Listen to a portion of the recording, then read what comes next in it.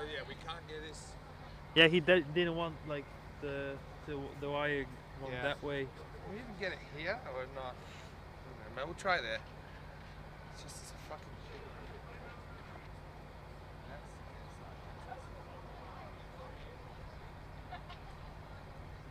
That's fair enough. I'm gonna ask Helena about maybe one wire goes like that All the way. all the way, and we have two wires that go maybe connect. Maybe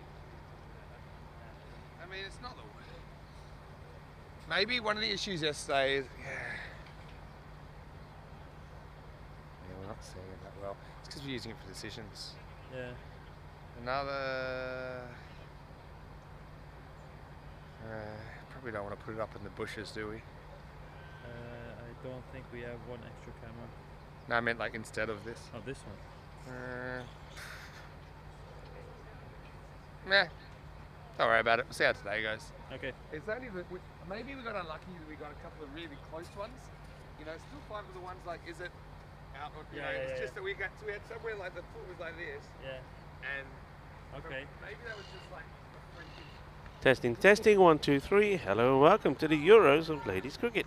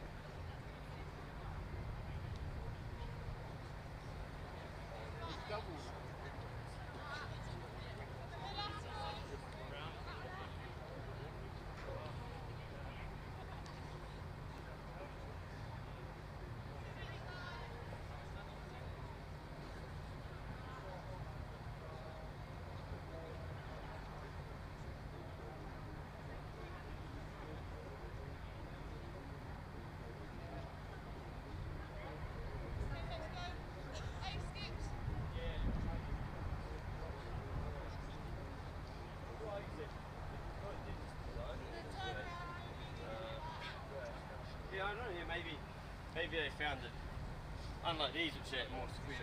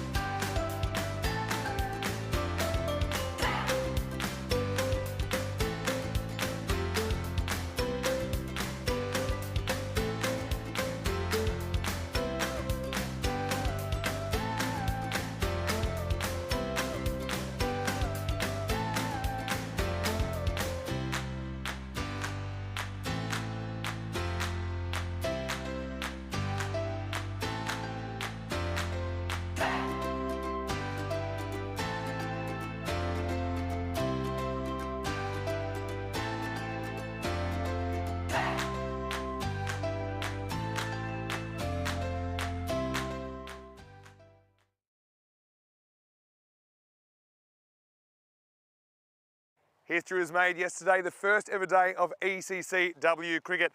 Couple of challenges, couple of teams that look like real contenders as well. We're going to start the day with some natural rivals, the Italians and the English going head-to-head. 4 matches on the way. I'm Mr. Maximo. This is the European Cricket Championship W, and it starts right now.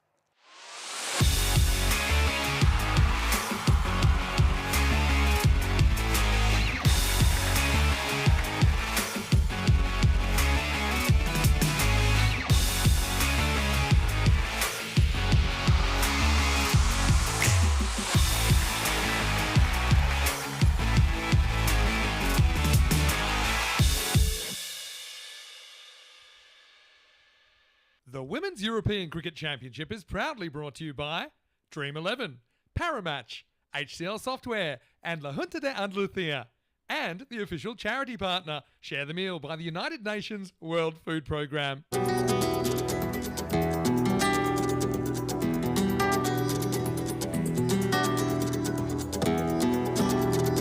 Ven conmigo a cruzar su calle, a vivir su ambiente. Ven conmigo a vivir la vida intensamente.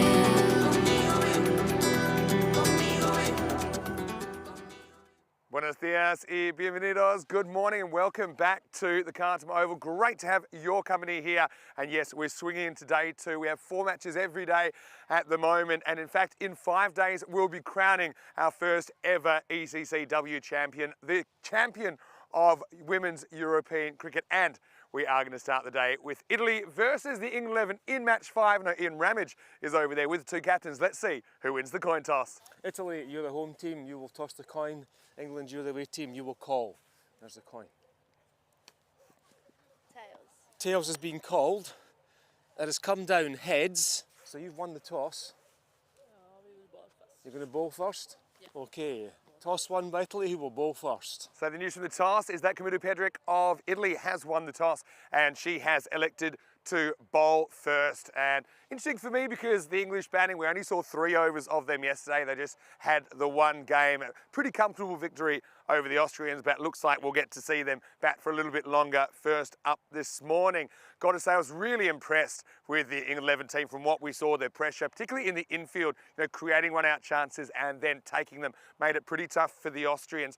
And look, I really like their bowling options as well. I mean, we talked about kind of their fast bowlers yesterday, but I like some of the spin options and variation they have in their attack. Got to say, Maddie Ward was a very good wicketkeeper yesterday, but she's been left out of the side this morning. They have a fair few options, I think, in that department. Libby Thomas gets an opportunity behind the stumps. But yeah, England 11, they look good yesterday. Let's see what they bring on day 2. Talk about the Italians, though. I think that they are one of the most improved teams in European cricket, and Mithnara Ratnayaka really punching back with a couple of big Maximos yesterday. She'll need to bat a little bit longer, I think, if they're going to be competitive, especially to get through the power play and beyond and deal with some pretty spicy stuff first up. And as far as Italy go, I think their fielding was outstanding, particularly their catching. They held their catches, and I think that's going to be really important if the English 11 do give opportunities that you hold on to them. Otherwise, you could be in for a pretty rough time. Let's talk about the weather. Well, not quite as frosty as yesterday, but still pretty chilly at the moment. It's at 6 degrees currently for the first ball. It should warm up, though. We're expecting about 17 degrees as a maximum. So once the sun comes out, it's actually pretty pleasant, but always this first game, it's a little bit frosty. Well, nothing frosty about the reception that Rico Full got yesterday, as he helped me take all the viewers through a historic day in European cricket. Day 2 is on the way. Rico, news from the toss is that the Azzurri have won the toss. The Italians have sent in the English. Let's see if that works out. Over to you. Let's get ready for the start of day 2. Muy buenos días, Bobini Sandu y toda mi familia. Hello, good morning, and welcome to day 2 of the Euros of Women's Cricket. And we're ready to rock and roll. I gotta say, it's a little bit chilly. As Vinny said, around 6 degrees. I can't get my pen to work. The ink has frozen. The laptops are only just firing up. But anyway, it's chilly. So if it's chilly out here, you know it's pretty cold out there. Here we go. Here's the first ball. And it's going to be bowled outside the off. That's well bowled. Good area straight away. That's a Bartram. Amelia Bartram that starts off. And you can see that, yeah, some of the ladies And some of the gentlemen around the ground certainly are feeling the chill. A few scarves around. I get a feeling there's a few hand warmers out there as well. England, 88% to 12%. Favourites here on the win predictor. Quite understandable, I suppose, when you see their record and how they started yesterday. That's nicely played away. And Thomas gets the first runs on the board of day 2 of this, the Euros of women's cricket. That's right, that's what we're talking about. You've seen it here, first time ever on the European Cricket Network, where 5 nations, the top nations in European cricket, come together to contest for the big one. And as you heard there from Vinny Sandhu, in 5 days' time we will know which one of these 5 nations is going to be crowned the champions of Europe. That's a really good seed, really well bowled. Just watch this, she draws the batter out and then gets the ball to move away at the last moment. Lovely delivery, there's that movement away. A little bit late on that as well. I think Megan Sturge opening up there with Libby Thomas, England.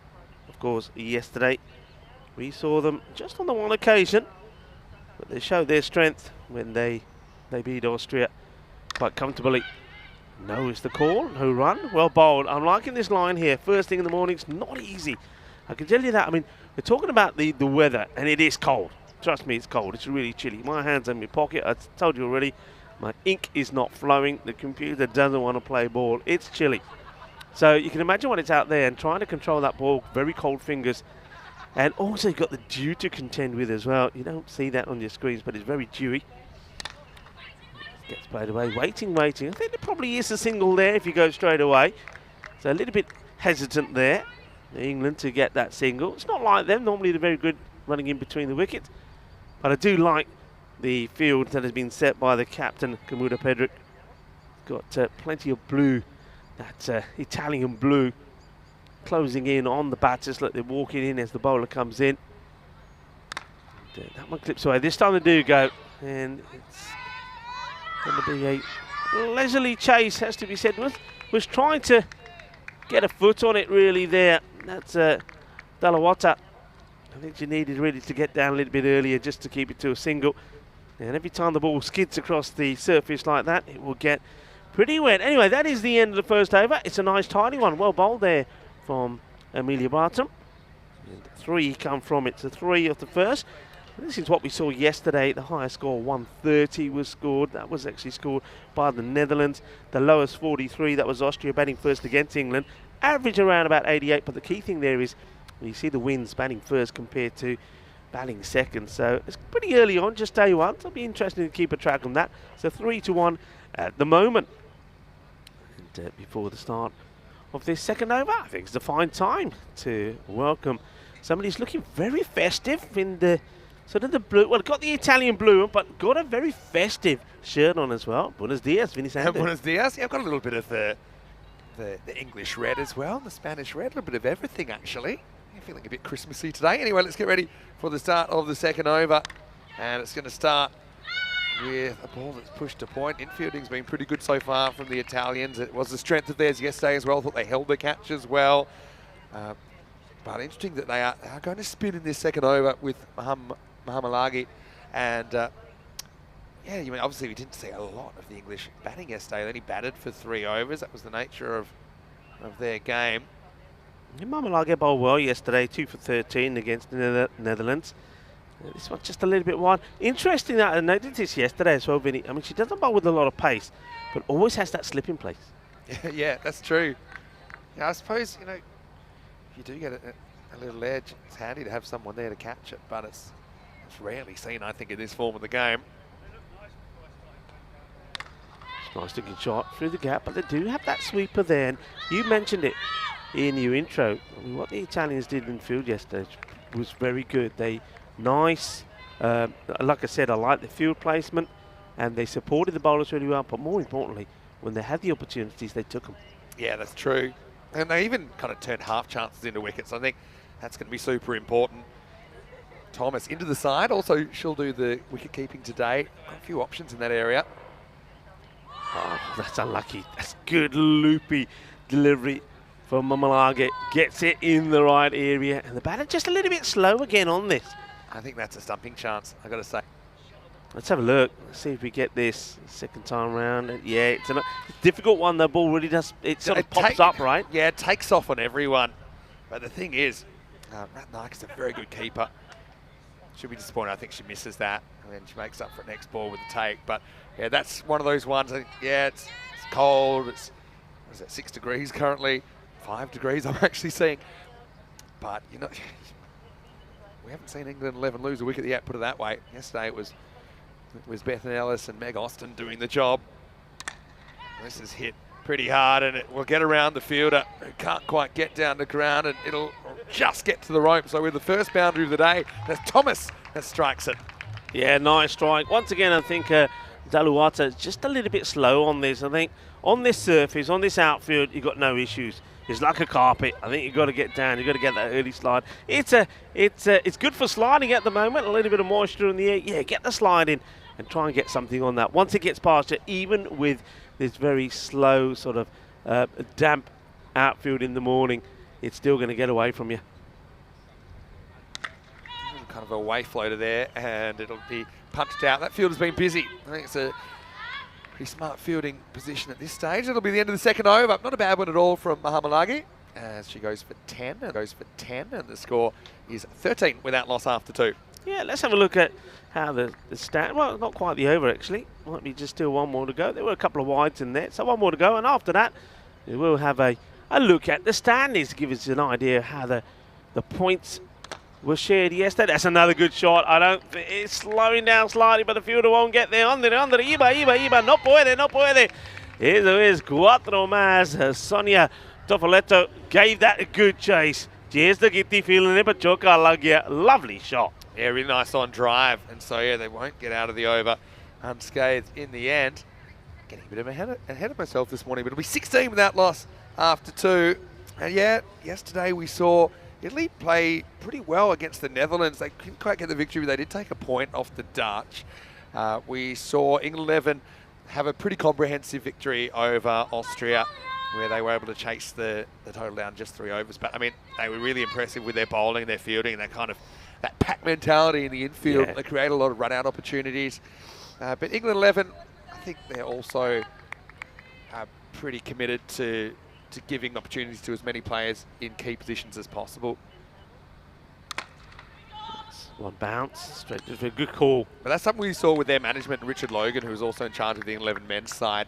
You know, even as the tournament was getting to the pointy end, he was still mixing up players in positions, trying to get as much cricket into as many players as possible, so that when it came down to it, everyone was confident. And eventually it paid off, because England 11, they did win the ECC men's tournament back in October for the second time.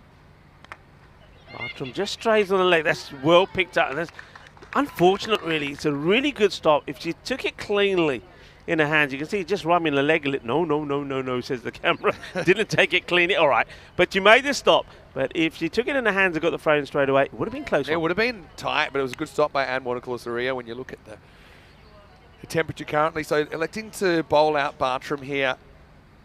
And then we'll see who they go to. She's bowled very well. I'm very impressed. Very good rhythm. All right, choosing to come around the wicket, and what we're seeing is consistency. She's coming around the wicket. She wants to create that angle, and she is getting the ball in the right area. It's an unusual one. It's almost like she's like a fake left armer, I think. She's not obviously left-handed, but she's going at that similar kind of angle of left arm over. Interesting little bylines here. I mean, Bartram plays her cricket in England. So does Regina Sidazay. Little bit short, but to the fielder again. Here comes the throw. Good pick up. Got to get behind the stumps here. Yeah, I mean, Bartram, because she's on that side, she couldn't quite manoeuvre herself around, so she knew probably the only chance of a run out was a direct hit anyway. And if it hit, I think it probably would have been out. But again, it's good calculated risk taken by the English batters. And yeah, so yeah, just think about it. Playing a cricket in England, but playing against England.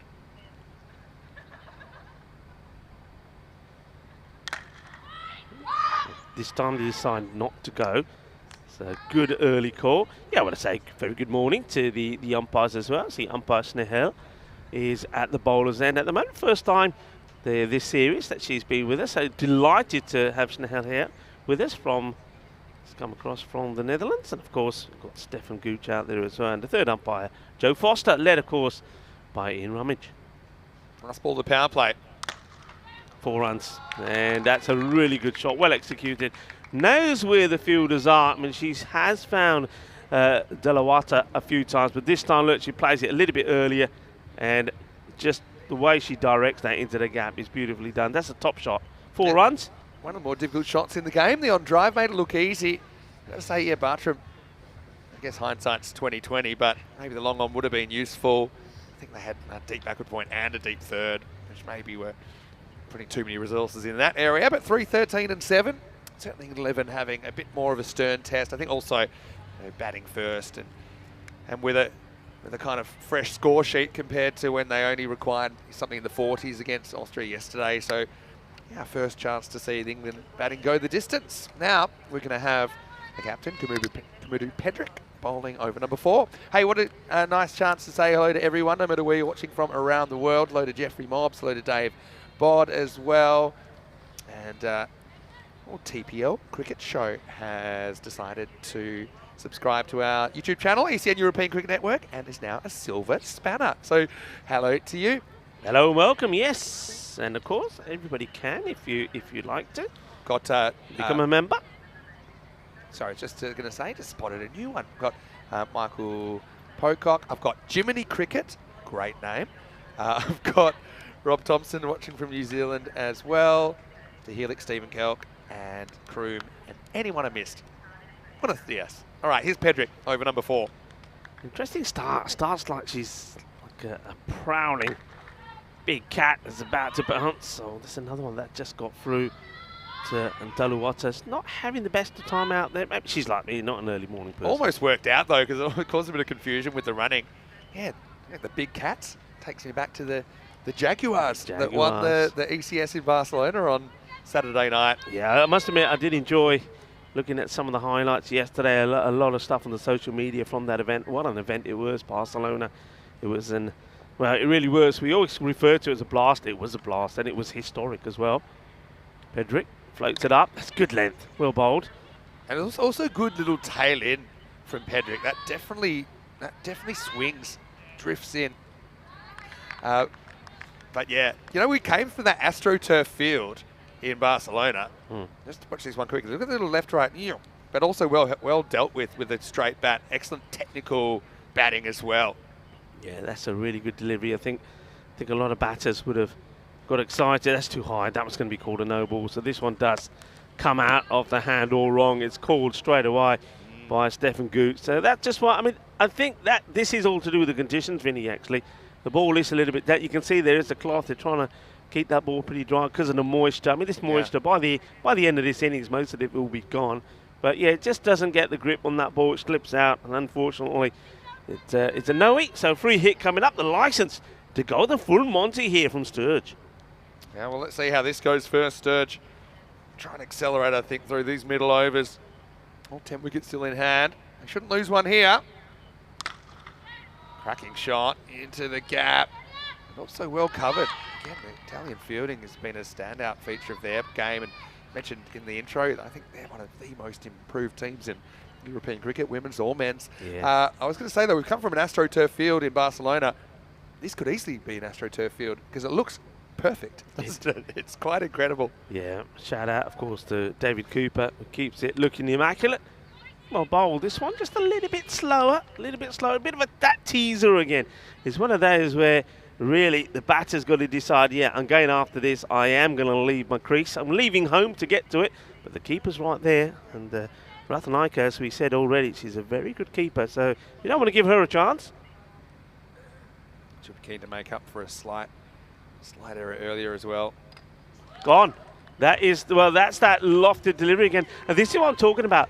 Batters see that coming, think it's a full toss, and they think, right, I'm going to have this. She goes right the way across, but it actually dips on her. I think when we see this again from the slow-mo, we'll see that this ball does a bit, and that's what throws the batter. So the first wicket, the first time that England have lost a wicket in this, the Euros of cricket happening in Andalusia, Spain, at the Cartama Oval. Let's have a look at this one again. Yeah, Pedrick's a wily fox, isn't she, really? And this definitely tails, and it looks like a big juicy one, and then the bottom falls out of it. I mean, it actually hits the stumps on the full, so it was a genuine full toss. But again, when you're cross-batting a ball that is straight, if you don't judge the flight of it completely right, then that's the price you pay sometimes, Thomas. We'll see her again when she takes the gloves in the second innings. Right now, she's the first wicket to fall on day 2, gone for 11. It's 28 for 1. Yeah, the lucky 13th ball for Thomas. But the other thing I like about Pedrick, the captain there, even though one did get out wrong, she didn't stop bowling the ball. She thought, nah, I can still do it. I can get it in the right spot. She does, gets it on the money, gets the wicket, well bowled. And now that gives us a chance to see Sachi Pai comes out to bat at number 3. Yeah, I'm looking forward to seeing and hearing from Sachi Pai, because I heard she might be able to give us a guest spot in the box. Right now, she's got one ball to deal with from Pedrick. Wants to get off the mark straight away once again. Oh, wow, this is a bit of a wipeout. And I don't think Rathanayake knew too much about it, but this is where she uses a tootsie and knocks over the batter. Well, Megan Sturge feels the force of Rathanayake here. Yeah, well, there you go. And bat flies, batter flies. Keeper kind of stands there looking like, what just happened? Anyway, that'll be the end of the over, 29 for 1. There's not much of Rathanayake, but enough to cause damage like that. Let's have a look at how things are here at the moment. So, okay, slow progress upwards. They're just starting to just flatline a little bit here now. Of course, that wicket will mean that things just drop down a little bit. But England, I'm pretty sure, have got plenty of batting, and there's plenty of batters. Looking forward to coming out there and having a hit. And 4 overs in, 29 for 1. So we will now see Daluwata, who, once again, bowled very well yesterday. I don't think there's too many bowlers that didn't bowl well yesterday, actually, to be fair. So Daluwata took 2 for 16 against the Netherlands. And just gets played away for a single. Yeah, they restricted the Netherlands to 92, but that score for 92 went +5 because for the first time on the European Cricket Network, a batter was too slow getting out into the middle to take guard and didn't make it within 60 seconds. So there was those 5 runs added on to the Netherlands score. Yeah, it was a bit of an unusual one. Maybe we'll touch on that in a second. Daluwata, though, big fan. Good delivery. That's why you're a big fan, because she gets that sometimes slingy Yorkers in. I love players that have that X factor. And look, the thing I like about Daluwata as well, she doesn't try and bowl too fast. Because sometimes, with that slightly unusual arm angle, you can get carried away with it and really try to sling it all over the place. But, yeah, I like her accuracy, and I know I've probably jinxed her now. Here she comes again. A pitch. Oh, well, you almost rewarded her with a commentator's kiss, which that could have been and maybe should have been a wicket, because Regina doesn't normally drop these. No, true. I think she just misjudges the flight of the ball there. Just needed to go and time that jump a bit better. She did have to get off the ground there, Regina Sitterday. That is a bit of a lucky one. Daluwata really should have had a wicket. That's a couple of, that was more than a half chance. That was a genuine chance. Yeah. That was a half chance with the stumping earlier. And I just feel this England 11, they're not going to let you get away with missing some of these key batters up the top.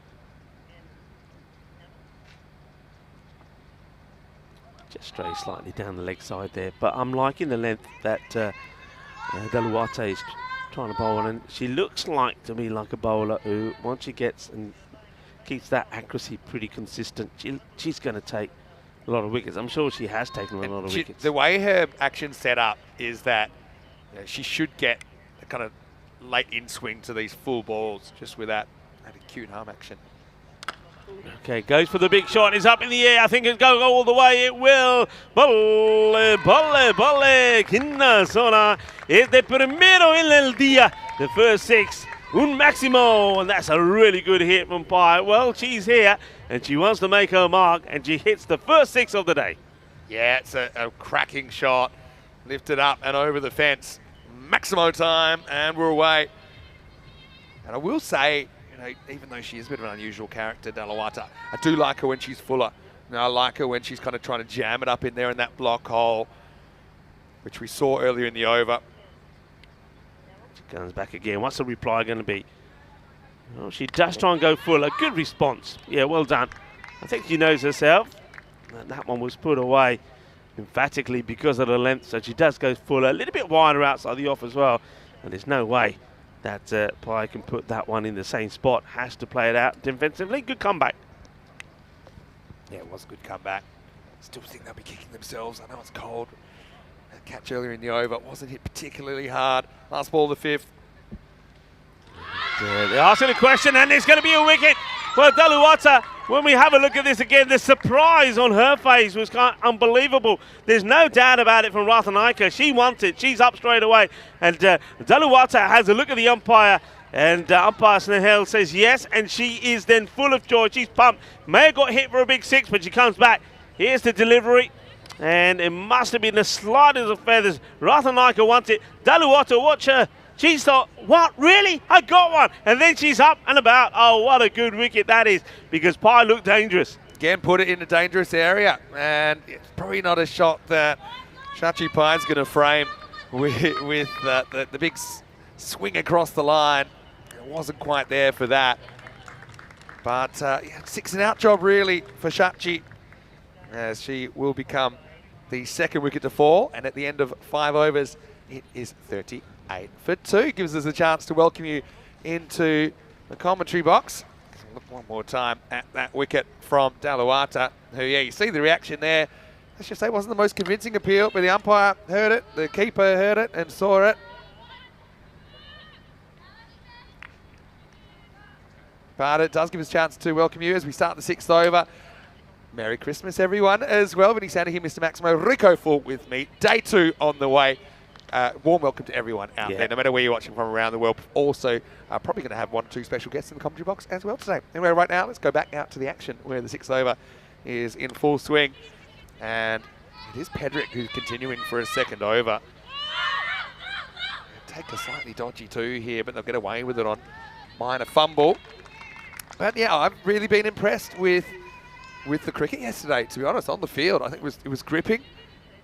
And we had teams pushing other teams that, you know, if you'd asked me a year ago where they were in vastly different places, but providing tremendous entertainment. This is going to be a tough one, because I think it's going to get it to the boundary, and it's going to be 5 wide. So yeah, this is one. I think Ratnaika, again, she's a good keeper, but she can't quite get sideways enough to deal with this, plus the length didn't help. It's almost like a Yorker for the keeper.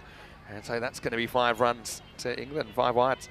Yeah, once again, I think she wasn't quite expecting it. I wonder if she loses a bit of that behind the bat as well. But it goes all the way, so even though there's a lot of moisture, the Grizzly still goes across this surface pretty quickly. Better ball. And taking on Daluwata, who gets a wild throw in. He needs backing up, and it is backed up well. Yeah, that is a good calculated run there as well. So in England right now, they're going at kind of 80s pace, and that has been more or less the average run rate on day 1 at least. We call the 80s the Grady 80s for a reason, because they make great games. Oh, that's going to be another no. I get the feeling that's the 2nd one she's bowled as well. It is. So they're going to have to be careful about this here. So still having those issues with the ball slipping out of her hand. Yeah, and she actually did pretty well to hit that as firmly as she did, because shoulder high, not something you practice a lot. And so we'll have a free hit coming up, and it's Bethan Gammon who's come out in the 4 spot. Pedrick, if she bowls 1 more of those, that means she won't be able to bowl anymore in this game. It's a brave delivery. Doesn't back away from bowling what she wants. That's the delivery that got her the wicket earlier, wasn't it, against Thomas? That's right, yeah. The kind of full toss Swami, Pedrick. But yeah, the ECN regulations say that if you bowl any delivery waist high or above, there's a first warning, there's a 2nd and final warning, and then 3rd time you won't be able to bowl for the rest of the game. So she is on a final warning, but only 2 balls to go. She should be fine. 50's up as well for England 11 in the 6th over. It's going to be another wide. It's not the worst of deliveries. I think she knows exactly what she's trying to do here, Pedrick. After bowling those fuller deliveries, she wants to draw the batter out, bowls the slightly shorter delivery, but unfortunately, once again, just gets it too wide. Almost gets a nick. Yeah, not a bad ball. Also, I want to highlight really good keeping from Ratnaka behind the stumps to get across to that one. Not an easy take. Uh-oh. Uh-oh. Yeah, jinxed her. Said should have been right. This is almost a run out. Would have been out of her head. No, But I think Pedrick's going to be out of the attack now. That's a third. And it means someone else is going to have to finish the over. And that's, you know, if it is, that's worst case scenario, because it's if she goes for a bowler to bowl it, it'll count as one of the overs. Yeah, For exactly. that person, and it's just a ball. I think a ball or two balls that will have to be bowled. They are checking this. Well, I mean, it's pretty obvious. I think this one. I think it's about does it dip enough? That's what you want to see. Yeah. Okay, it has been called, so that's going to be the end, unfortunately.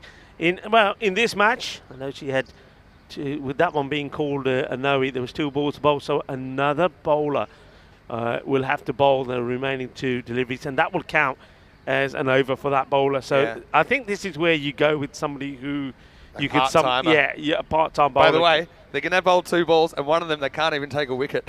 So no, this is like a job nobody wants, really. But yeah, what I will say is, you might say, well, you know, what's the deal with that? You know, why can't she just finish the over? But you know, full high deliveries, like your pads only really go just above your knees, right? So when there's a lot when you're bowling regularly balls that are high, it can create a danger issue. At the pace of Pedrick's not super dangerous, but it's just, you know, it's a standard rule across. Don't forget though, here format. on the European Cricket Network, we do give them that one extra Yeah, chance. exactly. Other laws of cricket, it's just Some people think that's it. funny because they're like, well, in a longer game, you know, you only get 1 warning, then you're off. But I think what it is, even though you're only bowling 2 overs max, is that you're trying a lot of things in this form of the game. You're trying slower balls. You know, think it can happen that you get things wrong. And it looks like Miss Talisha Naniakara, who is going to bowl the end of the 6th over. So the first ball will be a free hit. Yeah. The thing is, we've seen many a time this happen. It's not a nice thing to happen to a bowler, but it can happen. Yeah. But then the also bowler can come in and pick up a wicket. All right, can't do it in this ball, unless it's, of course, a run out. But she's still got two deliveries, hasn't she? Here's the first. It's not a bad one at all. Well, hit straight to the fielder, and here could be the run out. Oh, wow. That could have been. And that was a little bit of good fortune there for Bethan Gammon, because she could have been cooked. I mean, it's great fielding. Gammon was on the back foot, knew she was in trouble, but also this is the way you take those runs. It would have had to have been a perfect piece of fielding. It was almost perfect. It wasn't good enough. They get the single. This one, it's going to be a spicy stop. Oh, well done. Really good. And those of you that are watching, many youngsters want to watch how to do the fielding out in the deep. This is a great example of it.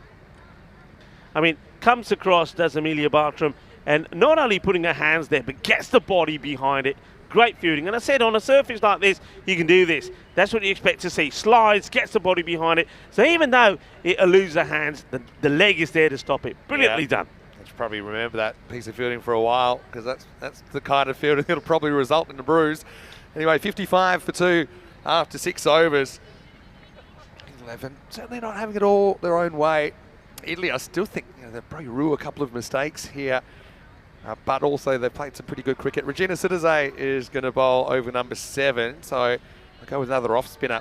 Yeah, so I mean, Naniakara, for me, she would have been probably in my 5 bowlers, but Regina comes on as a 6th bowler, so they shouldn't run out of bowling here, even with that kind of emergency bowler situation. Here we go in over number 7. And chance. Oh, it gets dropped down. And, well, Daluwata ought to take that. It's in the hands. It comes out. And that's a bit of a let-off. And Gammon gets... well, is that Gammon? No, that was Sturge. Gets another life. Yeah, Sturge living a bit of a charmed life out there, to be honest. That was a bit of a sitter as well. You can't catch them all, as this one is a bit of an awkward one for the fielder. And they'll just get the single off this. So, I mean, England, they're about 90 pace at the moment. Of course, yeah, Italy, they're going to be tested against the English bowling, which I think was very, very impressive yesterday with their pace and slower options. Did a bit short, but plays it too early. Yeah, that's the shot. She knows where she should have been here, Sturge. She's going to run a ball here. And I think what England never want to be doing here with all those wickets in hand is really having a push on. Hits that pretty well, but once again, it should just be... Oh, goes down too early here, the captain, Pedrick. Having a bit of a mare in the field. Gives you apologies. Goes down too early. and really she goes side on and doesn't do what we saw Barton do earlier. Goes down early and gets beaten by the bounce. I'm not too critical of that. I mean, to be honest, the last bounce did kind of skid a little bit right to left on her. And at least, she is trying to get as much behind as she can. It was just a minor misjudgment. How about it? Has the consequence of a boundary. Goes for the cut shot this time. Takes a single. It's those little things, hey. It's just the little things were going Italy's way yesterday in the field. Think about some of the catches that were taken. Some of the ridiculous catches that were taken as well. Yeah, excellent catches. Yeah, today, just not happening so far. Oh, and there you go. You say not happening. This is a fine edge. And the ball will just stop before. Then they go for 3. They think about it and decide against it. Probably was on there, Vinny. Good chase. That's 4 later on once the dew has cleared. But that time, they'll get back for the 2. And so Regina concedes 9 in the 7th over. And that's the end of it. It's 64 for 2. 64 on the board. Over is called. And Regina still standing in her place. She's saying, who's next? She said, keep I'm the not ball allowed to nice bowl and 2 in a dry row. for you. Somebody else is going to have to take this off me. Hey, we were able to reveal what the draft schedule is. And, of course, this is subject to change, but this is the plan for 2024 with the European Cricket Series. So we'll have, I think that's a 49-week season, again, that's planned. So starting in Cyprus, I know you'll be there, Rico, and also we're planning a night series early in the season as well. It doesn't show up on that, but you can basically see how the season's laid out with the ECL break early in the season, the ECC break. So the ECL is the Champions League of men's club cricket. The ECC and ECCX will be the men's Euros, and then ECCW to finish the year again. That's the plan. Excited about that. All right, Nanayakara comes out into the gap, and that's actually an incredibly good pickup from Regina Citizet. What a stop. To the left, and well, they gave a boundary away. I think this is one that more often than not probably gets through. She does makes so it look well. easy. Does so well. How she gets this to get into her hands is brilliantly done. Well, this was pretty high. It's a catching opportunity, and almost. It's going to be 4 runs in the end. 4 carreras. But what a great effort this is. It's hit hard, comes across, gets hands to it, but once again, this is just that slippery ball. It's a little bit slippery, doesn't get good control over it. It goes sort of into the palms, but there's another let off. This one gets dragged towards the leg side. So chances are there, but they're not being able to pick them up, have they, Vin? Yeah, no, that's the thing. And you feel like, for Italy to knock over England, they've got to make the most of those half chances. That's the thing as well. Well, this is out. Yeah, it is. No issues at all given on the field by umpire Snehal. Really good work. So Ratanaika, we said she's a good keeper. I think the batters know they've got to be going for this, and we've seen that in the last sort of 6 deliveries or so. Both these batters are really taking on the bowlers and chancing their arm a little bit. They've got plenty of wickets to come. So dances down, tries to get to the pitch of it. Gets done by the bounce there, I think. Yeah, definitely. And it's no real discernible turn back here either. So this was probably the interesting one for me, that Nanayakara, she's someone I would like to see have the opportunity to get the full 2 overs. As it is, because she finished the last one, she'll get 1.2, but she's making the most of it at the moment as England lose a 3rd wicket, 70 for 3. Yeah, well bowled. I like that length from Nanayakara. Let's see if she can do it again. Well, this one just gets sort of chipped up over her. It'll be a single as Amelia comes across and does the fielding, wipes the ball. Yeah, Ratnaka will be feeling a lot better about herself. I need one of those neck scarves. I definitely do. Pretty good. One of those, and I forgot my beanie today. Anyway, well bowled. It's a good take. That's the one that kind of did it earlier. So it's the extra bounce that sometimes you get off this track. That'll be the end of the over. Nanayakara does well. She finishes with 1 for 9 off the 8 balls she has to deliver, and it's 71 for 3 after 8. And getting along really nicely. I want to once again say buenos dias to everybody on our chat. It's lovely to have you with us. And of course, namaste, salam alaikum, sasri akal, aibawan, and welcome to, of course, all of our viewers watching in the Indian subcontinent via fan code. Lovely to have you with us watching the Euros of cricket here in Spain. Regina comes back for over number 9. Good stop. Dot ball first up. Yeah, it just bowls this one up, flights it up. It gets played out, but good stop. No run. And now the next ball, just to talk you through this one. We'll catch you up. Yeah, this has just been clipped away to Dalawatu, and they'll take a single here. So we've got a dot and a 1 to start the over. Places out on tee off. Yeah, it would just be a single. Italy will be very happy with this at the moment. Good bit of fielding. Backed up there also by Dalawatu. They do all the basics right, don't they? Yeah. They do all the basics right. They keep it simple, but they do it right. It's also a skill if you made a couple of minor errors, just to put it out of your mind, concentrate on your job. Nice looking shot. This is going to be 4, I think. Oh, what? Oh, no! Oh, that was That's going to be 4. I actually have a feeling she might. Well, let's. This look at hits it a first. body. I think this comes off a body. And yeah, then I wasn't. She may have laid on the rope to begin with, but then to remove all doubt. That was an incredible effort from Pedrick. Oh, that was like a Premier League goalkeeper. And I love stopping a bullet. I love the fact that she herself then turns around and says it's 4. You know, that's great sportsmanship as well. But, well, I thought it was 4 straight away. It was 4 in the end, but what an effort. Well, I gave her 2 chances of stopping that. One was slim and one was none. And when she got down to her left, it was quite incredible. Yeah, I think it might have been 4 the moment that she kind of sat on the rope and the ball was touching it. But then, I mean, obviously the ball got knocked on the rope anyway. Okay, now, just once again, we saw a lot of this yesterday.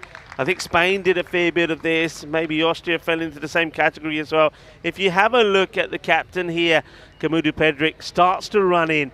I think at that point, you just need to get your feet straight, firmly fixed, and then try and take the ball. I think when you're moving, it becomes so much difficult. And I think even if she was to get hands onto this because of her momentum, I don't think she would have caught it. She probably would have knocked it over the boundary. So little things they can still work on. 84 for 3 after 9. Certainly a hot spot on a fairly cold morning here on the Costa del Sol. Yeah, 84 for 3 after 9. I'm going to keep a counter today. That's my first run under the ball that I've seen. Because I reckon we had 4 or 5 yesterday. And, that ball was struck firmly. You had to realise that and realise, all right, I need to know where the rope is. I'm going to stay just inside the rope and I'm not going to rush in as it was. She would have had a play on it. It bounced maybe not even a metre over the rope, so she would have had a play on it. Anyway, last overtime, and it's going to be Mahamalagi to come back. It should be a straightforward stop for Dalawatu. Certainly has been in the prominent position where plenty of balls have been coming her way. It makes a stop, keeps it to a single. So let's see if Mahamalagi can pick up a wicket or 2 here. She's bowled pretty well so far, just a 14 from that. It's nicely struck. More work to be done here by Pedrick. And this time she does well. I think she was tempted to go down early here again, but the last moment she said, no, I'm going to stay on my feet, get my hands to it, and does. Keeps it to 1. Good stroke, though, from Gammon, who now gets into the 20s. Back row to face. Moves early, plays it sweetly down the ground, but once again it's Pedrick who does the pickup. One thing I'm noticing quite often here is when the ball's being thrown in, the offside fielder is just a little bit slow to be backing up, and I just think the bowlers have done well to stop a lot of these throws. Yeah, true. Everyone should be doing something every ball. Well, this one is picking it off the fence. That's what you're doing, because that is a good shot. Uses her feet, gets it over the infielders, and that's going to be 4 runs. Nicely struck. Good shot there by Gammon. Yeah, it's a good shot because it covers back, so the gap was over on the leg side. So that's a ball you could hit probably either offside or leg side, but that just shows good cricket IQ, knowing where the outfielders are and targeting a certain spot that was unattended. 2 to come. This one's Fuller. Good comeback from Mahamalagi. Much better ball. I think the length is everything for me. Couldn't do too much with that at all. So 92 for the English with 1 ball remaining. Mahamlagi to deliver it. Well struck. Pedrick again makes the stop. They think about two, and oh, she should have taken the bounce off. Well, she didn't. Oh, she she would did have. It would have been out. I mean, She would have been out. but it wasn't a run. So I mean, so it didn't save a run. But yeah, I'm surprised she could have taken an easy stat here. See here, and it would have been out. I suppose no harm done, as it'll just be the single in the end. I'd still like to see him going for that second run though, because you never know, maybe it'll get fumbled. So England 11 will finish 93 for 3 off the 10 overs. Yeah, I think a bit each way. I think England 11 with their bowling, they'd have to be favourites, but Italy, they are a team that continue to turn heads. It's for me, it was a little bit both ways. I think there were some really good strokes taken. I do think Italy created some opportunities they weren't necessarily able to take during the 10 overs as well. And I think that probably inflates the score a little bit compared to what might have been. But having said that, it was a pretty gripping first 10 overs here of day 2. Yeah, I enjoyed what I saw. It was a nice contest, really. England would have been favourites, of course, still are. But there's the wicket there as Pedrick comes in and it gets Thomas bowled. Thomas plays all the way around this one. Ratnanaika showing that, well, she's got some tricks up her sleeves, even when she's not looking at the action. Hint, hint. This one goes a long way up the air. It goes, and it goes all the way. 6 runs. Beautiful hit. It was 2 sixes that we saw in the innings. One was that one there. That was nicely struck. There was from Garment and there was one from Pai as well. There's a little sneak behind. Well bowled. And look at the reactions there from Daluwata, because she didn't even appeal. The appeal came from the keeper, and when the finger went up from the umpire, Snehal, she was overjoyed and over the moon. Well, this one was a long chase. There were some opportunities. That was one that Daluwata knows that probably she should have dealt with better. And there was one that went to Regina as well, which she, in normal circumstances, would have put away. That is one that really should have been stopped. But we saw one coming up, or might see one coming up, that really, well, we never thought there was going to be any chance. Bartram did field very well. That was the one that she wasn't able to get hold of. Wicket falling there, that's well bowled. And a great bit of work, but that's the one we thought there was no chance. Pedrick was going to stop that one. She did an amazing effort. And this one, just running in from the boundary. If she just held her position, probably would have been a catching opportunity. And we see that again. Needed to stay where she was. This good boundary towards the end gets England 11 into the 90s, and that's where they would finish with a single of the very last ball, 93. So it's a similar score to what the Netherlands put on against Italy. The Netherlands made 92 for 6, which then transpired to be 97 because of a penalty that was occurred by one of the Italian batters taking too long to come out. So it's a similar sort of score against England. You'll take that. You know, England are a very strong batting unit. Thing is, though, we know, and definitely we saw yesterday, first time that we saw them, that their bowling was pretty strong. And as a bowling unit and fielding unit, they were fantastic. I mean, watch out for them in the field. They were lively, and they really did put a lot of pressure on Austria yesterday, and they'll be expecting to do the same here today. Good bit of batting there from the likes of Megan Sturge. Had a few chances that weren't taken, so she went to 26 of 23 balls. 26 not out for Bethlehem Gammon as well. Played 1-6 and 2 4s on her way to that innings. Got a bit of support from some of the other batters. In terms of the bowling, I think Kumadu Pedrick, she had those issues, didn't she, with the no balls, and in the end she couldn't finish her spell with 2 balls to go. 1 for 21. She took 1 for 9 for Daluwata. I think she bowled very well. I'm quite surprised that she actually didn't come back to bowl her second over. Also 1 wicket there from Nayakara, who came out, of course, to finish the over from Pedrick and bowled a pretty good one from herself.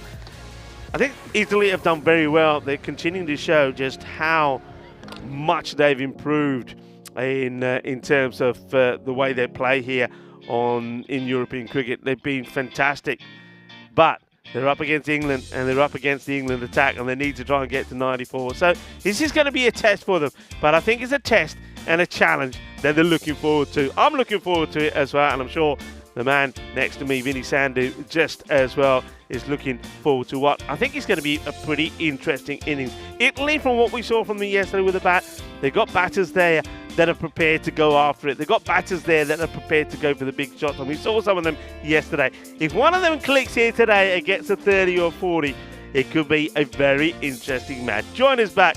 Rico Full here and Vinny Sandhu and the European Cricket Network. You're watching the Euros of Cricket here in Cardiff, Spain. We'll be back in about 10 minutes' time to bring you the end and the conclusion of match number 5.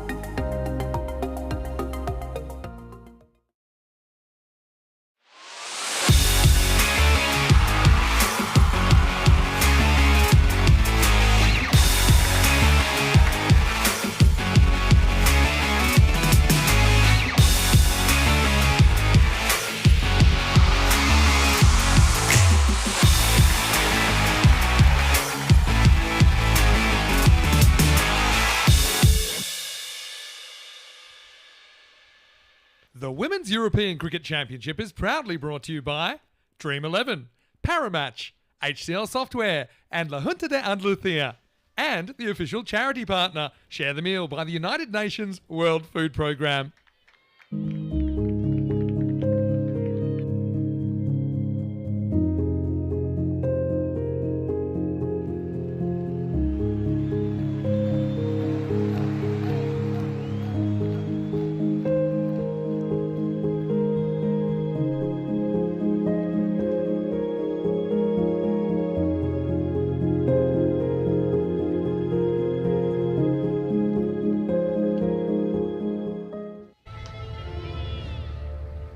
Hello and welcome back to the Euros of Cricket. England defending 93.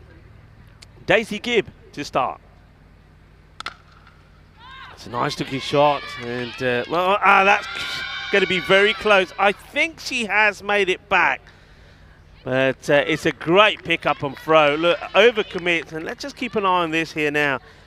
And oh well, I thought wrong. I think that's out. I think we are going to see here a diamond duck. Now, I think this is going to be gone. She doesn't get back. She thinks she's in, but, well, you see the number on the back there for Nathan Riker. Well, it's 13. 13 spells trouble. 13 spells unlucky. She's unlucky because, well, Sashi Pai had just pulled off. Remarkable bit of fielding. Is that our HCL player of the day? Well, there's Diamond Derek. So unlucky. I think Nana Yakara just goes too early, doesn't she? I mean, she expects there to be a run there. She doesn't really look at the striker. And, well, she'll learn from that. She will learn from it. You do these things. She'll know what she's done wrong. But what a bit of fielding. This is just great. Absolutely sensational. It was absolutely brilliant. It's got to be one of the best bit of fielding that we've seen in this series so far from Pai. Absolutely sensational. Gets played away, and there'll be a single.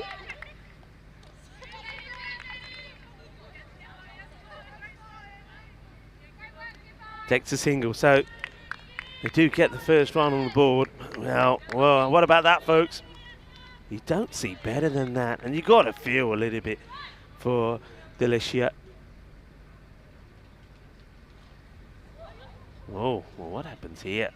And, let's hope that Gibby's okay. Well, I think she's okay. I think she gets ready to bowl and she slides. Look at that. Look at the back foot slip there. So it just goes to show that though the sun is out, there is still that little bit of moisture. And, well, Gibb, I'm glad to see that the young lady is smiling, because that could have been nasty. I'll play on the back of her mind a little bit. Well bowled. Just got to be careful with her follow through. Just have to watch where she ends up here, and I think that's what Snehal is probably saying. So here's the delivery, but watch where she ends up. I think it's because she just slightly loses her balance again, but she's running right down the middle of the pitch, and she'll know that. Snehal, the umpire, just has a little chat. This one gets worked away. Don't think it has the legs to go to the boundary. We'll take the one. So do lose that unfortunate very early wicket, the diamond duck for Delicia, but they will have to remain positive. The captain has come out there as well, and hoping that they can put a partnership together here, these two. Partnerships is what it's all about. Get a partnership together. Take those singles, look for the extras, look for the boundaries. In the air, oh! Well, now, Pai, after doing, yeah, that's exactly the way that it went. I wonder if we can capture that from Bethan Ellis. And then, well, it's like a hot potato. I think some of the girls out there wouldn't mind a hot potato to keep their hands warm. It is chilly. But the chance goes down, and it's Pai who was involved in a fantastic run out. So Ratanaika gets a chance.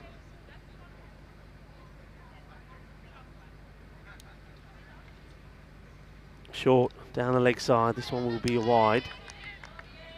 Yeah, so a chance. Ratanaika hopefully will feel she can go on to make the most of it.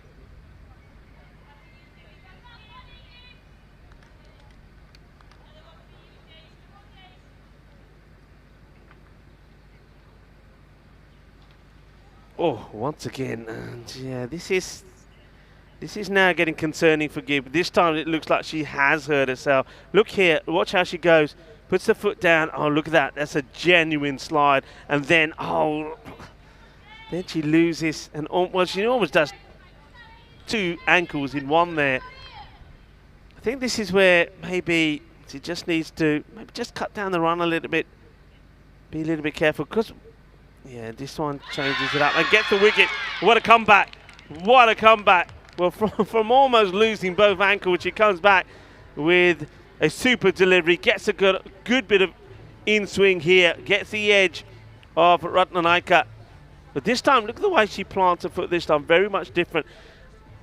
Normally she's planting it side on, and that's where the skidding is coming. This time she plants the foot firmly down, toes pointing forward, and it seems to work for her as well. Maybe that's something she perhaps needs to work on a little bit more, because that's a cracking delivery. And Ratanaika did get a chance, didn't she, when she was dropped earlier by Pai. But Daisy Gibb gets the wicket in the end. Well bowled, Daisy. And Ratanaika caught behind there by Libby Thomas, who's behind the stumps in this match. Libby had a good start as well. The bat made 11 or 13. Looked in good form before she went across the line to the bowling of the captain, Pedrick. Scuffed in the air. This will be an easy one, and it will. And that's going to be a very soft dismissal. And another wicket will fall. So McCarthy bowling her first delivery takes a wicket straight away. And the things go from bad to worse as Kemudu Pedrick gives her wicket away, wants to go and be super aggressive, but that's a simple catch there taken by Taylor. So McCarthy, who bowled very well yesterday, only got the one over yesterday, McCarthy. Bowled a very good first. I think, off memory, it went for 6. That's right. The very first ball she bowled was hit for a massive 6. Then after that, it was all dots, and it probably was the one of probably only 3 boundaries were hitting that innings.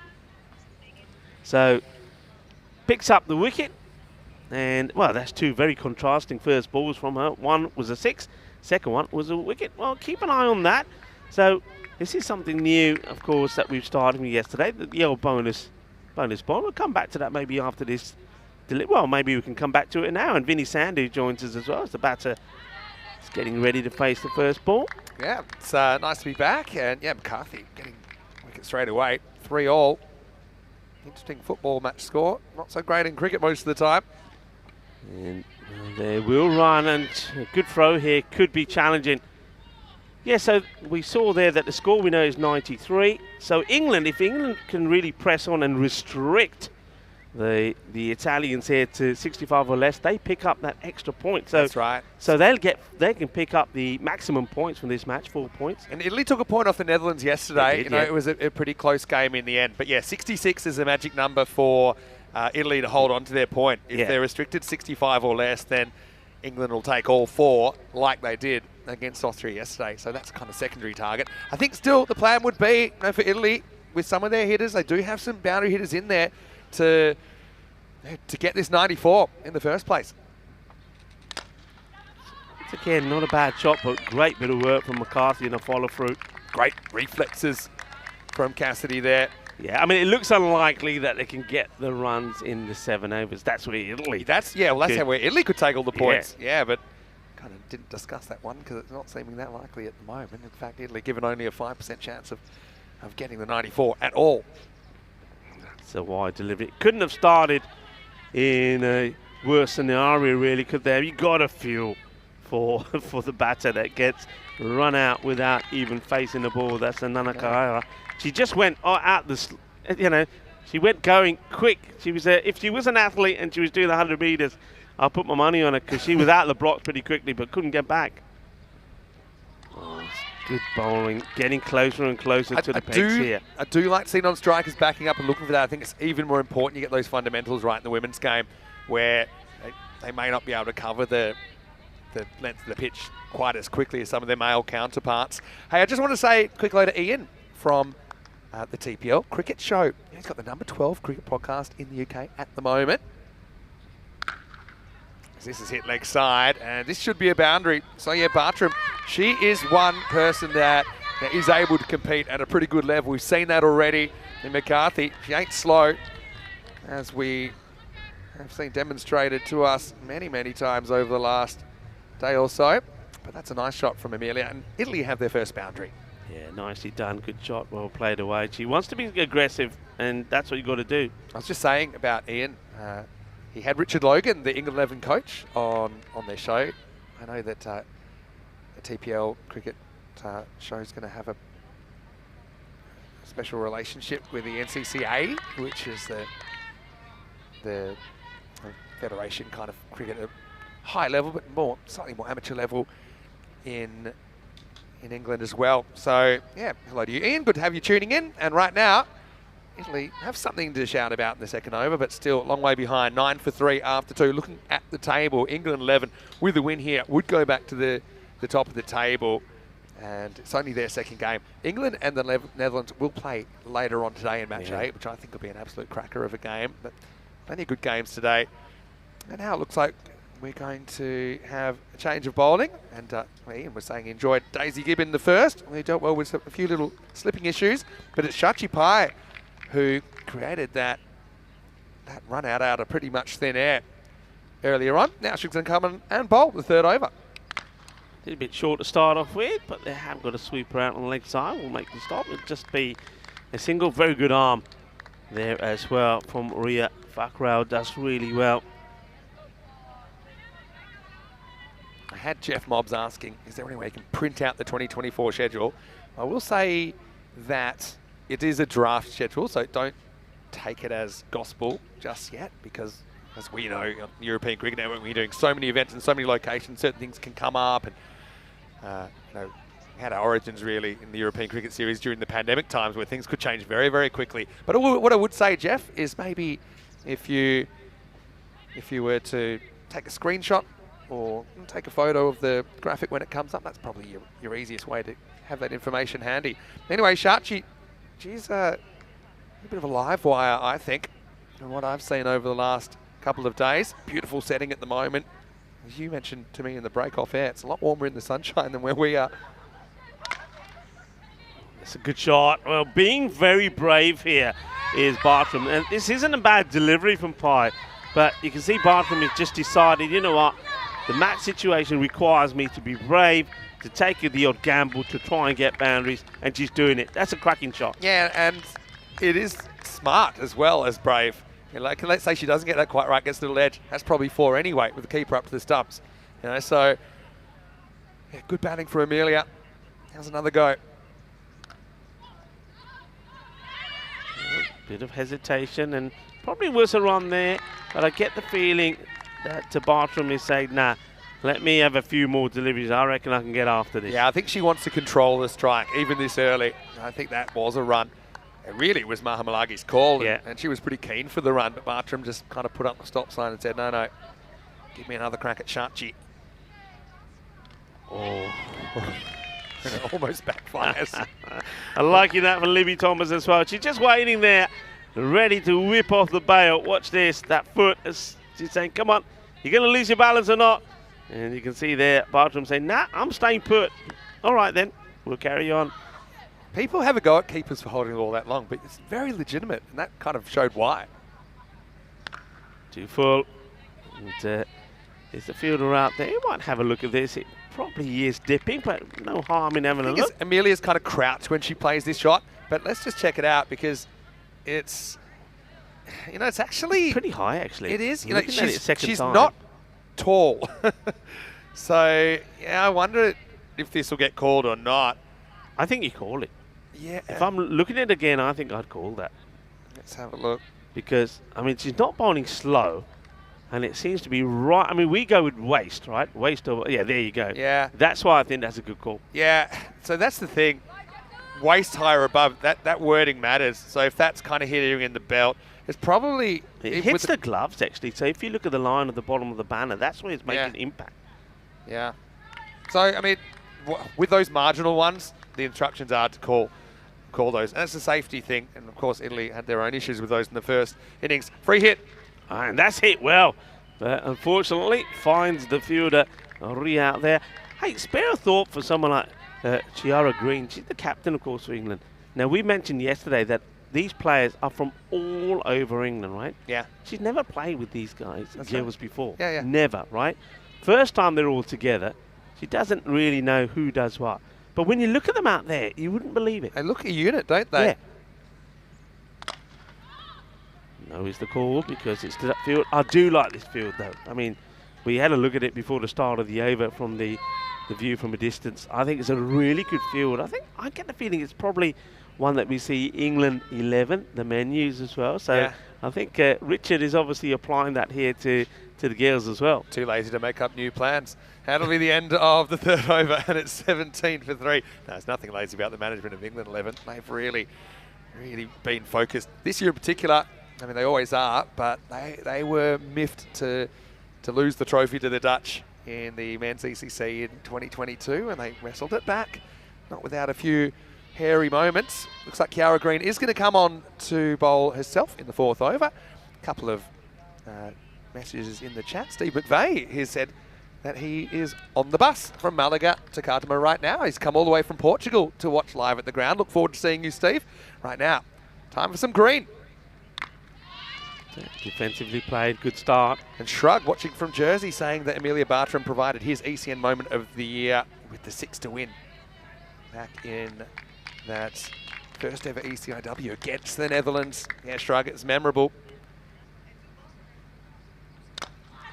Just going to be an easy wicket. And, well, Mamalage, I think she was okay with the short delivery. She played a nice shot, but with the pull shot. But this one, out of the off, she doesn't really follow through with the shot. She just scoops it up. And unfortunately, it's going to be an easy wicket. One thing to notice here, Vinny, look how quickly the new batter is coming out. They're not wanting to make the same mistake again. I think that they've made an effort for the dismissed batter to get off quickly as well, as if to give a signal. That's the second batter we've seen really jogging off. That shot, I think she has an idea of playing a kind of an expansive drive, and then she kind of bails out of it, and that's why it looks like it's basically a well-timed block that goes up in the air. As Regina, she was the one that gave up the 5 runs for being too slow to get to the crease yesterday. 72 seconds it was. It was 12 seconds too many. But like I said, yesterday she didn't have her helmet on. She wasn't ready to go. I remember looking up there. Today she's gotten there, no problems at all. And so everyone that thought it was harsh, I mean, you're seeing the effect already of it, which is that, the game is quicker. And I suppose Regina's just the one that happened to cop it. It could have been anyone. To be fair, I didn't like it. And, I still have mixed opinions about it. But I did speak to the umpires. The umpires both said as soon as she was on, or before she was on her way out, they said, hey, you've got to be a little bit quicker. Regina didn't really take too much note of it. So, in a way, she was told that she was running a little bit late, but didn't really make the effort. I just think, whenever these things are brought in, I mentioned the baseball comparison, can cause issues early, but players learn, players adapt. It's better, game's better as a whole. Pretty nice straight drive, gets a little touch. A lot of work required down there, but McCarthy does well sliding in, and we'll keep that to a long single. End of the over. Ciara Green only concedes 2 in that fourth over, and the score is just, I was going to say end of the over, but I don't know, it's twice, I think. Our scorers are now at such quick pace. I would say they shouldn't quite score it until the ball's finished. Just saying. They've got you twice, Vinny. They've got you twice. Ball to go. Hey, what a marvellous bit of fielding that was, by the way. Have to highlight that. Brilliantly done out there on the boundary. Well, I was right with the score anyway, because it will be 18 for 4. Let's go with 18 for 4 after 4. Yeah, liking this bit of work here by England in the field. I was very excited about yesterday. What amazes me, though, as I touched on already is that they're a team. I mean, England, you know, there's a lot of cricket being played there, a lot of great players all over the place. So all these girls have combined together from different parts of the UK, never played together before. And I know that Ciara Green was saying she didn't know who the bowlers were, who the batters were. And the way that they've come out and gelled in such a short period of time, credit to them all. Credit, of course, to the management, credit to Richard, but credit to Ciara Green as well. They really are looking like a unit that have been playing together for a while. That's the other thing, though, is there's an immense amount of pride, I'm sure, to pull on that red shirt and to have England on your shirt. Here's a player I really enjoyed yesterday. It's Millie Taylor coming on. Yeah, Millie Taylor. Yeah, left arm unorthodox.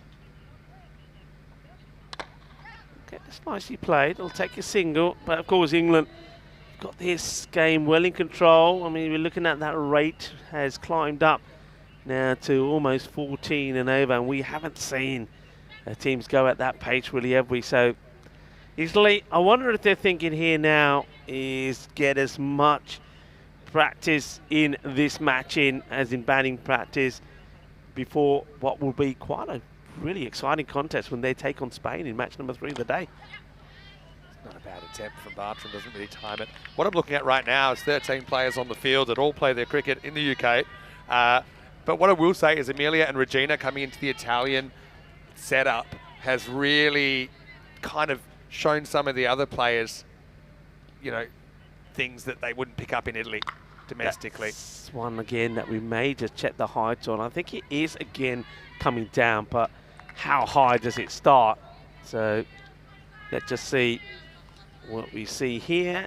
It does come down. No, that's okay. Definitely okay. I think we didn't really realise she'd crept out of the crease. But yeah, I just think that's really important. We saw it with Leas Deploy, for example, playing for Hungary, but you know, experienced county cricket player. Gone. Great catch. Brilliant work. Well, Taylor, well, that is swift from Taylor, isn't it? Not the Taylor Swift, of course. It's Millie Taylor, but swift with the work. Excellent catch. It's not a bad hit, once again, from Bartram, who's trying to be super aggressive. Hit it fairly well, but what a good bit of work that is. That's away from the body. That is a really good catch. Yeah, you're right. And, you know, having to go the other way across the pitch. Enrico showing you contemporary music knowledge with the Taylor Swift reference. I'm impressed with that. Bartram not too impressed to have to walk back for 10. And Italy struggling at 21 for 5. Yeah, excellent.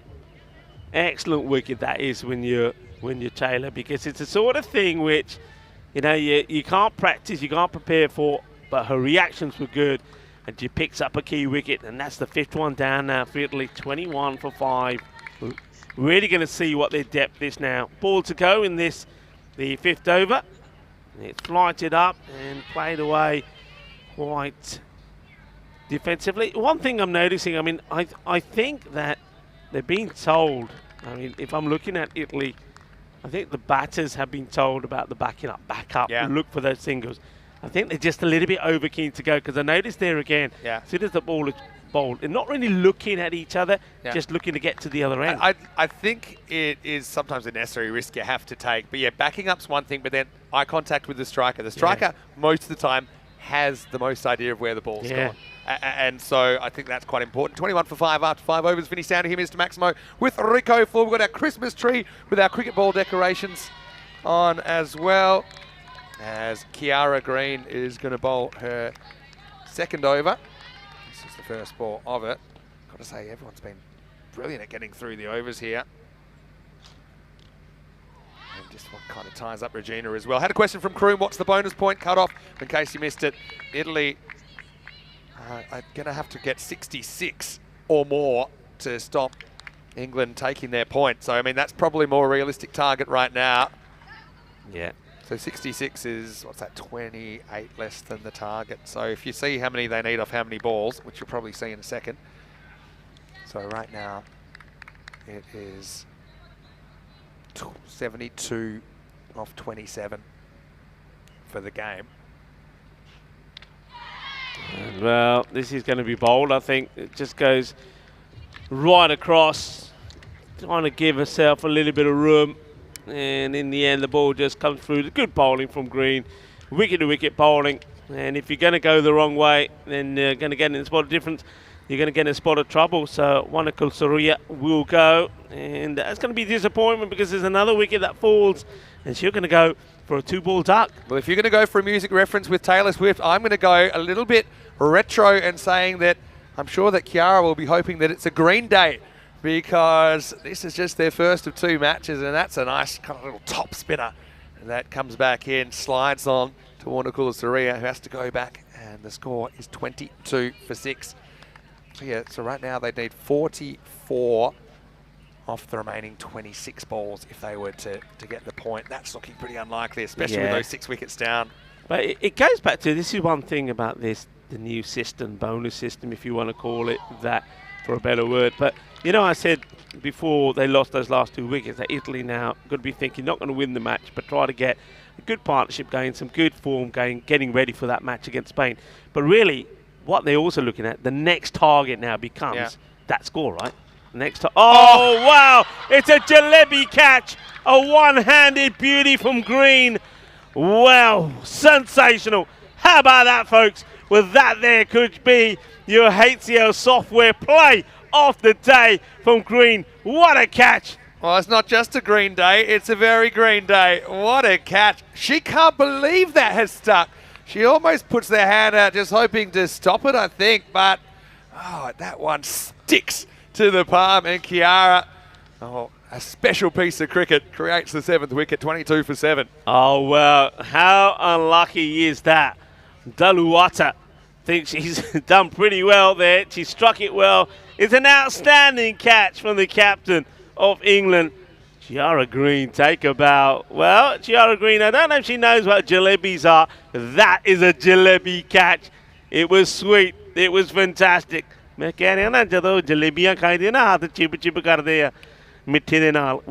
that's why you eat the jalebis, because you take those jalebi catches. What a moment.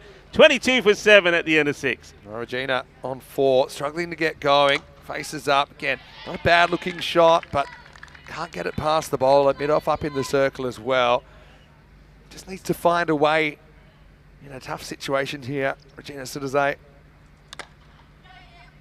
She does. She gets off strike. Sonia Tofoletto to the other end. Of course, Italy, probably the majority of their side, have, I suppose, family links to cricket, and that's how they've gotten into it. But then, I love watching players like Sonia Tofoletto as well. Took a brilliant catch yesterday. I love the name. That's very much Italian, isn't it? Tofoletto. I like it. He hasn't really picked this one. I mean, this is going to be a handful. A bowler like Taylor, who I just don't know how often someone like Sonia would get a chance, or anyone in the Italian team for that matter, to face a bowler like this. Well, this could be valuable runs.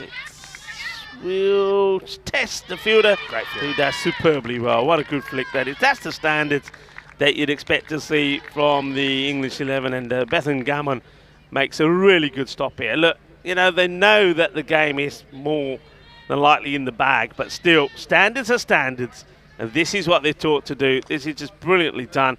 Just watch the flip back. Yep, all good there, I think. Doesn't touch the rope. Superb. And it's a great aerial shot, isn't it? I wonder if that's Byers. Yeah. So it kind of does, Sonia does the keeper as well. Not easy for the keeper to keep someone like Taylor as well, who has a few little variations of how she's trying to turn the ball. And then Fuller, straighter. She knows that the batter's going to be going for this and going for it on the leg side. Gets it to come back a little bit. And a big smile there from the bowler, Taylor. Well bowled indeed, Millie. And just watch this. Watch the flight. Knows exactly where she wants the ball to go. Executes it beautifully. Gets it under the bat. And once it gets past the bat, it's going to be out. So Sonia, she also is going to go without scoring. So it's turning out to be a good day for the Ducks as well. There's going to be another one. Yeah, bad luck for Sonia though. It was certainly a difficult set of deliveries to face, but she'll go at 25 for 8. Again, the length there. Yeah, the length was key. And keeper didn't even have to worry about that one. All right, so this will be another one, and can you believe what you're seeing here? We might have a hat-trick opportunity. In fact, we will. In fact, we won't, because I just realised that's the last ball that Taylor will bowl. But what I can see is that she'll finish with figures of 3 for 4. And well, maybe a bit fortunate. This one was a bit more of a genuine full toss, but sliced away by Cannon Katie, who took a couple of brilliant catches yesterday. Right now, it's more work for Derek.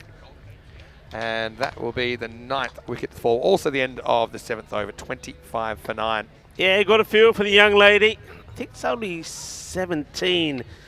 They certainly gave her some highlights yesterday with some very good catching of her own. But this time it's a good sharp catch from Austin that sees her go for a first ball. But you know, one thing I love about these ladies is no matter what, they're always smiling.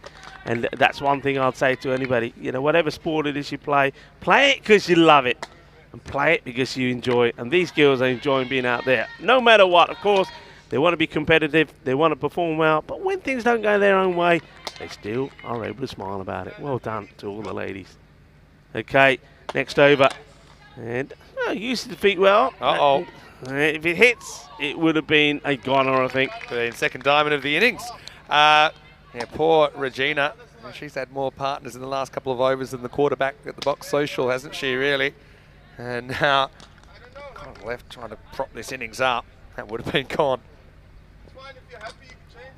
I think what happens here? I think this is bat and body, or I think it might have maybe gone even up a bit of their head. into their helmet. Yeah, Yeah. You know, some people say you know, why do you have to wear a helmet against a spinner? It's a really good example because that could have been a bit nasty. It actually hits the kind of side of the grill. I'm an advocate for helmets being standard no matter what bowling you're facing. I know there are some logistical difficulties with that, but I just think it's a safety thing. Wants to take it on, and we'll get another single. So you're going to see the number 11. It's going to be Nimesh, who's going to face her first delivery. Let's see how she fares. I'm all over Ekanaka getting a run here. Wasn't expecting to have to bat, certainly not for more than 2 overs. See how she goes against Fackrell. And she should be out and will be out. Unfortunately, she's going to get a first baller is Nimesh. And, well, Vinny, whatever you're feeling today, it ain't happening. That's a straightforward catch. No issues at all. Well bowled to Ria Fackrell. And fair play to Nimesh. Wants to get the big shot in. But Green, well, who has taken an incredible one-handed catch already, delivery catch. He's not going to put that one down. And England, similarly to what they did against Austria yesterday, totally dominant in this performance. And Italy, they're going to be bowled out for 26 with, 13 balls to go in the innings.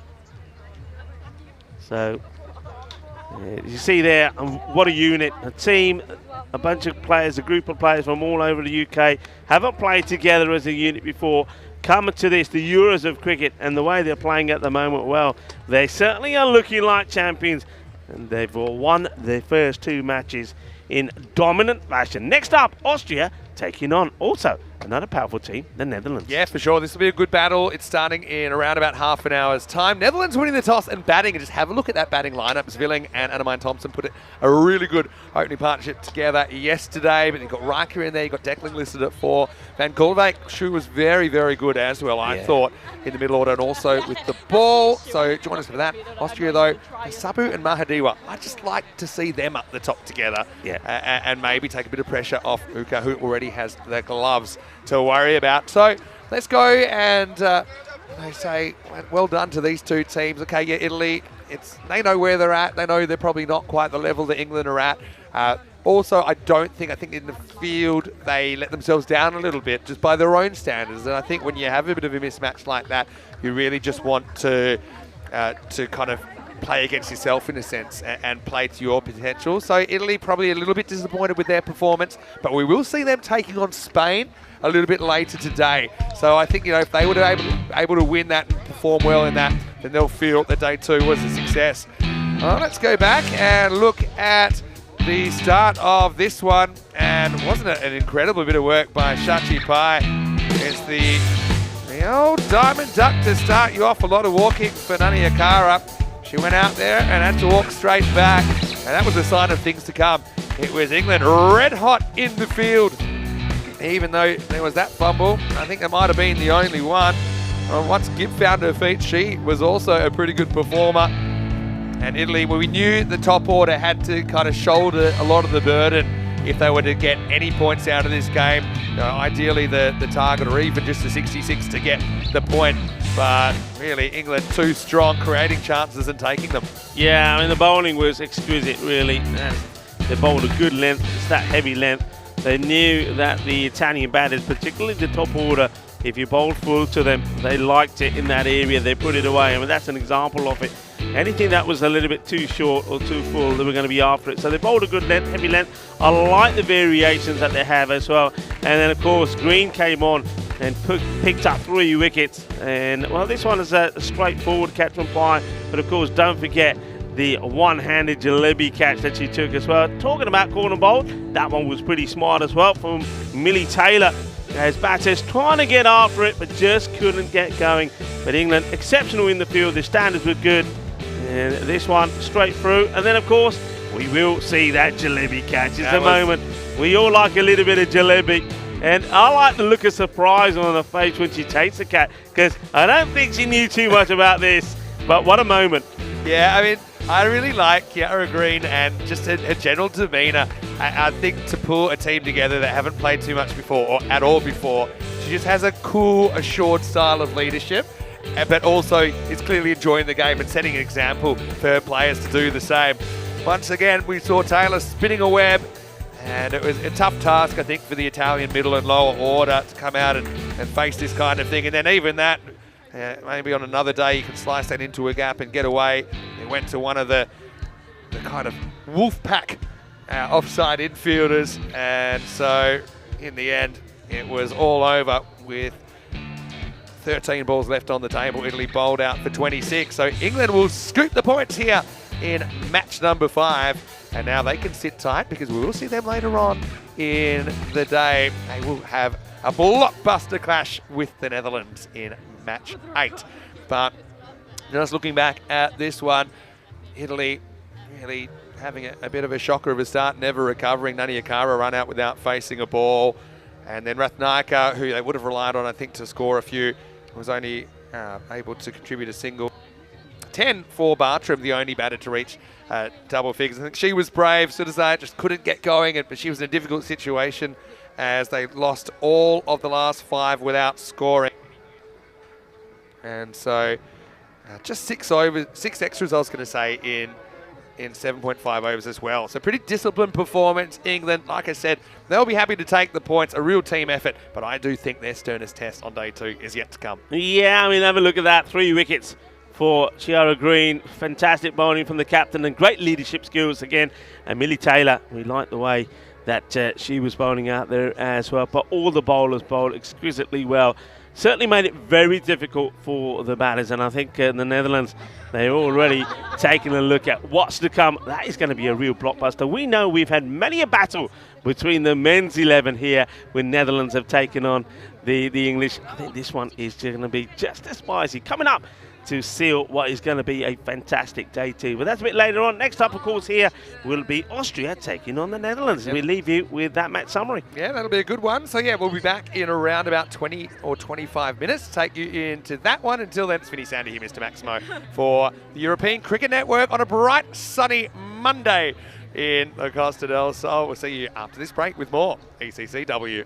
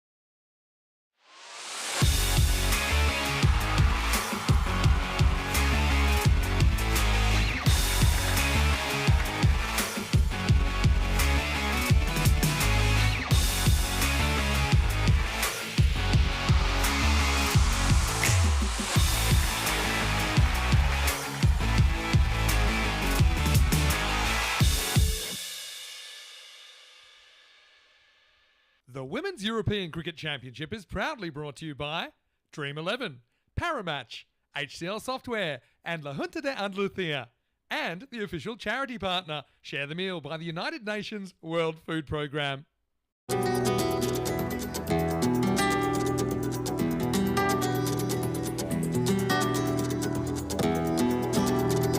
Ven conmigo a cruzar su calle, a vivir su ambiente. Ven conmigo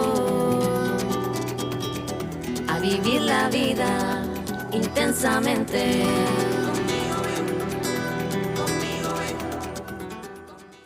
Welcome back to the beautiful Cartama Oval here on the Costa del Sol. This is ECCW action, day 2, and match 2 of the day is match 6 of the tournament. It's a pretty interesting clash between Austria and the Netherlands. Time for the coin flip. We've got Ian Ramage, the TR, over there with the 2 captains. Let's see who wins it.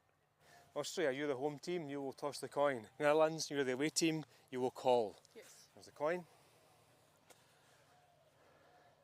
Tails. Tails has been called. It has come down tails, so you've won the toss. Yes, we will have a bat first. Okay, toss at one Netherlands, who will bat first.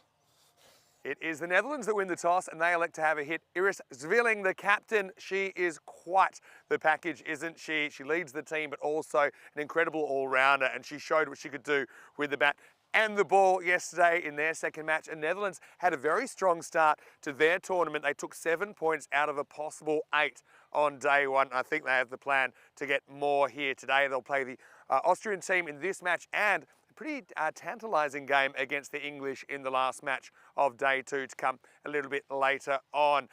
Got to say that Caroline de Lange, she's one of my favourites to watch. I think that she brings something different to the table with her spin bowling. Also, she's got a pretty sure pair of hands in the field. Let's talk about Austria though, and their captain Johann Stiglitz, I think, is also a really important leader for Austria, who did get the win over Spain in the first game of the tournament. A little bit later on, they were outclassed by the English, but I'm sure they've gone back, had a look at that. I suppose the issue with Austria is they don't quite have the depth that some other teams have here, particularly in the batting. So I think a lot of responsibility on those batters at the top, like Priya Sabu, for example, who I think could be a bit of a key to how they go with the bat a little bit later on. Rico Full is standing by. Well, it's quite nice out here now, Rico. The sun's come out. Beautiful conditions for cricket. Let's get ready for the start of match 6 with the Dutch winning the toss and electing to bat.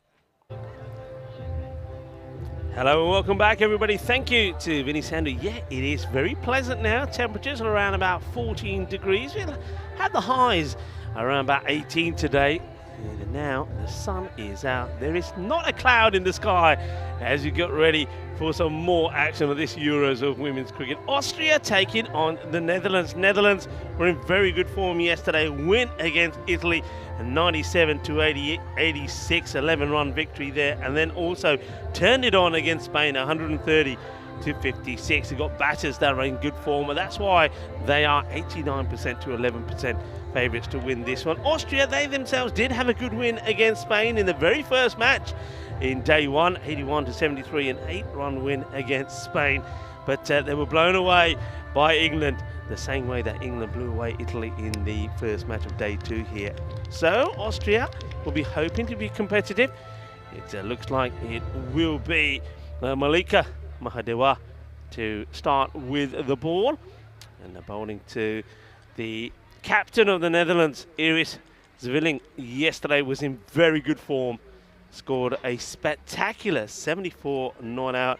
A good partnership there with Thompson, who made 51, and 130-run partnership, which was well, too many runs on the ball for Spain, who themselves in reply finished 56 for 6. Here's the first ball of match number 2, day 2, and it's a good delivery. A little bit too much though, does too much, but I'm liking the movement there. And it starts this one just a little bit more outside of the off. Look at that one come back in. So good delivery, nice start. A bit of thinking to do there for Zwilling, knowing that this ball is going to move around a little bit. Here comes Malika once more. And similar, same sort of movement. I think that one might have just struck Zwilling on the fingers of the gloves. Just shaking it about just a little bit. Welcome back to everybody. wherever you're tuning in from around the world. Great to have you with us. You're watching the European Cricket Network. This is the European Cricket Championships W. Yep, the women's version of the Euros. Slightly fuller, and this will go all the way. Bolle, quina zona. Qué grande eso es, eh? Qué grande, grandísimo. Un golpe muy dulce, más dulce de tarta de chocolate. Qué genial. Overpitched and turned into a full toss by the captain on the Netherlands. Zwilling sends that a long way. That's a big six. Well, we saw what she could do yesterday. She will put away the bad deliveries and wants to go for this one as well. It will be 2 in 2. And this one, well, it's a tea-tropper as it goes on top of the palm tree there. Well beyond the square leg boundary. Well, watch this. Well, if there's any birds nesting up there, be careful, be warned, because there's some grisly action coming your way. Well, that one will have to be found. Of course, big shout out to Grizzly Bear Sports, our ball partner. That grizzly is not going to be found. It's in the tree. The parrots have said, well, you hit it, find us keepers, we're going to keep hold of it. Well, I hope they're not sitting on it thinking it's an egg, because they've got a long wait. It ain't going to deliver anything. Okay, 2 sixes. Wants to go for another. It won't be 6, but it will be 4. We have a saying on the European Cricket Network, 6 and 4, hungry for more. And I think Zwilling is definitely hungry for more. Well, after a couple of dots to start, certainly cranked it up now. The over going for 16. Just got to get outside the off, does Malika. I think the swing probably not work, because he's short, the swing doesn't work to advantage. Changing the field now as the captain is forced Stiglitz to push a player back on the boundary. And that's just a leave this time. It's once again it's down the leg side. Got to be focusing and getting it outside the off. So mid wicket goes back. Square leg back. So on the defence here, Austria early on. And now straight down the ground. This one has the legs as well. It goes all the way. The over goes magical. Great hitting. 23 come off the first over. And if you're a little bit short, you're going to get punished. And I think Iris Zwilling needed that innings yesterday, and that's given us so much confidence. She checked the first couple of balls, but then after that, she's gone big time. 23 off the first. 70 days to go, everybody, to what will be the Champions League of cricket. That's starting, of course, in February.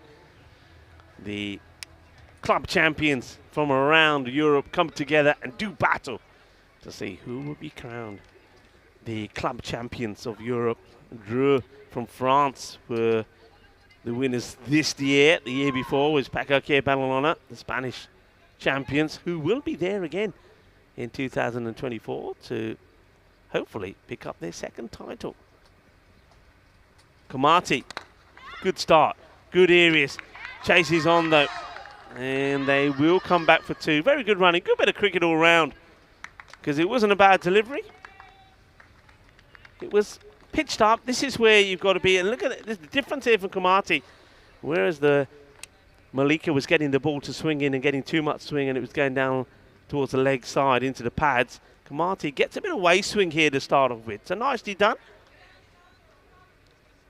Yeah, they want to get a good over in here, don't they, Austria, just to quieten things up. I think if this one goes big as well, I think they'll start to lose their shape and maybe their heads will start to drop.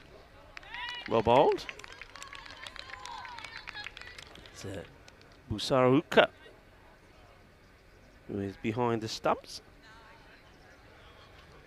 And for Netherlands, it will be Rosalie Lawrence. We saw a fair bit of Lawrence yesterday. Oh, that is so well bowled and very unlucky not to have picked up a wicket. Let's see this one again. How close is this? Certainly, I mean, this time around, unfortunately, she doesn't get that movement away. It's a funny old thing, that swing. We saw a bowl, the first couple of deliveries, getting a lot of movement, going away from the batter. That one just goes straight. Any movement on that would have taken a leg stick. A little bit short, powerfully played along the deck, but there is a sweeper out. And that's the thing, that's where it makes it a lot easier for Stiglitz, the captain. If the bowler gets the line right and keeps it outside the off, then she can go with the field that she wants. But you can see now a quick change in the field straight away. So even without facing the ball from Komati, because of what happened in the last over, square leg and mid-wicket go back straight away. And it's going to be a wide. I think a big effort, conscious effort from Komati to make sure that he doesn't put it down the leg side, means that she tries to overdo it on the offside.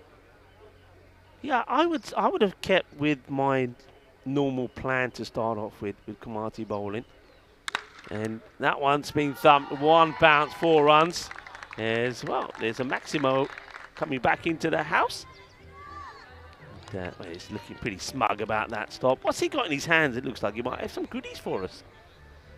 Good shot. And that's the reason why I wouldn't have put the field as it is straight away. I know you're thinking that Zwelling is super aggressive, but if it's outside the off stump, she'll go more straight. So maybe the play there would have been to perhaps leave mid-wicket back, bring square up and long off. Looks like there is a change here, and that's exactly, well, not quite what I'm thinking, but long off goes back. I like that move. I probably would have gone with leaving mid-wicket back and bringing my square up. But anyway, let's see how this works. There's a change. And all right, it could work a treat, but no, it's going to go over. Stiglitz gets enough on it. I think even if, I mean, she does stray off the boundary. We'll see this when it goes over her. But still, I think it was going to go over her no matter what. It's a good, powerful strike. Well, where's the Maximo this time? Look, it's in the same place, Maximo. Could have had it. No, Maximo would have jumped over the fence to try and catch it. Anyway, not to be. It is the end of the over. And so far, Netherlands, they're looking to exceed the type of scores they put on yesterday. Remember, they made scores of 92, which was changed to 97 because of a penalty incurred by Italy. And also 130. They've made a cracking start, 38 of the first 2. And I wonder if the change that perhaps needs to be made here by Austria is maybe to take the pace right off. They're going to go with Priya Sabu, who probably was their player of the day yesterday. Let's see if Priya can get a breakthrough in here. We'll be bowling first up to Thompson, who's been the quieter of the batter. Now, this might be a no ball. I think this bounces twice before it gets to the batter's crease. Let's have a look at this. Uno, dos. Yeah, that's a no-y. That's going to be a no ball. And I think that's what they wanted. The umpires are coming together to discuss this, but I think if you just go with the technology available, that will confirm it is a no ball. And that's what the discussion is here. And just keep an eye on the umpire here. I get the feeling that the no ball will be called and there'll be a free hit. So here we go. I think we're going to... Oh, nah. I don't think that's correct. I don't think that's correct call. I think they get away with that. That bounced twice before the line. We got a chance to see it in our replay. But, oh well, this one is going to be called a wide as well. It dips. So Sabu just having a few issues. Now that one just lost her shape really. The ball came out a little bit earlier than it was meant to. Just got to compose. Just take your time. Take a deep breath. And take a few seconds. Sabu gets played away. So Thompson will hand the strike back to Zwelling. These two, remember, put that partnership together yesterday.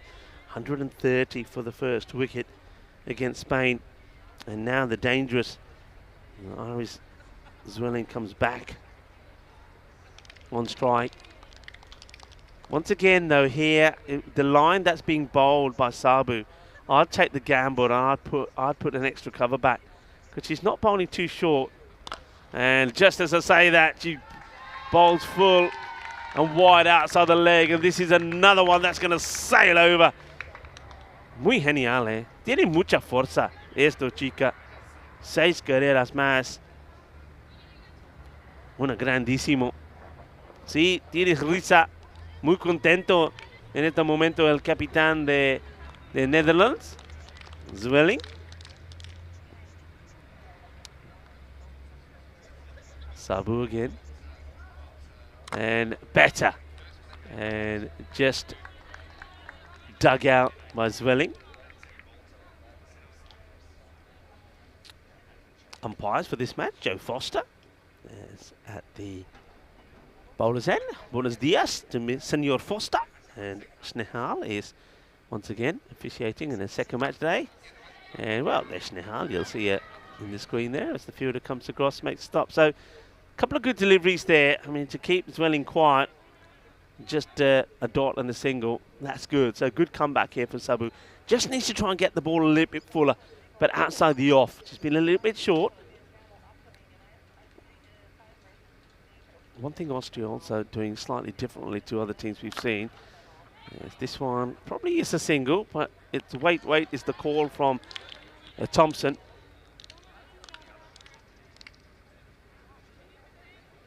Yeah, you don't have that close cover in. We might be able to show you that maybe a little bit later on when we go to a bit of a distant view.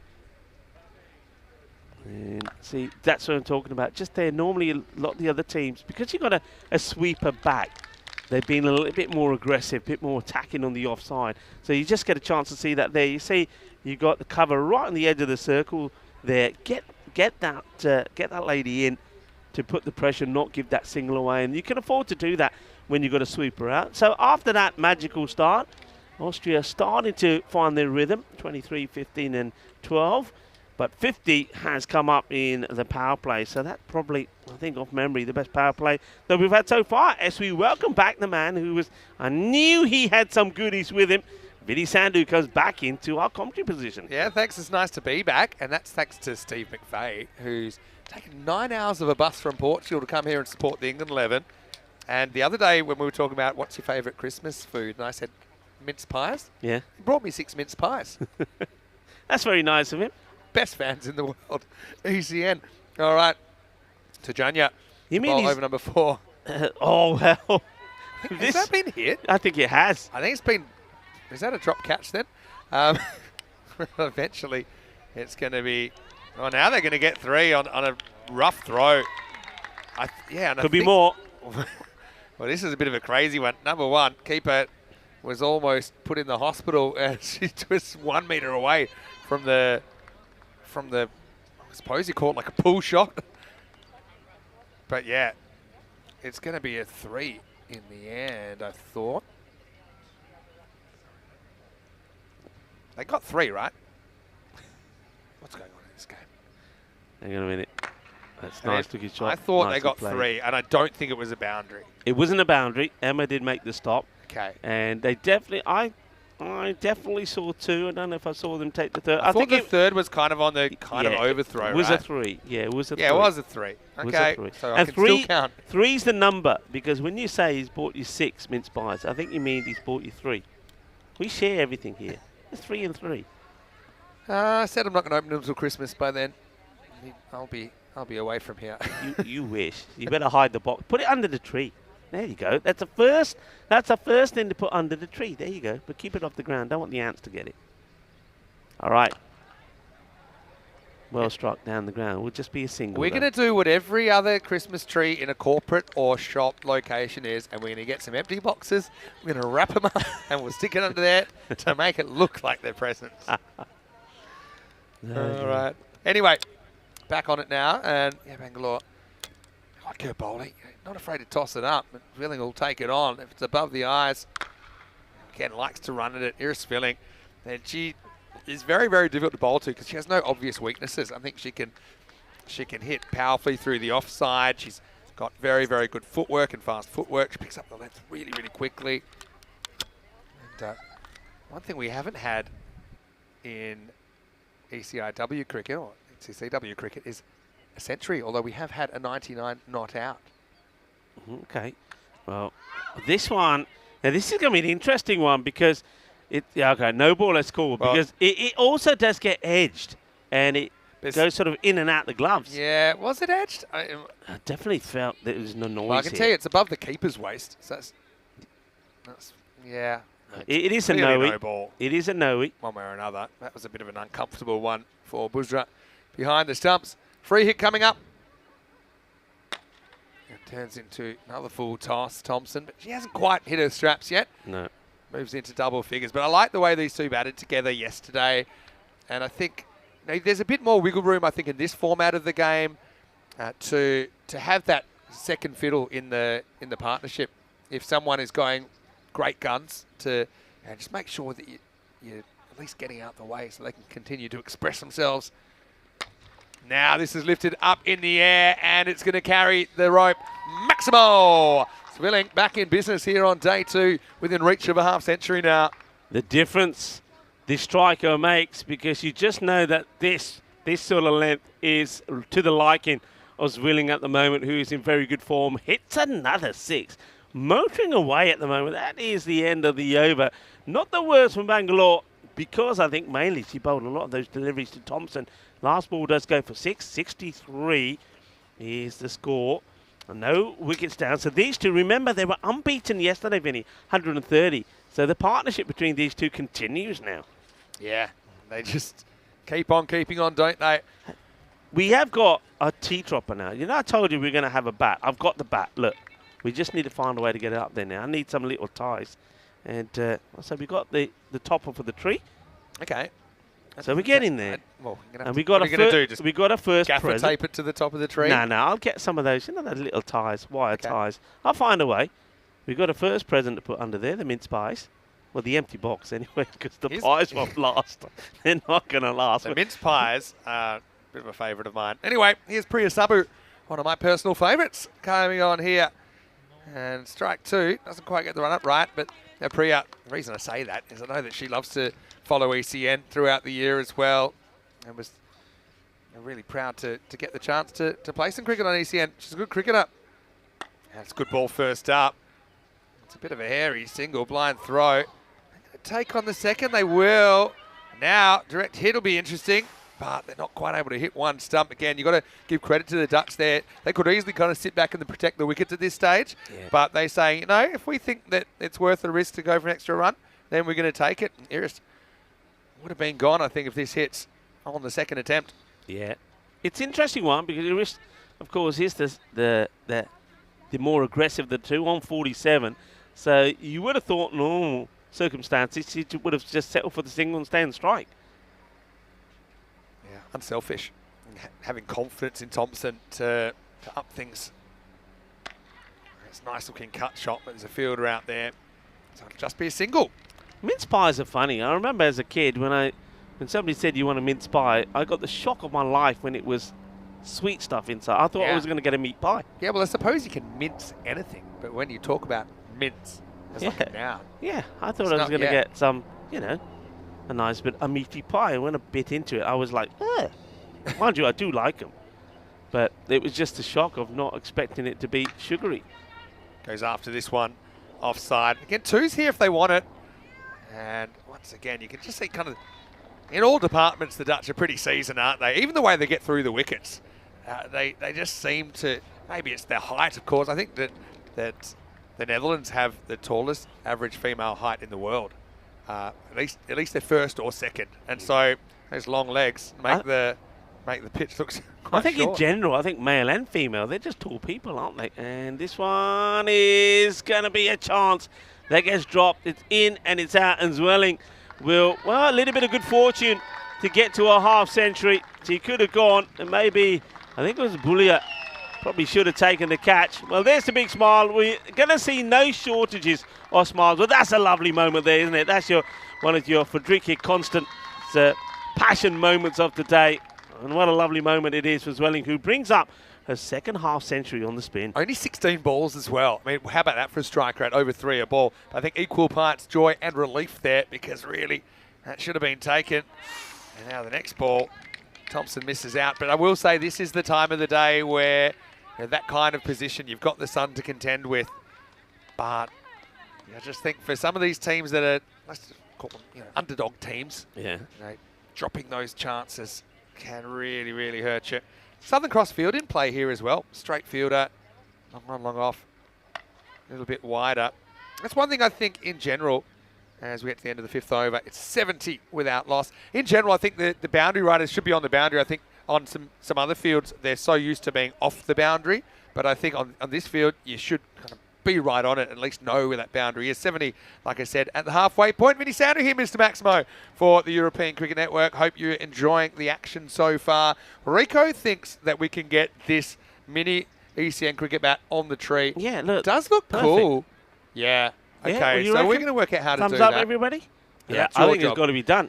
We'll split the job. So if you do that, I'll check it at the end. I'll supervise. Okay? It's worth team effort. How many mince pies is it worth? We if I can get talk it about done that privately. But anyway, last tournament of the season, first ever ECCW. Super excited to be here. Getting a lot of questions about when we'll start up again. It's the 17th of January, and that will be in Cyprus. So watch this space. Bangalore comes on for a second over. It doesn't give you a lot of pace to work with. Just a single first ball. Austria, obviously getting tested pretty sternly in this ECCW, but really that's what it's all about. I mean, there's a lot of countries that would love to be in Austria's position to be able to play some of these teams and potentially. You're right there, but this is where I think Zwelling will be looking to go after Bangalore, but that's a good delivery. We talk about this a lot. Get the ball up there full, and even someone like Zwelling, who's in terrific form at the moment, what you can do with this one, even though she's hungry to go after it, you just play it down the ground for a single. Well bowled. Controversial from Helix, saying mince pies are overrated, I feel. Everyone's entitled to your opinion, even if you are wrong. Yeah, Thompson. other Christmas desserts. Yule log. I like a good Yule log. That's nicely played. Should be stopped. A bit of footwork. Oh, how about that? Is the footwork and a little back flick as well. Keeps it to the one. That probably wasn't in the textbook. Guys, be careful for stepping on the ball when you do something like that. Stops it, does the nutmeg, and gets the throw in. Trifle. I like a bit of trifle. A bit of sherry trifle. It's pretty nice. The worst is the actual pudding itself. Christmas pudding. I just can't get on with Christmas pudding. I don't know if I've ever made it that far into a Christmas meal. Anyway, gets this on the full and puts it straight back over everybody. Maximo! Zwilling gets 6, and they had that straight fielder in place.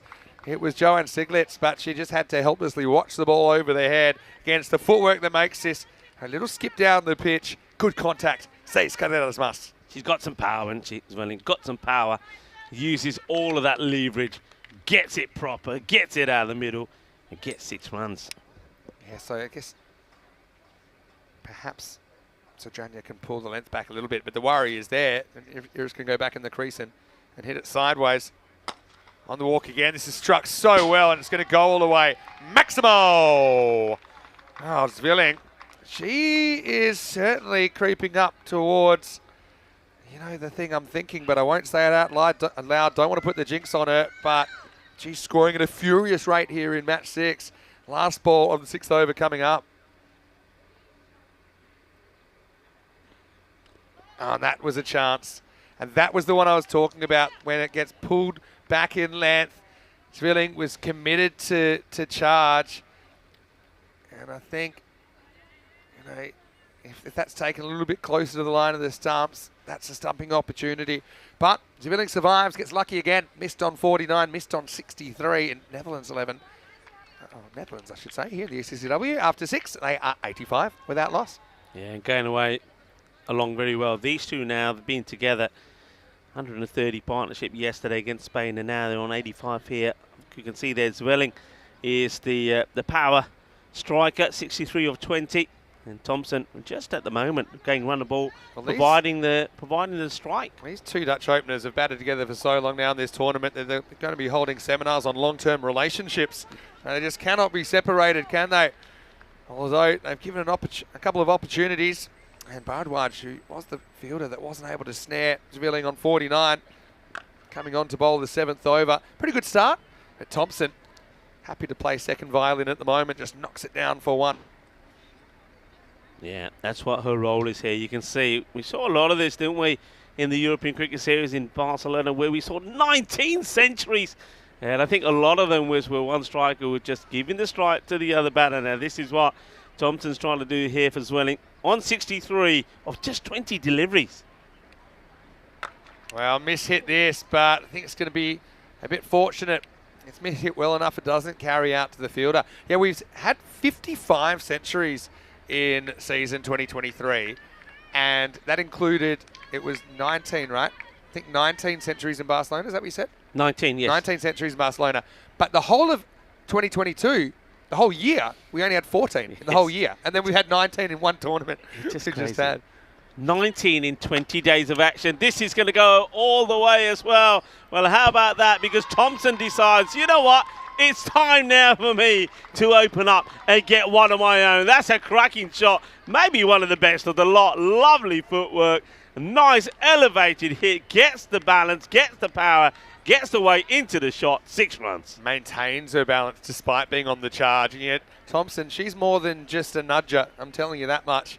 I know it hasn't really been her innings so far, but she's had the best seat in the house. Now, we'll just get a ball that's angling into her, knock it away for 1. So Zvilling will get potentially 2 balls in this over from Bardwaj. Yeah, better delivery, quicker. Yeah, 19 centuries. Don't forget, we also probably had, I reckon, 5 batters that got 97 plus. 98. Yeah. Yeah, we had true. 2 lots of 99s. We had a 98. We had a 97. Well, this is drilled. Not really off the middle. It's kind of fortunate in a way for Bardwaj that by the time Zvilling contacted it, it was kind of low down and she only got the bottom of the bat on it really. Going for that gap, going for that Maximo. Now, Thompson, 24. Face the last ball of the 7th over. Can Austria break this partnership?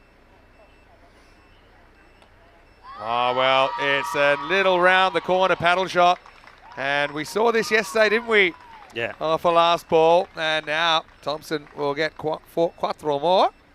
As she made early position. Normally that shot, you're not really swinging at it because you're using the pace of the bowler. But when you've got a bowler this pace, I think you do have to give it a little tap. That's exactly what she does. And at the end of the 7th over, it's 99 without loss. Yeah, similar shot she played yesterday to get her half century.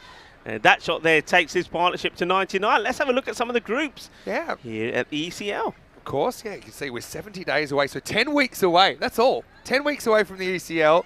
This is the men's, I suppose, Champions League of club cricket. That's what we say, or Champions League of European cricket. 35 sides broken up into 7 groups of 5. The 7 group winners go through to the championship week. And that means we'll have 8 finals. Angola Chews are going to get a workout. Anyway, in the air, this is going to be handled in the infield, but it's just a single first up. Zvilling to 66. 100 partnership comes up in the 8th over. Now acknowledged, I think, by the bench.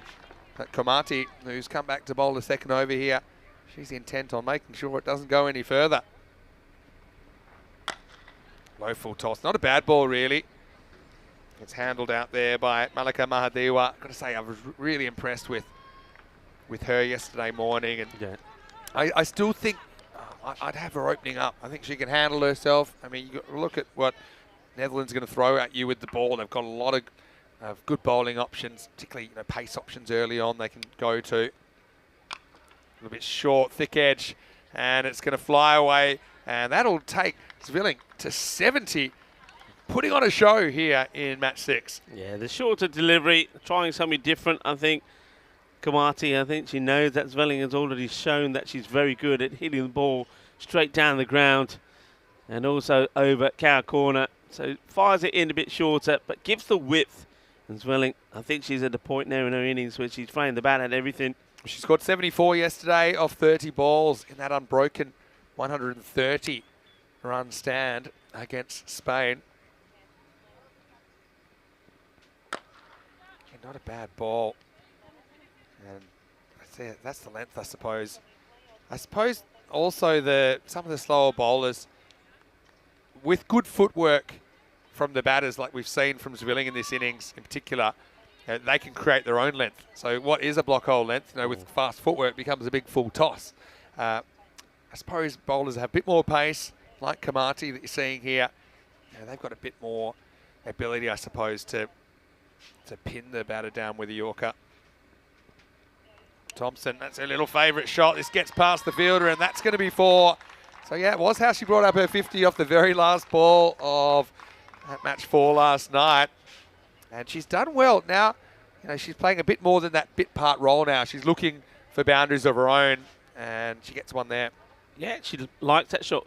She does get into position very early, maybe a little bit too early, and that gives the bowler the opportunity to do a number of things. One, if you really want to, just stop. Say, okay, I don't know what I'm going to do, but I'm not going to bowl it. Chicken out. Or, chicken out. Or, of course, the other thing, which me and you always say, no matter how much the batter moves, if they're moving around, get it full and straight.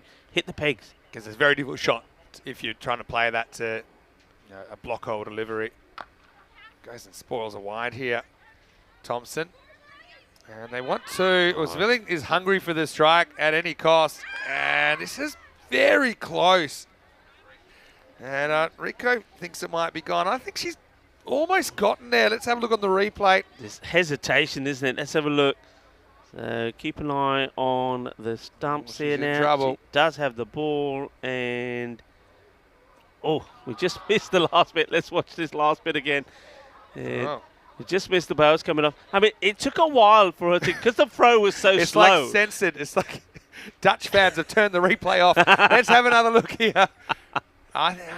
It's going to be super close. We'll need the exact frame where the bails are broken. Oh, it's not there. I think it's there. To me, it's been touched. Yeah, there you go. She's just out.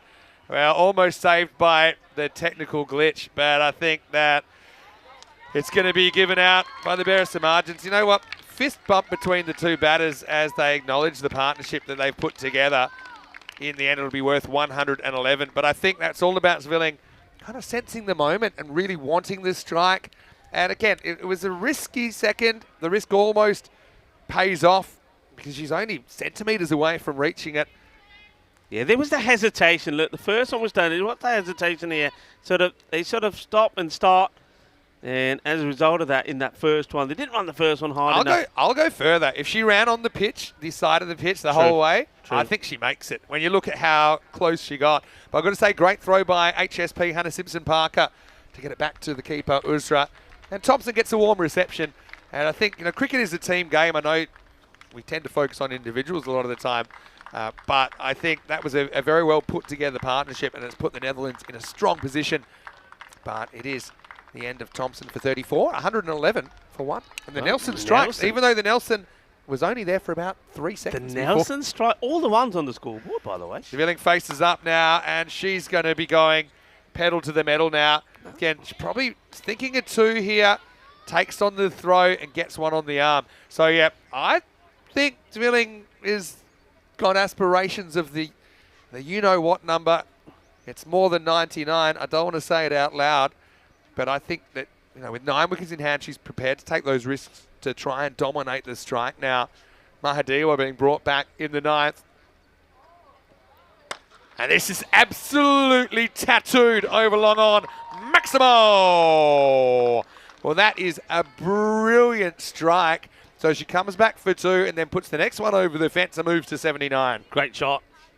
Beautifully executed. That's a bigger 6 we've seen straight down the ground. Just banging into the base of our setup here. So, Zwilling needs to get most of the strike. It's another one she'll go for, and she's going to get another boundary here. So she's into the 80s now. 83 on the board. A little bit too wide this time is Medoaha. Yeah, I mean, like I said, Iris is super tough to bowl to because she doesn't really have any obvious weaknesses. as you're seeing right here. That's a great shot offside that time.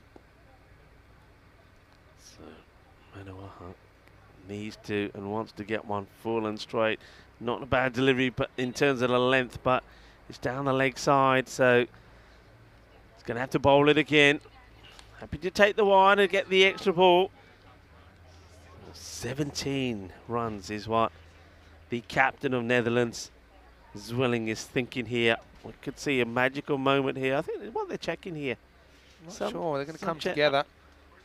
Checking something, might have been checking about number of fielders out, I think. Could be a no ball. I think it will be a no ball. I think, yeah. No ball. I get the feeling there's too many out. Yeah, they had 6 out. Yeah, they did. And so now, and it wasn't even one of those situations where anyone realised so they could sneak in and go, what are you talking about? So, well, that's a bit of a bonus as well. Zwilling will get another ball in this over. This one is a free hit. And it's hit, and hit very well. In fact, Rico, that's over everything. Oh, bang. That's a knock job from Zwilling, who hits the production box. Maximo moves to 89. Well, I said the one before was the biggest. Well, she says, no, hang on, Rico, I got a bigger one than that. Well, that one is knocking on the door of the production house. That's why we call it a knock-knock. Crash, bang, boom. They don't have windows, so it does come as a bit of a shock. Oh, what a knock this is from Iris Zwilling. 89. Oh, I think this one beats the bat. It'll be a single. leg bite. It's a result. I was going to say I wouldn't run again. I thought that worked out in favour, so she could try and dictate the strike going into the last. There's still one to come, right? So she can still get a single here and take the strike. Have a look at the centuries. Well, yeah, like I said, we're actually not 55. We've had 56 centuries this year now. These are all of the players that have reached a century. You know, one thing we could definitely use? We could use a woman on there. And maybe we'll get one because this is going to pounce just inside. It's cuatro carreras más. Iris into the 90s, but not looking too nervous at the moment after 9. It is 136 for 1. Into the 90s, and I think the partner, Rubin Reike, knows exactly what her role is here. Get the single and get the striker in the form of her captain, Zwilling, back on strike. Well, it's a historic moment in terms of the cricket you're seeing here, folks. It's the first ever Euros of women's cricket, started yesterday, and here today on day 2, we could see another major historic moment. And even the press are out there in the helicopters looking to see if we're going to see this magical moment. All right, here we go. Reike's got one job, and she's going to do it well. And you can hear the cheers. I mean, this will be history. We've never had 100 in a women's T10 match.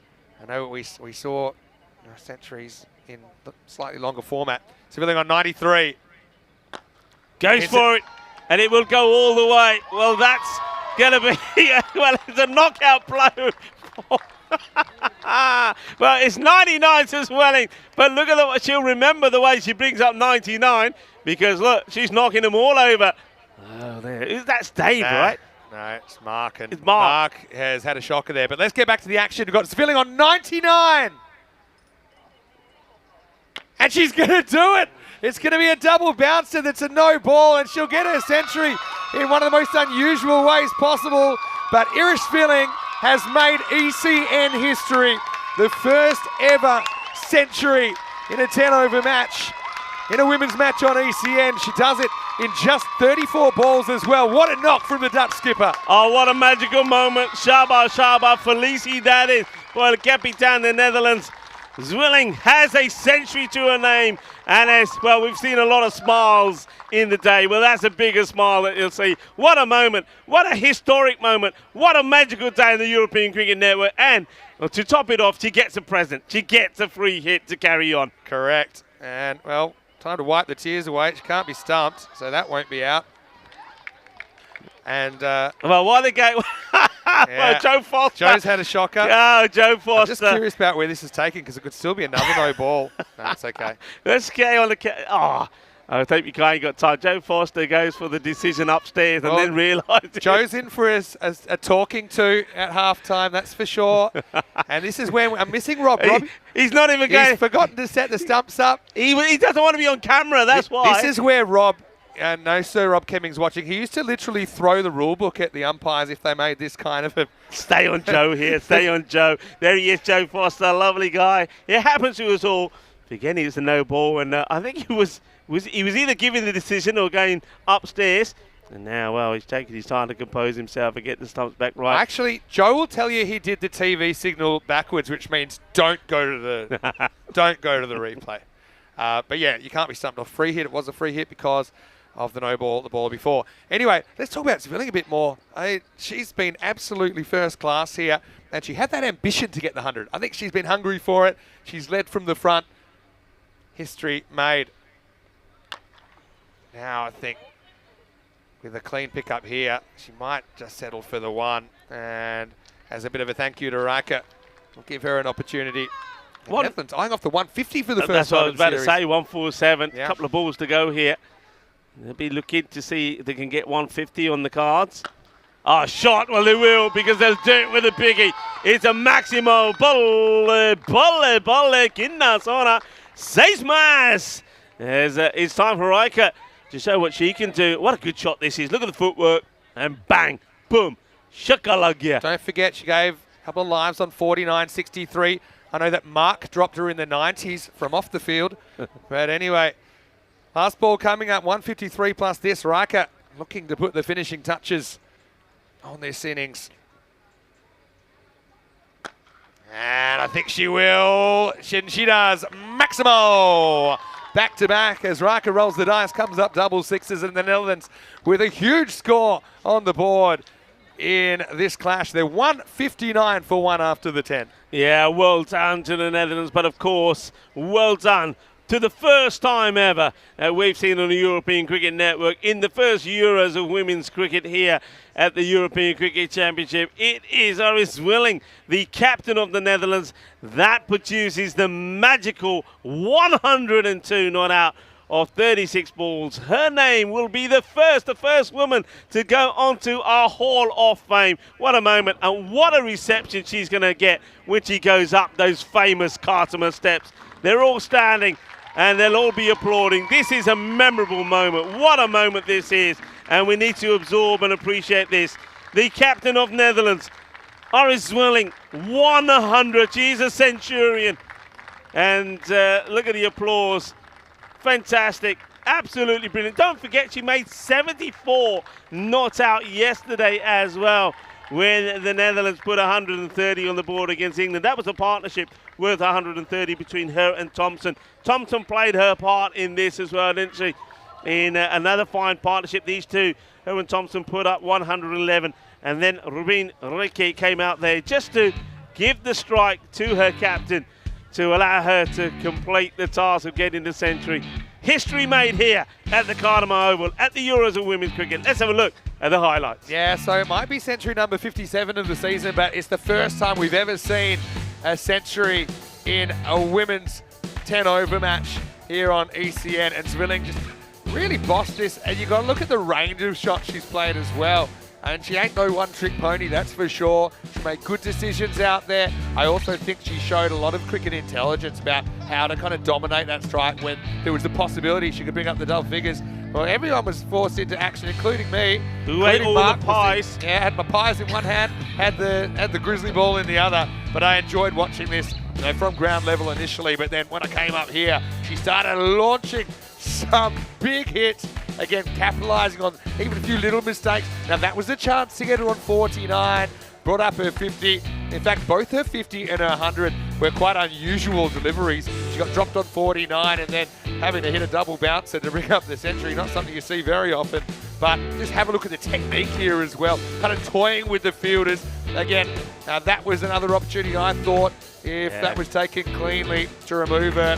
And really, cricket purists, they'll really enjoy this knock. And taking on the field even with that straight fielder. Anamine Thompson, take nothing away from her as well. I think took a little bit of time to warm up, but once she did, she showed some of her signature innovation and class, as she was pretty unselfish as well. I think that she felt that Iris was on for a ton, and so it basically recognises the situation here, goes back to the danger end, knew a good throw would have her in trouble. She was caught just centimetres short, but then was over to Iris as she would bring up the triple digits in the final moments of this innings. Yeah, I mean, there were some big shots. I mean, that one I said was the biggest we've seen in the day. Then she said, hang on a minute, this one will be bigger. Well, this smashes into the production headquarters. Knock, knock. And the boundary just kept on coming. And that one knocked over Mark. Mark was out. And Jack Cantor admired that one. And he was given the opportunity. And that was it there. What a memorable moment. The 100 from the captain from Zwelling. And look at that. Well, that is there. One of your HCL moments of the day as well. Talk about passion. Talk about desire. Talk about want. And talk about achievements. It's all there, isn't it? And talk about history. History in the making as well here on the European Cricket Network. And, well, she wasn't done yet, and nor was her partner, because Roike decided she would get in the act as well. But what a magical moment there. There you go, Andy O, Jay Wild as well, MSP, everybody congratulating the captain of the Netherlands for a superb innings. And that one will be watched and admired by so many people across the world, because I think in terms of innings, you know, forget labelling it women's, but in terms of innings, in terms of a century, it's probably the one of the best that you'll see. Absolutely brilliant. Well batted. It was an incredible knock, wasn't it? 102 not out of 36 balls. 11 maximos in there and 5 fours, so 16 of those 36 balls go to the boundary or over. She had some good support from a couple of partners. Anamine Thompson was part of that 111-run opening partnership, and then Robin Riker at the end was allowed to express herself a little bit as well with a couple of sixes off the last 2 balls. I wonder sometime maybe we might get Riker up there to open, because she's certainly very capable of filling that role. For Austria, you've got to feel for them as well. They kind of ran into a storm, but Sabu can hold her head high, none for 18 off the 2 overs that she bowled, probably the best of the bunch. We'll take a break and we'll be back. 160 will be the victory target for the Austria women. But what I will say is that if they get 113, although it's a tall order, they would at least take a point out of the game. Vinny Sandu here, Mr. Maximo. An historic day here in Spain as we have our first ECCW century, and back with more action after the break with Rico Full. You're watching the European Cricket Championship W.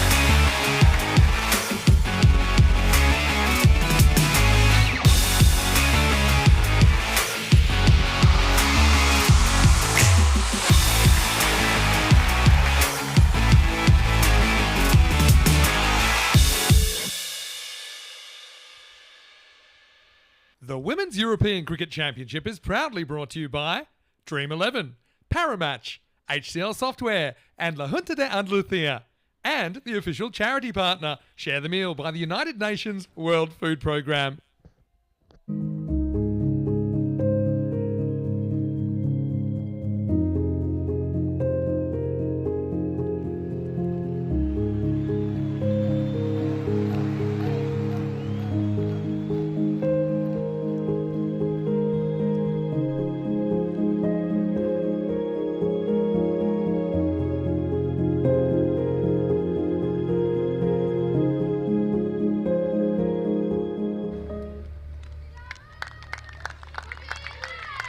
Hello folks, and welcome back to a historic and memorable day on the European Cricket Network, when the lady that we're seeing with the ball here, well, no rest for the wicket, they say. And Iris Zwelling, after scoring a century, the first centurion on the European Cricket Network, is going to bowl the first ball in the reply. The target for Austria, 160. And, we'll start with a wide. And of course, just to remind you all that you can all help with Share the Meal. That is our charity, partner, European Cricket Network, of course, part of the World Food Organization, where we are doing our bit to help the millions of people that go without food around the globe.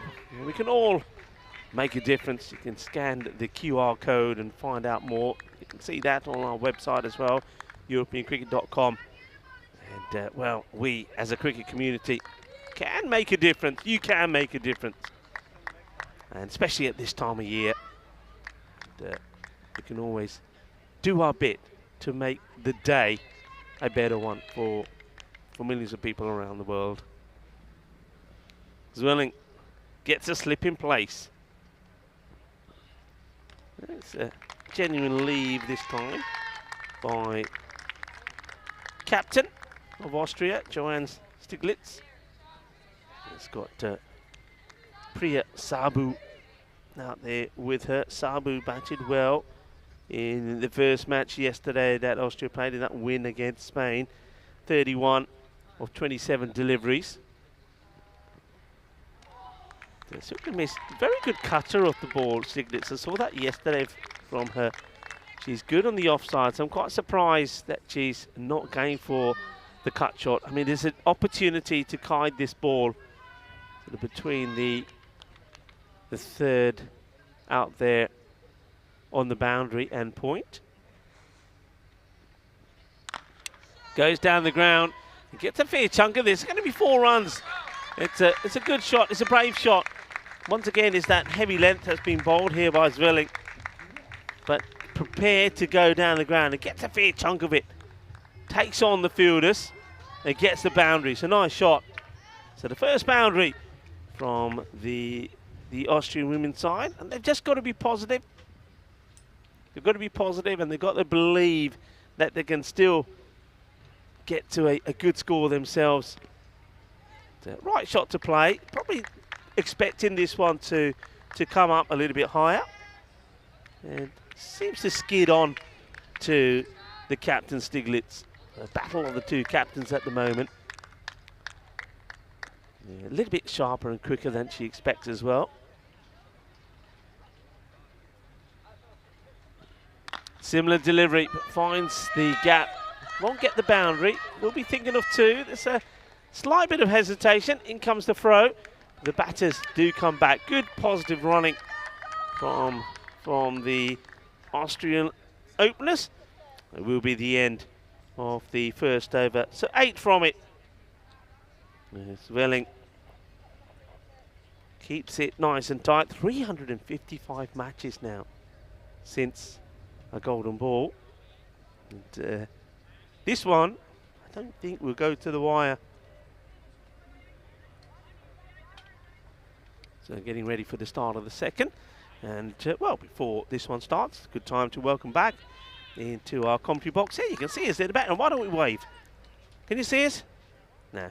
Yeah. We're too far away. Anyway, Vinny is back. It was good while it lasted. Well, we would have got sprung because there'd be 3 humans up here, not 2. So Yeah, 8 off the first over, not the worst result. I like that shot from Joanne Stiglitz, giving a little bit back, wasn't she? DeLanger to take the pace off here in the second. Hit hard and dropped. It was a tough one really for Deckling, who's got a good pair of hands, takes a bit of the sting off it, and that prevents the ball going for a boundary.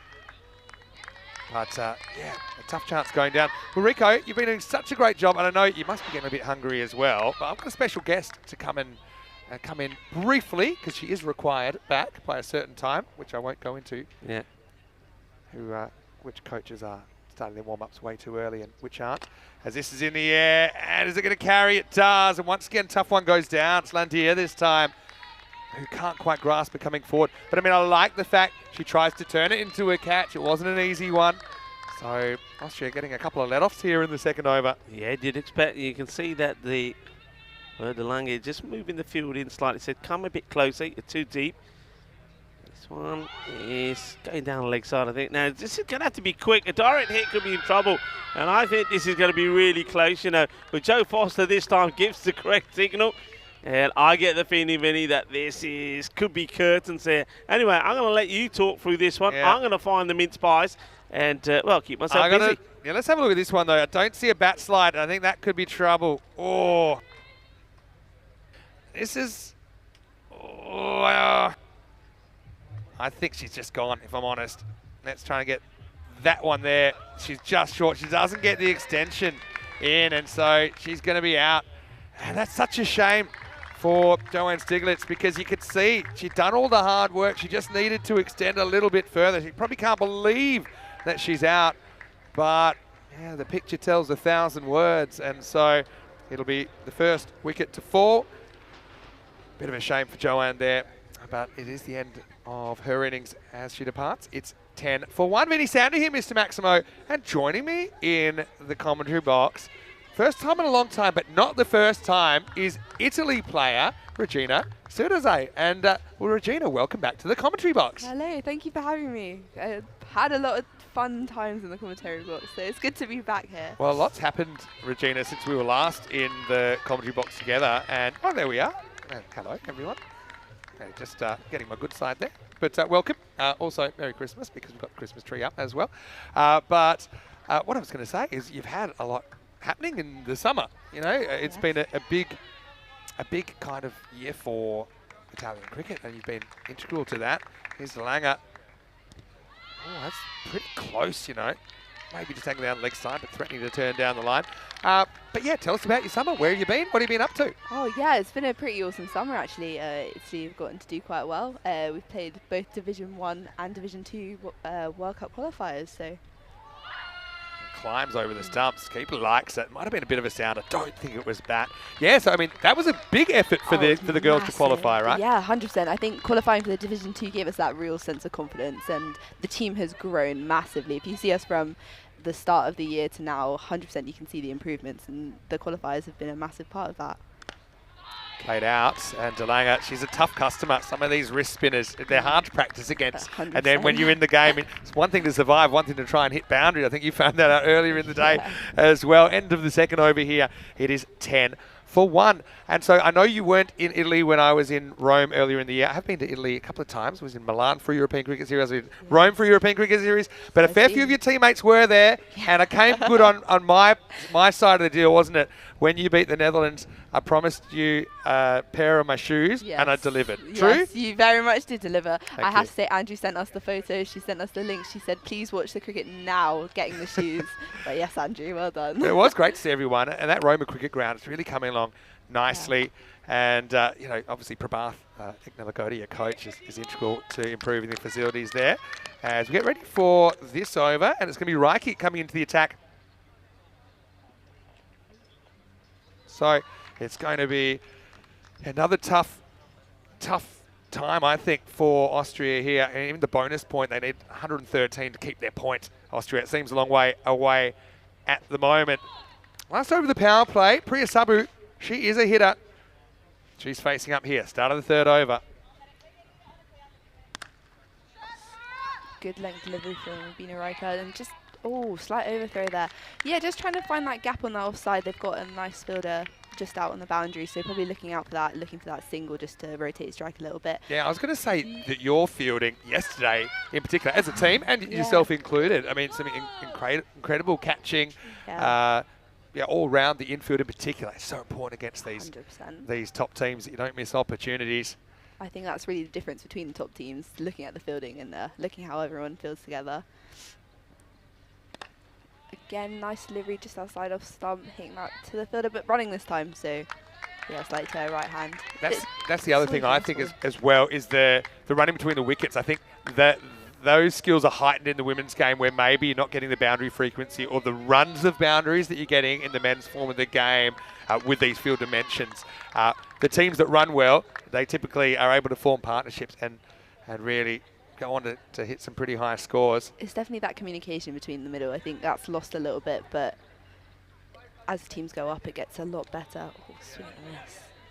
And so behind the stumps, Rosalie Lawrence was able to hit them. Direct throw, but no, she's in. She's definitely in. Rosalie's got big shoes to fill. Babette de Leyder, of course, she would have played against the Netherlands Yes, of course. in February in our first ever ECIW event. You know, I'm proud to say, Regina, that was our first ECIW event, Yeah. but it hasn't been our last. We've had plenty more going through the season. Also kind of different, what's the word? Yeah, probably different standards as well. You know, we've had, for example, going to Croatia in, I think it was October or early November. We had Croatia and Czechia, but a lot of girls playing for the first time on the network and getting that experience. And, you know, you can definitely see the improvement, sometimes even through a weekend, with things like running and obviously getting that match practice, which sometimes not easy for some of these teams to get. And that is certainly something that we've been very focused on making a reality. This is the first edition of the ECCW, 5 sides. We would love for it to be more and more and more. And how are you enjoying your week so far? Oh yeah, loving it, absolutely loving it. The facilities are great, and this is the first time we've actually properly been to Cartarama, so it's cool to actually be here. You see it everywhere on the ECN kind of social media, so it's kind of surreal to be here a little bit. Home of European cricket. Slightly short of ball. She just tried to hit that, and it has beat the inner field. Just chasing over that, but it's plugging a little bit. They're hitting quite uppish, and they're not really quite getting those boundaries, but they are beating the infield quite often. I think it's something to do with the extra kind of pace on the ball, and the fact that, you know, Sabu is a good batter, but probably a little bit late on that. Yeah. And more cross-batting shots. Bat turning in the hands, this kind of flat bat smack that we've seen come into the game, isn't it? Anyway, Raika searching for her first wicket. Again, just a massive slash, and oh, that's unlucky fielding from the fielder. She's just tried to get a hand on that, not really watched the bounce, and unfortunately it's just come off her hand and gone for 4. Again, Raika bowling a little bit shorter than we've seen today. Again, where probably that smash that we're talking about is going to come through a little bit, but unlucky with that one. I mean, just having a good swing at it, good things will happen. I think if you chance your arm, you never know if you never go. No. And that was the classic kind of sideways spin that Schmidt doesn't really counter on the boundary. Mahadiwa, I've been really impressed with her. I think she's a pretty decent player. Last ball, the over. Big swings, gone through, but just found the gap there in that infield, but unfortunately just not hit hard enough. And miscommunication and fumble from the keeper. That is unlucky. Couple of things here. That was an absolute rocket. I think that's Landia that basically gets there in the end and rockets it back to the keeper. Can't hold on, but that will be the end of the over. Vinny Sander here, Mr. Maximo with Regina Citizay. And yeah, like I said, we met earlier in the year. And since then, you've had a big summer, haven't you? Not just on the cricket field, but also you turned 18. Is that right? Yeah, so tell us a little bit about that. Oh, unfortunately, it wasn't really that exciting. I was playing cricket on my birthday. That's pretty exciting, I think. Yeah, it was okay. My team, they're really special. We had a women's game, and it did get called off because of rain, like most of the summer. That's the universe looking after you on your birthday, yeah, I think. Yeah, but it was nice. It was nice to turn 18 with some people that I love, and yeah, it's kind of cool to now officially say I'm an adult. Yeah, and well, that's true. You said it's your first time at the Cartermore Oval, first time up in the Dream Box. I mean, have a look at the view that we get. It is quite special, yeah, isn't it? It's very special. It's absolutely awesome to see, and like the mountains in the back, and we got here and it was magical almost. Taking photos for the Instagram and everything. That's great. I mean, that's what it's all about. It's a dream come true, really. In the air, Zvilling will get a chance and she'll take the catch. So, again, not the worst shot ever. Priya just trying to lift it up and over the top, but Yeah, again, I think that extra bounce in the pitch means it's not off the middle, and Zwilling's having a pretty good game. She just scored the first ever Women's International T10 century. Now she has a catch to show for it as well. It's De Lange with the wicket, and Austria 20 for 2. Yeah, Austria just trying to go for that a little bit more. Obviously, in their situation, they are definitely looking for the boundary and just not fully able to get a hold of that. Good catch from Zwilling. Taking it as cool as you can. Yeah, and it's not that easy taking on the move. And I suppose this is something, especially at this time of the year, and okay, we are lucky to be in Southern Europe here. I know that you reside in the UK, right? I bet the weather's not quite like this, but it is still pretty chilly. It's not the easiest catching conditions, especially earlier in the day, as you found out this morning about.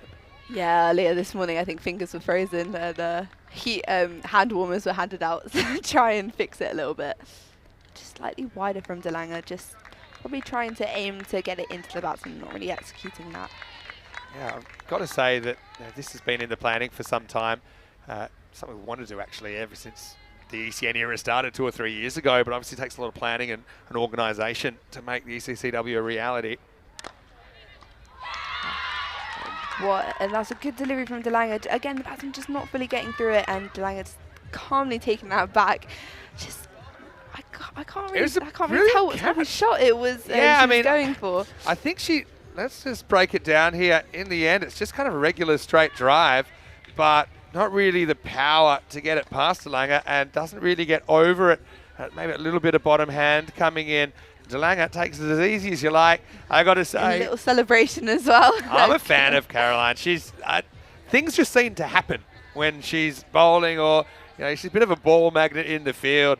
But she's also got that slightly unusual action, which we talked about it a little bit earlier in the first game as well. Millie Taylor is like a left arm version with kind of like a head down. Yeah. It used to be called a frog in the blender kind of action.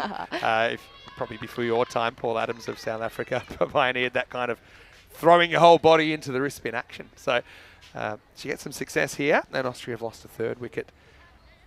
And yeah, players like Millie Taylor, definitely like having that strange action. It is off-putting when you're batting, and I think that's definitely something that impacts your shot selection a lot. Good shot from... This is Bharadwaj, I think, that's come out at number 5. So, I mean, it's a tough situation.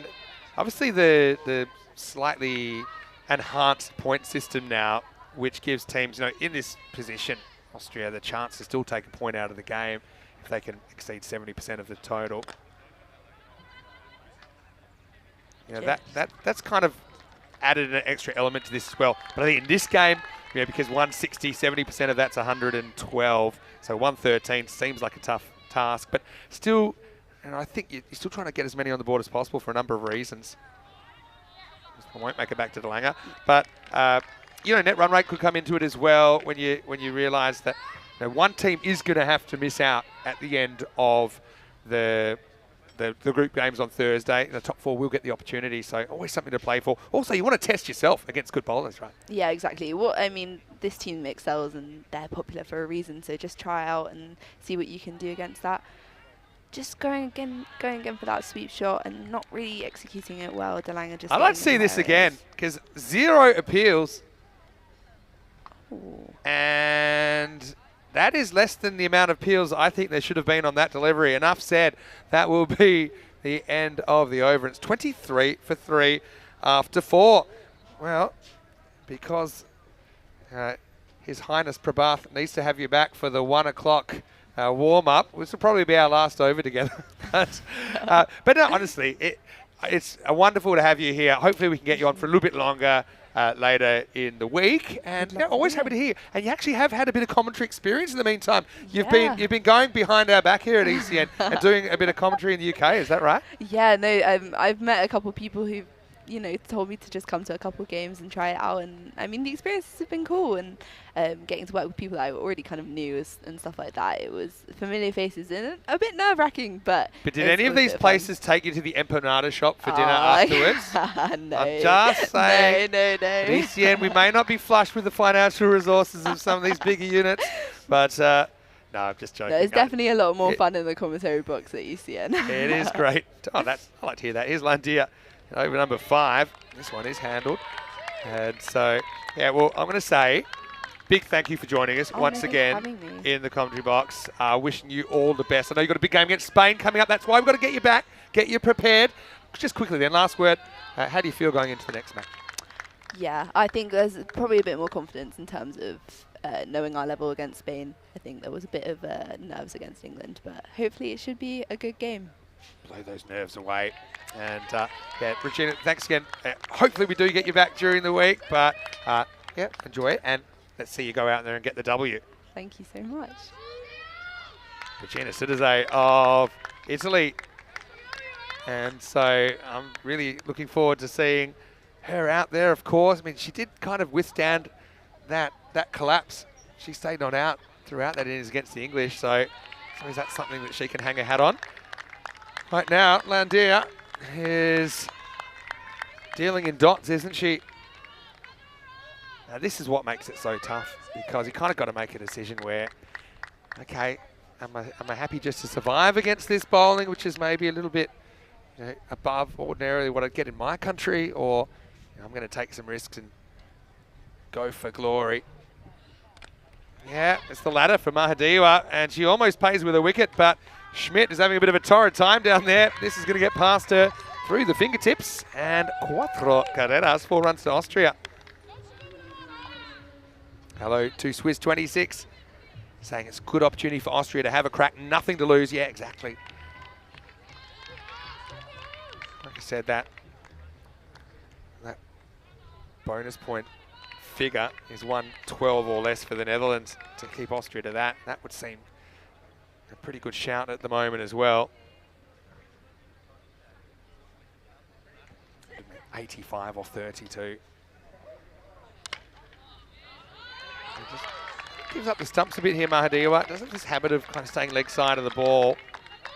Can get you in trouble from time to time. Yeah, Regina, actually the first ever hat-trick taker in a women's T10 event here on the European Cricket Network as well. It was great to have her in the box. This one is hit into the gap, and I think this will be cut off. Only just. Good running, though, from the Austrians. I'll get back for a couple. Yeah, Mahadiwa is one that I'd like to see maybe pushed up to the top. They've tried a few things, Team Austria. Right now, it's the end of the over. And the score is 29 for 3. Landia, pretty good over from her. 6 coming off it.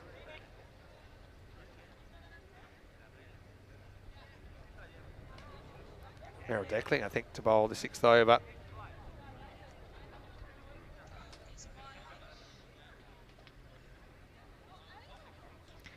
The Bardwaj is going to face up.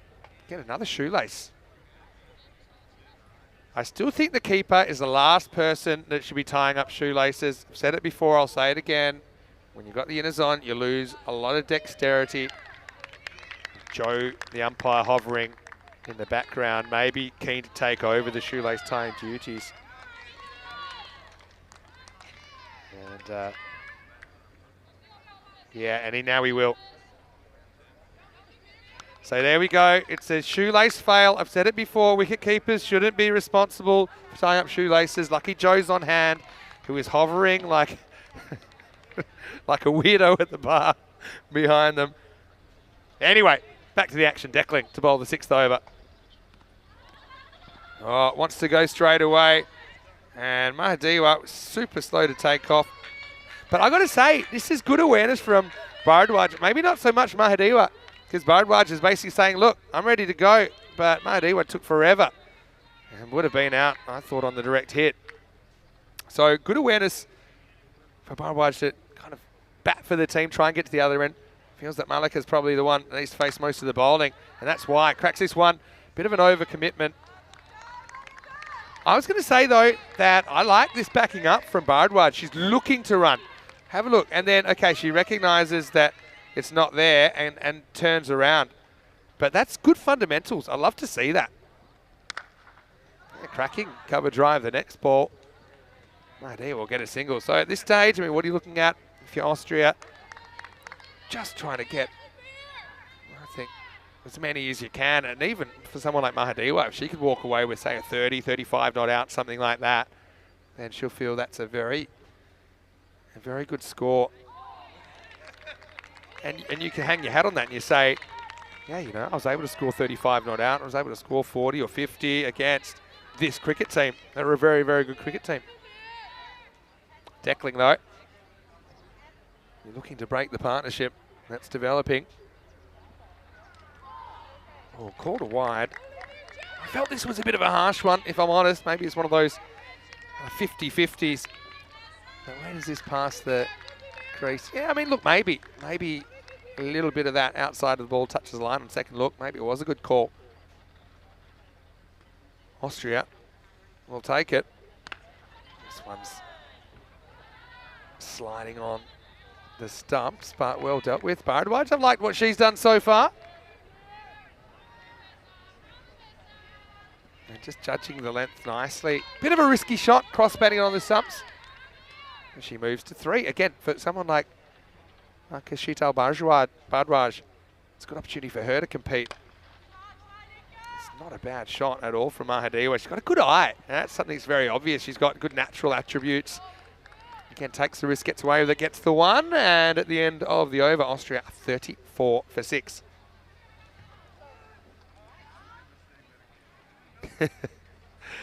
Terry said that Joe was hovering like a helicopter parent there. Spot on. Terry, good to see you as always. Shrug actually with a good observation, saying it's been a big day for caught and bowls. We had a few of them, including Hannah Simpson-Parker getting caught and bowled by Caroline De Lange earlier on. It wasn't a bad shot. Julian Dawson likes my description of Joe being like a weirdo at the bar. I wonder if that hits Julian pretty close to home, because he spent a fair bit of time at the bar here during the men's ECC. Just saying. Here's Landia. Sliced away, but safely. It'll be a single to start the 7th.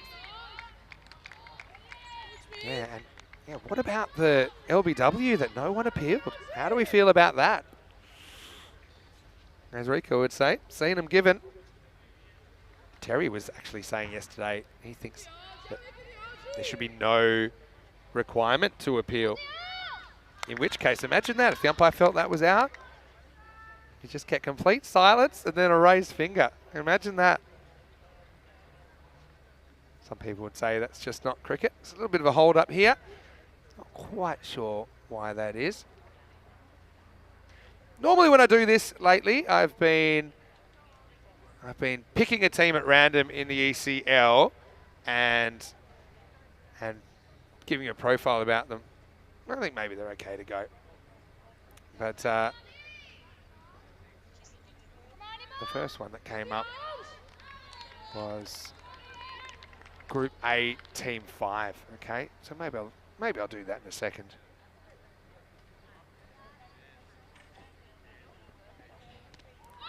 Landia, fairly straight. Oh, it's been given out. Okay, checks one out the replay. My only question here is height. We've had a few balls climbing over the stumps. I mean, Hannah liked it.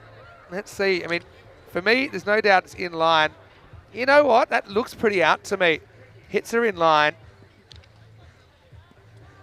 Yeah, I actually think that's gone. I hit it kind of knee roll, but she's not super tall, Bharadwaj. But I actually think it's a good decision from Joe Foster. It's really one very enthusiastic appealer. But yeah, for me, my only question was height. Kind of look at the way that she was playing it. But I think if you look at the replay, it's coming through. Look at the impact here. In front of off stump, going on to hit the stumps.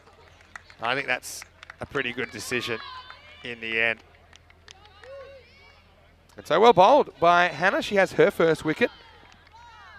And the score is 35 for 4. New batter is Bullar. Like I say, Landia is someone who always impresses me with her energy and her accuracy and her skills. She's also a very good fielder. Still coming through in the game, but I mean, she should have ambitions of playing at the very highest level consistently.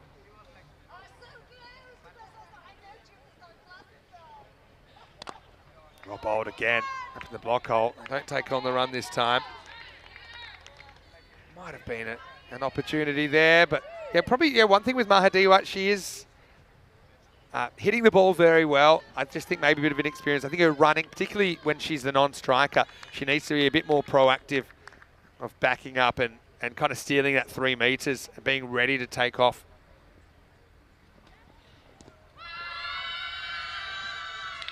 Wow, this is gone as well. So 2 LBW appeals and 2 wickets in the over. Bullard doesn't get off strike and won't get a run here in match 6. Let's check it out on the replay.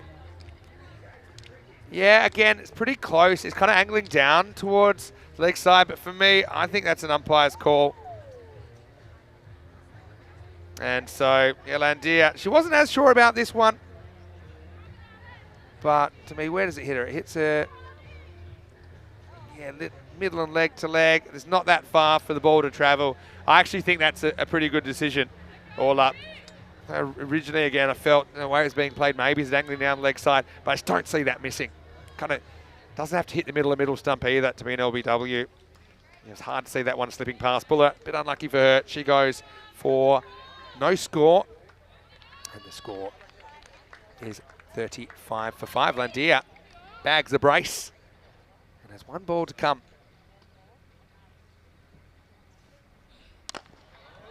A nice shot down the ground, but frustration as the fielders hover all over it. So Basra Uko won't get a run off that ball. Landia, good figures for her, 2 for 7. And after 7, Austria are 35 for 5. I've got to say, Joe Foster there had a couple of testing decisions, but I think he can fully justify both of them as we look ahead to the next game. And you can see why Regina had to leave me so soon, because she'll be on deck, won't she, in that next game, which is going to start in around about 35 minutes. Italy winning the toss and batting in that one against the hosts, Spain. And so Reknaika at the top of the order. Nania Kara, well, she got run out for a diamond earlier. I assume she'll open again, but you never quite know. I've got to say, I've really enjoyed seeing Italy and some of their up-and-coming players see their development continue. For Spain, though, Naomi at the top, a lot of pressure on her, but also I think they've got a lot of young players that continue to improve match by match. Carlijn van Kolwijk is going to be the bowler here in 8. And I quite like her bowling towards the end because she's quite accurate, even though that first ball sneaks away for a wide, but she's also got a very good Yorker, which I think is a good tool to have. This is hit offside. You can just kind of see the difference, I suppose, between the power and confidence of the Dutch batting lineup.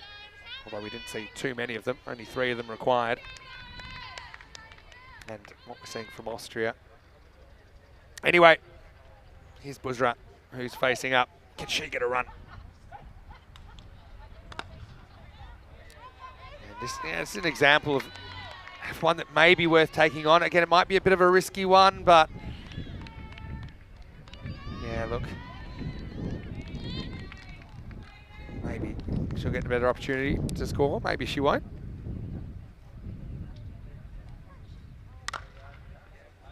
Again, see, that's one you've got to be running on that. You know, the fielder had to move a long way to the left. Again, it's a bit both ways here. Both batters kind of sitting on their heels. And pressure kind of heaps on Uka with 3 dots to her name now. But this is in the air and she's going to go. I've got to say I feel for Busra a little bit there because really she had 2 opportunities, I think, to get off the mark. But in the end, she's going to have a 0 against her name.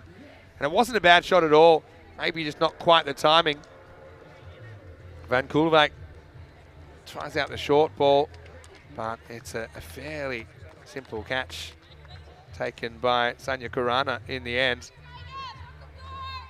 And Austria fall further into the mire at 37 for 6.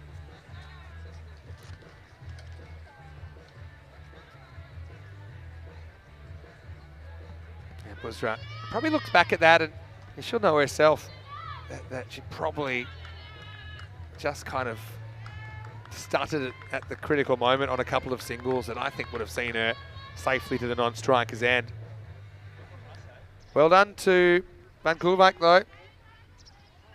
She has her first wicket of the day. Don't forget Netherlands will play later on against the English in the last match of the day. For the Austrians, this is their only match on day 2. There's that attempted Yorker. Well played by Komati, who again is quick to take off. Just into the gap and a single.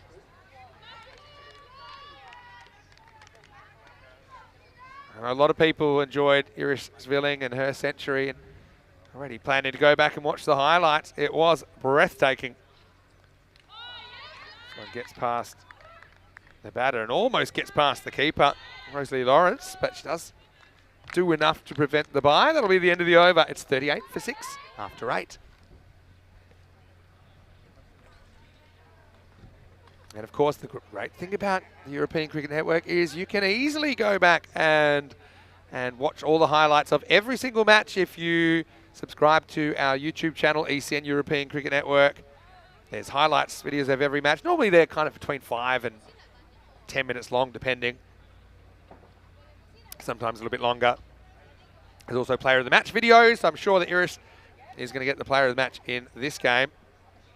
And she will have her own video there that you can watch as many times as you like. In fact, we prefer it if you watch it multiple times. And don't forget, you've got all the live streams there, but also all the historical streams. You can go back and watch matches from earlier in the year, from previous years as well, all for free. Kurana, good ball first up, full fairly straight. Sonia Kurana took a pretty good catch in that last over. Simple one, but still has to be taken. So, you know, if there's a tournament coming up and maybe you haven't seen a team before or certain players before, you can always go back and check out those previous games in full if you'd like. This one's fallen a little bit too wide and being called. I was giving Joe a bit of a razz earlier on with the whole shoelace incident, but I've got to say that we've got a great umpiring team here led by Ian Ramage, tournament referee, Joe Foster from Czechia there, as well as Steph Gooch from Estonia, we saw earlier on. Pretty well, and that's going to York De Lange, who can't get down to it. And that's a nice shot by Mahadiwa. And to be fair, she's kind of withstood everything that's come her way. And it's just the pace of this and kind of the length of it that does De Lange. Can't get down to terra firma, and a badly needed boundary for Austria. In fact, that is just their 4th boundary of this innings.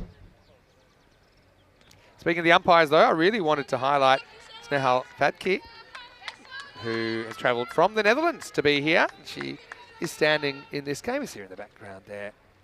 First ever ECN tournament. I think she's done an outstanding job as well.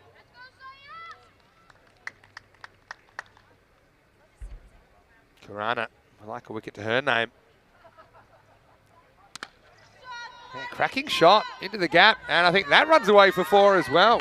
So Mahadiwa, again, I talked about, you know, what is there to gain here for Austria, and I think we're seeing it. You know, she's put together a pretty good knock, okay, a few little fundamentals, and it probably comes from a lack of game practice, you know, with the running I was talking about. But as far as just her basic fundamentals of batting and her hand-eye coordination and shot selection, it's been very, very good.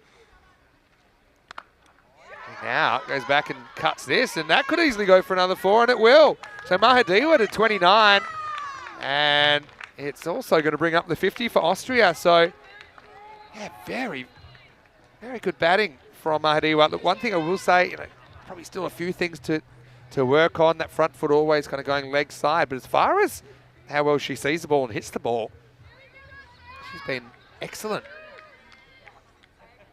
A 30 will feel like a 50 here, I think, against this strong Dutch bowling lineup. Oh, again, gets away with this. Flying away, that is the 30 for Mahadiwa. But yeah, you'll see what I'm talking about here. She takes a chance, but she seems to get away with this more often than not. Look at the front foot. Kind of no matter where the ball is, that front foot takes a big step out to the leg side. So that's probably something that I would just say she could work on privately and in training. But having said that, she has still managed to to hit those balls that are on the stumps.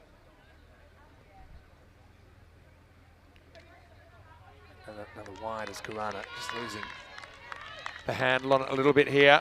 Alota Wazza, good to have you with us as always. And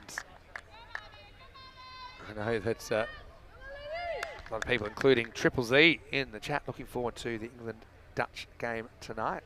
Rematch for the ECC men's final. Down the leg side, this will be a wide as well. Lawrence is only young, she's only 17, the Dutch keeper. And still finding her way, but she's certainly one to work with, I think. I suppose the thing in the Netherlands as well, with a lot of clubs and a lot of teams and a bit more of a structured approach, you know, you can sort of seek that specialist coaching in that structure. On the pad, this isn't out though, and Karana finishes with 18 off her over. Can't get the breakthrough. It's 56 for 6 after 9.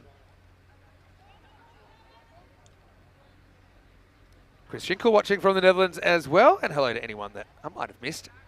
Always great to have the interaction. Still plenty to come today. Spain, Italy should be a really good one next. And then England versus Netherlands last game. That'd be a cracker as well. Had a bit of a chat with Kiara Green in the match break and did a bit of an interview with her. That should show up on the social media. I'm sure that someone will get hold of Iris. Get her thoughts after becoming the first ECCW Centurion. 10th overtime now, and looks like Racket has been given the opportunity to finish things off. Certainly finished things off with the mat in the first innings. 2 big sixes to close things out. Mahadiwa on strike. This will be a good contest, actually. Mahadiwa 30 off 23, so yeah, pretty good strike rate as well in that 30, given the situation. Last over. Oh, what a catch. Oh, this is outstanding cricket, because it's absolutely belted back at Racket, and she takes it. She has no time to think. She just does, and she can't believe that stunt. 2 hands to it as well. Quite crazy.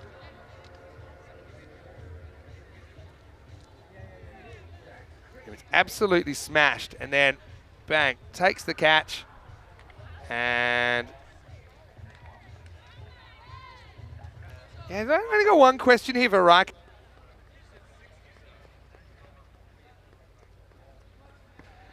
The only question there for me, I've got to say, I know this has been a very topic of conversation here in 2023. Does that ball hit the ground? You know what? I actually don't think that's out, technically. Maybe they'll look at it, maybe they won't. I don't know. That to me. And by the way, it was a brilliant catch. I'm not taking nothing away from that. I'm just talking kind of letter of the law. I don't think, because she hasn't completed the catch, you can't then, maybe she feels then that catch is complete by that point.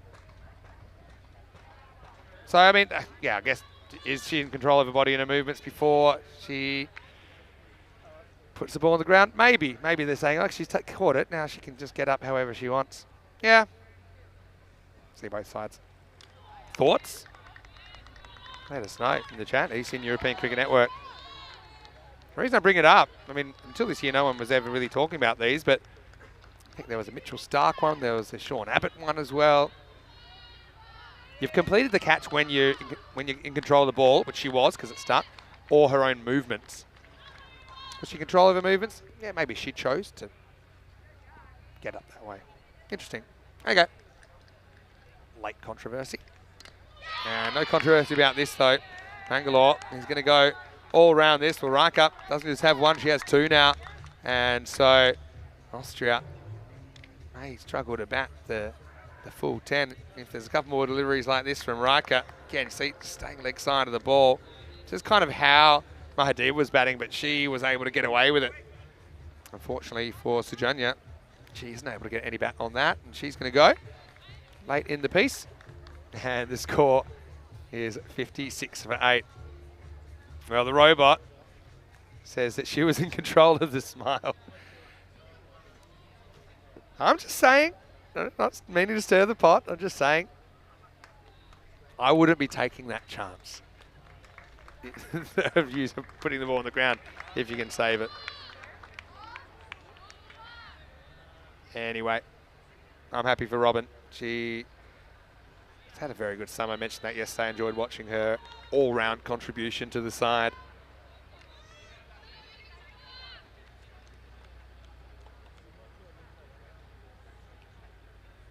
Ground gate.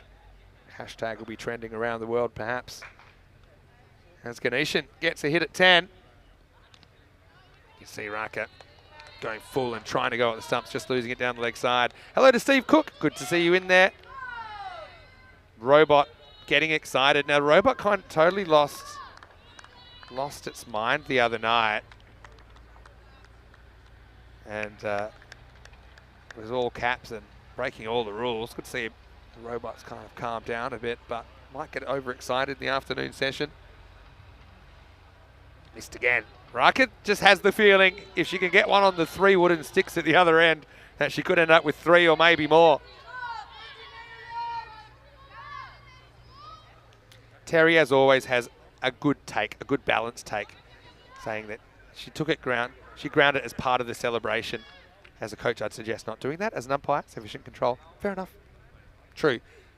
The ground wasn't used to assist in the catch. That's his point, I think. A nice shot there from Ganeshan. Gets 1.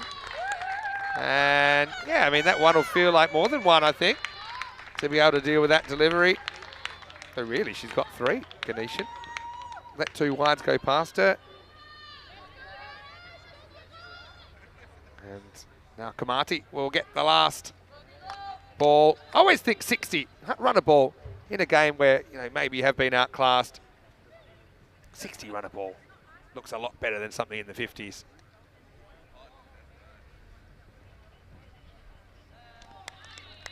We should have one more chance because there's one more ball to go. Yeah, Terry also with a good warning saying, kids, don't do that at home. Yeah, true. Okay, now there's a little bit of a mid-pitch conference. I like this, and it'll be run no matter what. I love the old 9.5 pitch conference.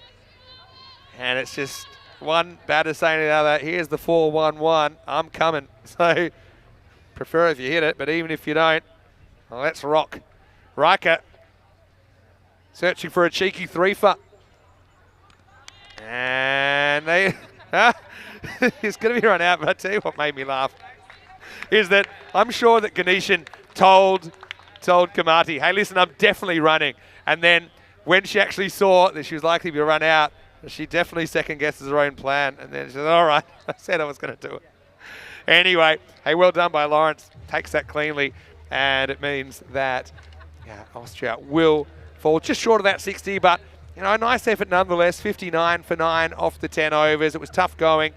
I think once again Mahadiwa at 4 scores 30 off 24, and I just think you've got to get her up to the top of the order. And I know they went with Joanne at the top, who, you know, I think is also a good option you can use. But I just think, for me, of all the Austrian batters we've seen so far in this series, Malika Mahadiwa just seems able to handle when the bowling of a slightly higher level comes out. Robot saying, yeah, excited to possibly have some ECCW expansion plans on the table. Yeah, we're hoping to have some positive news in that respect over the coming months. But right now, we can look ahead to the next game. And Spain taking on Italy. You know, I do think, you know, the 3rd and 4th matches today, they will be slightly closer contest than we've seen this morning. Italy winning the toss and electing to bat in match 7, coming up in around about 15 minutes. So don't go too far. We'll be back with more action. And Spain and Italy searching for their first win in the series. Only one of them will be able to manage that. That was a cracking pull shot first up from Joanne, but she found herself just short. I think she'll be frustrated. Took too long to get the bat extension going. She was just a fraction short. You can see it here on the replay.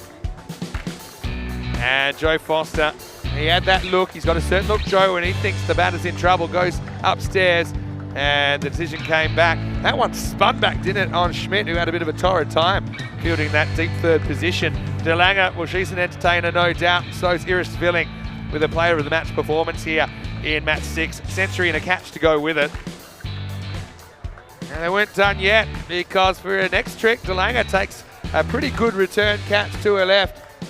He gets in a good ready position, Caroline, after she bowls, and was able to show a clean pair of heels on that one. Landia, I think, had a pretty good game as well. That one was almost turned into a catch down a deep third. Once again, Schmidt was in the firing line, but Hannah wouldn't wait too long to get in on the action. This one was just a kind of half appeal, but Joe considers the appeal on its merits and says, yeah, I think that's out. And it looked like a pretty good decision. And then even this one, I mean, I won't say it's plumb, but I think if you really look at that one closely, I don't think it's going to slip past the leg stump. So Landia with a couple of LBWs. Van Koolwijk was called into action late in the piece as a bit of a death bowling option. Yeah, I like her attributes. Her good strong action and gets it down there. Kurana was called on to bowl, but I've got to say that this is where we really saw Malika Mahadiwa come into her own. And I said, what's to gain from this situation? Well, you know, a lot of confidence that you can compete against a good attack. And it was only that bit of great fielding, really, from Raka that stops Mahadiwa. And then, well, spikes the ball in celebration, let's say. As late in the piece, Raka then looked to fill her boots with some lower order wickets. So Janya not able to get any bat on this one. This was a bit of a funny one. 9.6, the last ball always brings a few interesting things. And after the conference where they said we're definitely running, it turned into we're probably running from Granesian, who's run out off the very last ball. If you don't mind that, I mean, trying for a run, even in a game where there's a big margin in it, I like that. They had that presence of mind. 30 from Malika Mahadiwa is the top scorer in this one. 5 fours in the innings. In fact, she hit 5 out of the 6 fours in the innings. The other one went to Joanne Stiglitz, the captain. 12 extras, so kind of par for the course there.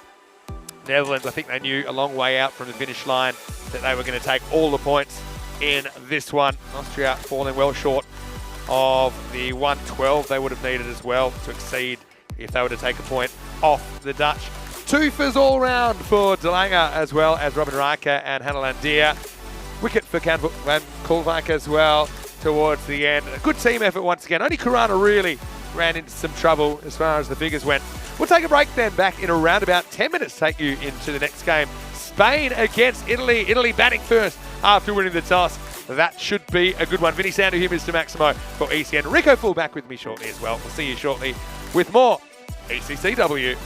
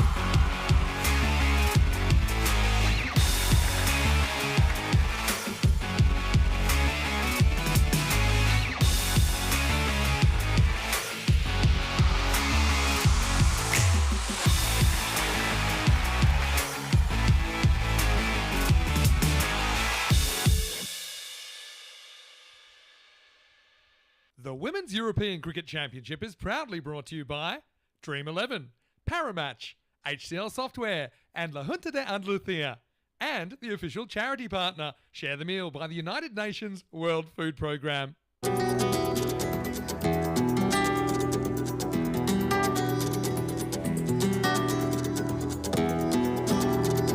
Ven conmigo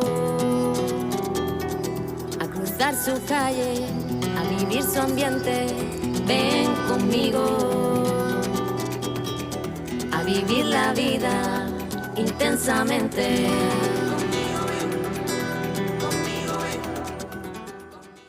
Hello and welcome back. Great to have your company halfway through the action here on day 2 of the first ever Women's European Cricket Championship. Coming up next, we have a pretty interesting clash. It's going to be the hosts Spain taking on Italy. A little bit earlier, Ian Ramage was out in the middle with 2 captains. Let's see who wins the coin toss for match 7. Spain, you're the home team, you will toss the coin.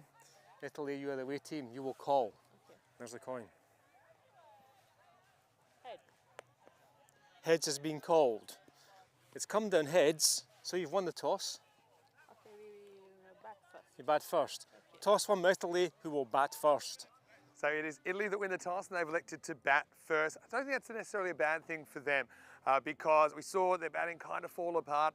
They were put to the test and came apart at the seams against the English earlier in the day, but I do think that they are a team that have come a long way. I've said that several times, and I do think this is probably a bit more their level. So they're going to go out there, they're going to set the pace. I think Methnara Ratnayaka is a real key to them. I mentioned her earlier today. I mean, Amelia Bartram as well. I wonder if they're tempted to push her up and maybe kind of trying to get the jump in the power play. That's something that I would consider. As far as Spain are concerned, of course, Naomi Hillman-Bermejo has been carrying their batting. There's a lot of pressure on the youngster. I said it yesterday, I thought maybe it could be Elspeth Fowler, the captain, to maybe move up and take the responsibility and maybe take some of that pressure off the youngster at the top of the order. I guess we'll have to see what happens. They will be on the chase. They almost got there yesterday, Spain. They did take a point out of the day. They'll be hoping to bring up their first win here in match 7. Beautiful conditions out here, and I'm going to stay in the fan zone for a little while, but I'm going to go back to Rico Full for you guys now as we get ready for the start of match 7. Hola, ¿qué tal mi familia? Muy buenas tardes. Ahora el de tiempo por las chicas rojo. Sí, vamos a España. España, vale, tiene 2 partidos ayer y no puede ganar. Una es muy cerca con Austria y otra, vale, es una con los Netherlands que ganar como muy fácil. Pero eso es muy importante contra eso con el equipo Italia. Hello and welcome. This is the contest we're looking forward to here. Spain, well, they are 0-2, and Italy, they're a team also that haven't managed to register any wins. So one of these 2 teams will register their first points on the board, or maybe both teams could get some points on the board depending how the contest can go. A point from this one as in victory. That's what the teams are after. Their first win. Spain 25 to 75%. I don't think they'll mind that coming into this as underdogs, but I do believe, knowing from what I've seen already, these 2 teams, I think this could be a lot closer than what the win predictor thinks. The young lady that has been inspirational is going to start with the ball. This is going to be Naomi. She's bowled and played really well. Great all-round performances from Naomi. And had a little chat with her yesterday as well. We were talking about a few things. And one of the things I said to Naomi, said, you know what, when you're batting, you've got to open, you've got to face the first ball.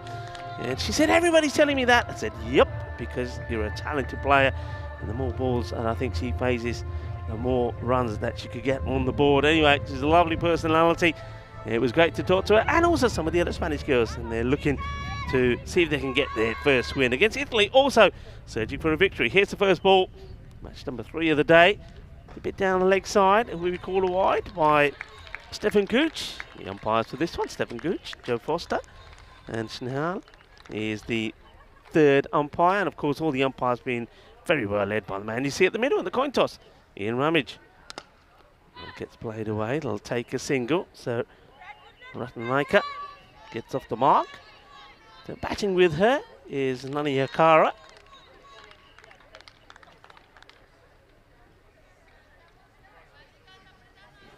Takes time to adjust the helmet, and a good opportunity for me to say welcome back to everybody on the chat as well. I hope you're having a good Monday.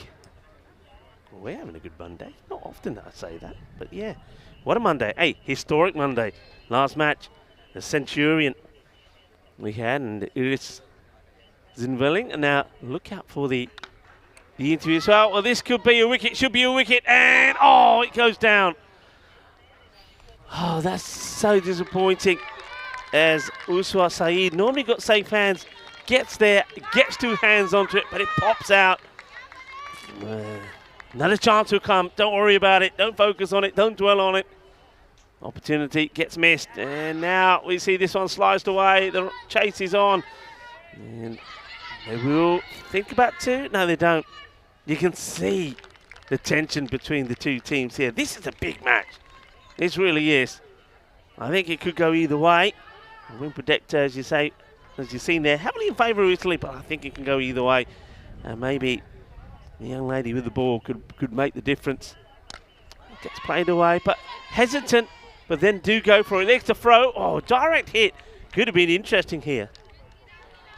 I think the difference here is now when Italy have played their last couple of games, they're up against good opponents. We saw when they played Netherlands yesterday, they had issues with running a lot of run-outs there, and against England as well. And they were just, you can't, against those teams, tip and run doesn't really work because they're pouncing on it so quickly. Here you can do that. You can be a little bit more risky with the running, but it's just picking and choosing when you can and can't do it. And I think they're just being a little bit reluctant here. Pretty tidy first. There was that chance as well, of course.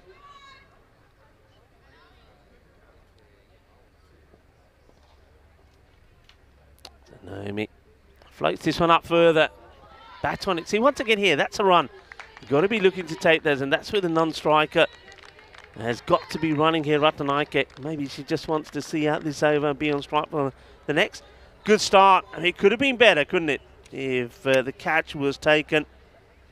Could have seen that wicket. Let's have a look at some of the stats that we've got here so far. So the maximum rate, well, that's certainly gone up after that last inning, 3.2. Runs per over, averaging around about 8.4. You can see the rates of the 4 slightly higher as well. And this is what we've seen so far now. So batting first seems to be where most of the wins are. So 5-1 at the moment. Highest score that we have seen, of course, came up in that last match as well, 159. Gets defensively played away, and the lowest score was that of Italy, 26 for 10. So Italy winning the toss and electing to bat first, that's for me is a brave but yet positive move.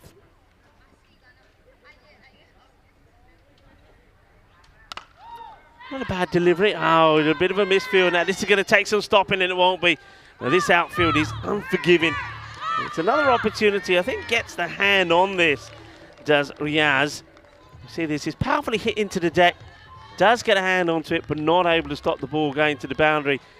And it's been swept there by Amy Brown Carrera. Couldn't stop it. So the first boundary. Saeed would love a wicket. Remember, she had the chance to snap one up with the catch. Had 2 bites at the cherry. Wasn't able to hold on to it. Good areas at the moment here from Saeed. Just floats the ball up and hopes she can get the breakthrough. Once again, maybe just a tad short. Good running this time. Good call. Got to slide the bat in. He does get there. Get the fin of this. I think this is going to be called a no ball here. I reckon this could be that the wicket keeper may have gone over the stumps. Let's have a look if we can see this side at all. Seemed to be a no ball called by the umpire. It gives us an opportunity to welcome back into our commentary position here to Vinny Sandy. Vinny, interesting call here. No ball call. You're right about that. Because the thing is, if you've disturbed the stumps before the ball's arrived, you haven't remained wholly behind the stumps, which is what the law says. And as an extra penalty, Mirza has to tie up the shoelace of the batter. And I think this tournament has led the year in most shoelaces tied. I think you missed that in the second innings, but the keeper tying the shoelace failed. Joe Foster, like a helicopter parent, came in. He was lurking about 3 or 4 metres behind. Ended up having to finish the job. I think Velcro's the future. I've said that before. Here's Saeed.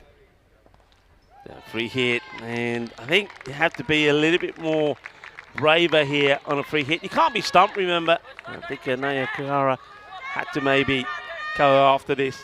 be come down the track and trying to hit it straight down the ground. Maybe she was so focused on getting the shoelace sorted out that she completely missed that it was a free hit. There's still some more discussion here now. Bit of a chat between Joe Foster and Elspeth Fowler, the captain. And Was there too many out? I think they might say there might be two, because they're just two to confirming come, this so maybe with the... Well, that's a legal ball because he said 2 to come. And, well, it gives us an opportunity just to welcome everyone back to the broadcast. I know that a lot of people around Spain looking forward to this, and I'm sure a lot of the Italians tuning in would be the same. Two teams that I think aren't quite at the level of some of the real contenders in this competition for the trophy, but still two teams we've seen improve a lot along the way. Enrico, I know that you've been involved a lot in cricket in Spain for a while now, living here for 23 years. And maybe you can just give us a bit more information about this women's program and how it's developed over the last couple of years. Floated up, and this is well hit, and I think this will go all the way. It will. Bolle, manos arriba, arbitro. Porque eso es 6 carreras, well, that's a lovely shot. But Maya Kakara, this is what I wanted to see her do with a free hit. And she does it now, so she shows that she has the power to clear the rope. That's a big hit. Yeah, Nani Kakara has that kind of grunge energy of someone that got run out without facing a ball earlier on. Well, goes for it second time. I think this will drop before anybody can get to it. They think about a cheeky second, but that's certainly not on. Yeah, I mean, the Spanish players here, if you think back to the first time when we came to Barcelona for the very first European Cricket Series, the weekend before I was at the ground and I had some of the ladies, and it was the first time that they came together. They were playing softball cricket. They couldn't bowl legal deliveries. There was as you'd imagine, there's a lot of chucking. Didn't know how to hold the bat. And to think where they've come on from here, they were progressing well, playing softball, and then COVID happened. And because of COVID, you went through a period of, almost a whole year without any cricket. And then how quickly they fast-tracked from that to playing hardball cricket. That's why, and I mentioned this yesterday, that's why there will be sometimes, there's more after this delivery. So this is an opportunity here, and it's held. Well done. Well, that's a lovely moment. How about that? Well, there you go. That's what it's all about.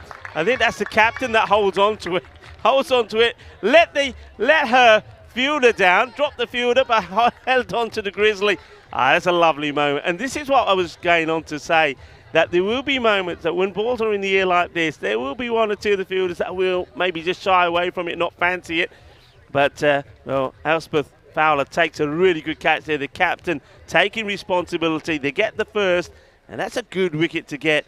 And that's the wicket of Nana Kayaka, who played a great shot down the ground for a big 6, but loses out to that one. But yeah, look how far they've come along. Yeah. They're playing hardball cricket here now. They're out in the middle, and it's an amazing, amazing sight for anybody that has been following Spanish cricket. Yeah, for sure. And leaders rise to the top. And it was a classic top bunk, bottom bunk situation, wasn't it? As Fowler jumped over the top of Andrea Davidson-Soler. First wicket of this one. Now, this one would have been a wide. Instead, it's skied. Again, two fielders come together, and it's another catch. This time, it's Mirza, the keeper. Well, that's a remarkable catch. Under the lid, it can be really tough to find those straight away. But what about the decision for the youngster to back herself? She knows that's the keeper's catch.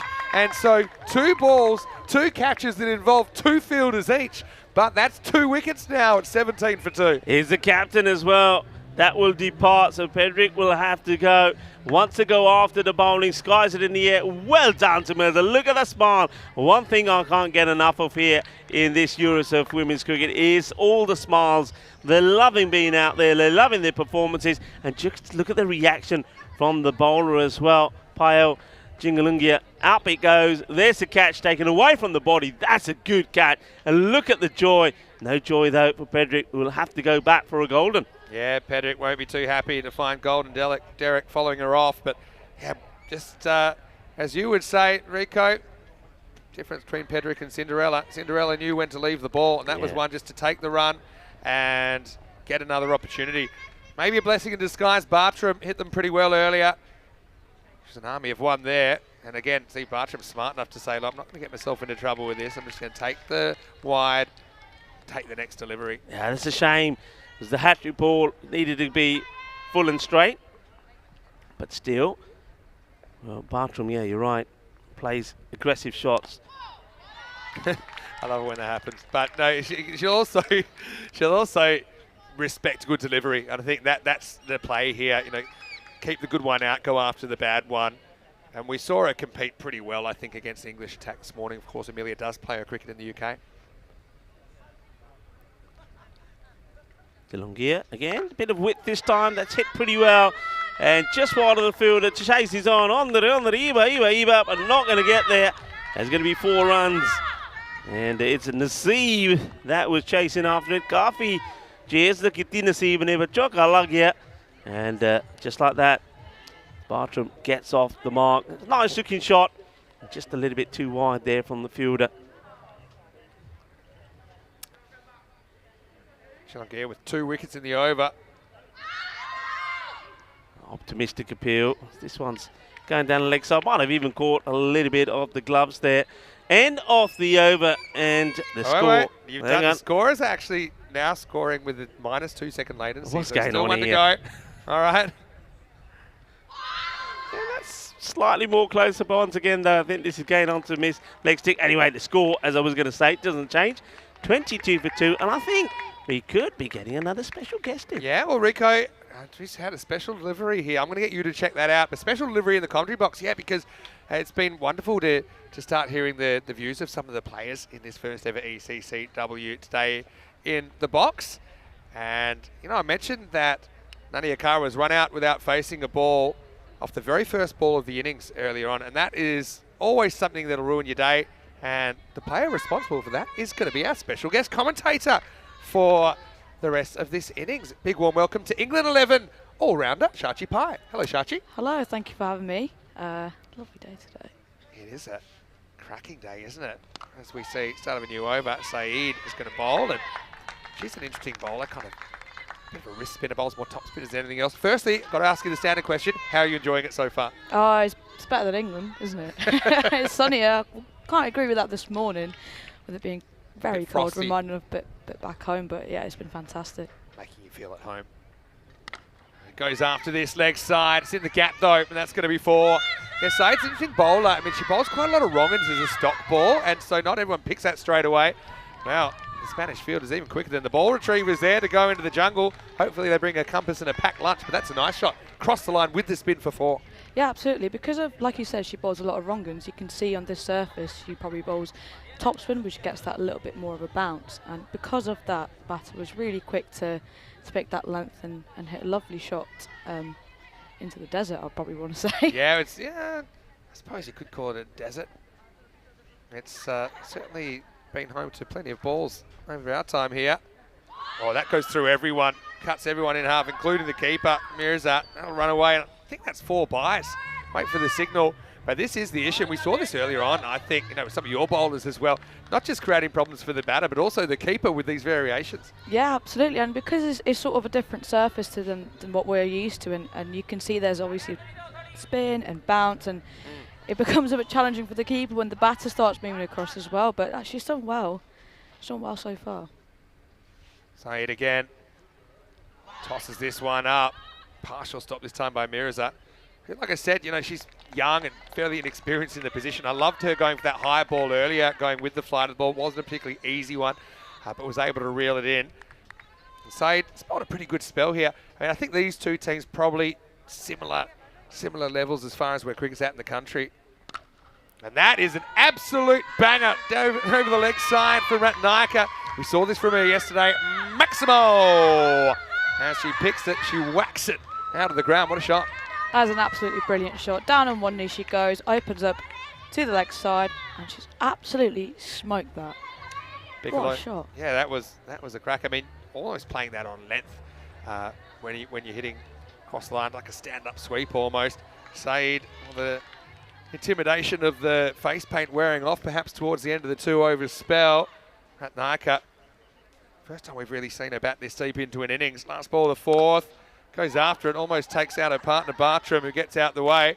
get a single, and Ratnaka will retain the strike. So at the end of 4 overs, it's 37 for 2. Vinny Sandu here, Mr. Maximo, with Shachi Pai of the England 11. So just tell us a little bit about your cricket journey so far, and how do you end up playing for the England 11? Yeah, so I actually back home play for Thunder. I'm one of their women's players. Yeah, it's just been a great journey. Again, the women's game going professional in England has been, you know, great for the likes of people like me who sort of like were on that fringe of like what I want to do with my life, and an amazing opportunity comes along like that. And I think the group of girls we've got here are absolutely phenomenal, like really great talented players.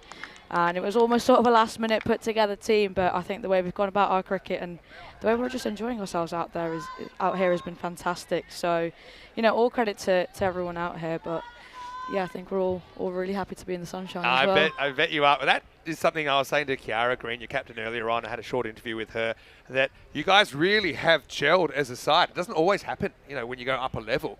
But considering you've only played, 3 games together, you've been doing really, really well too, I suppose. This is a nice shot up and over the top. Ratnaka's on a heater right now. She's going to start the 5th with another boundary.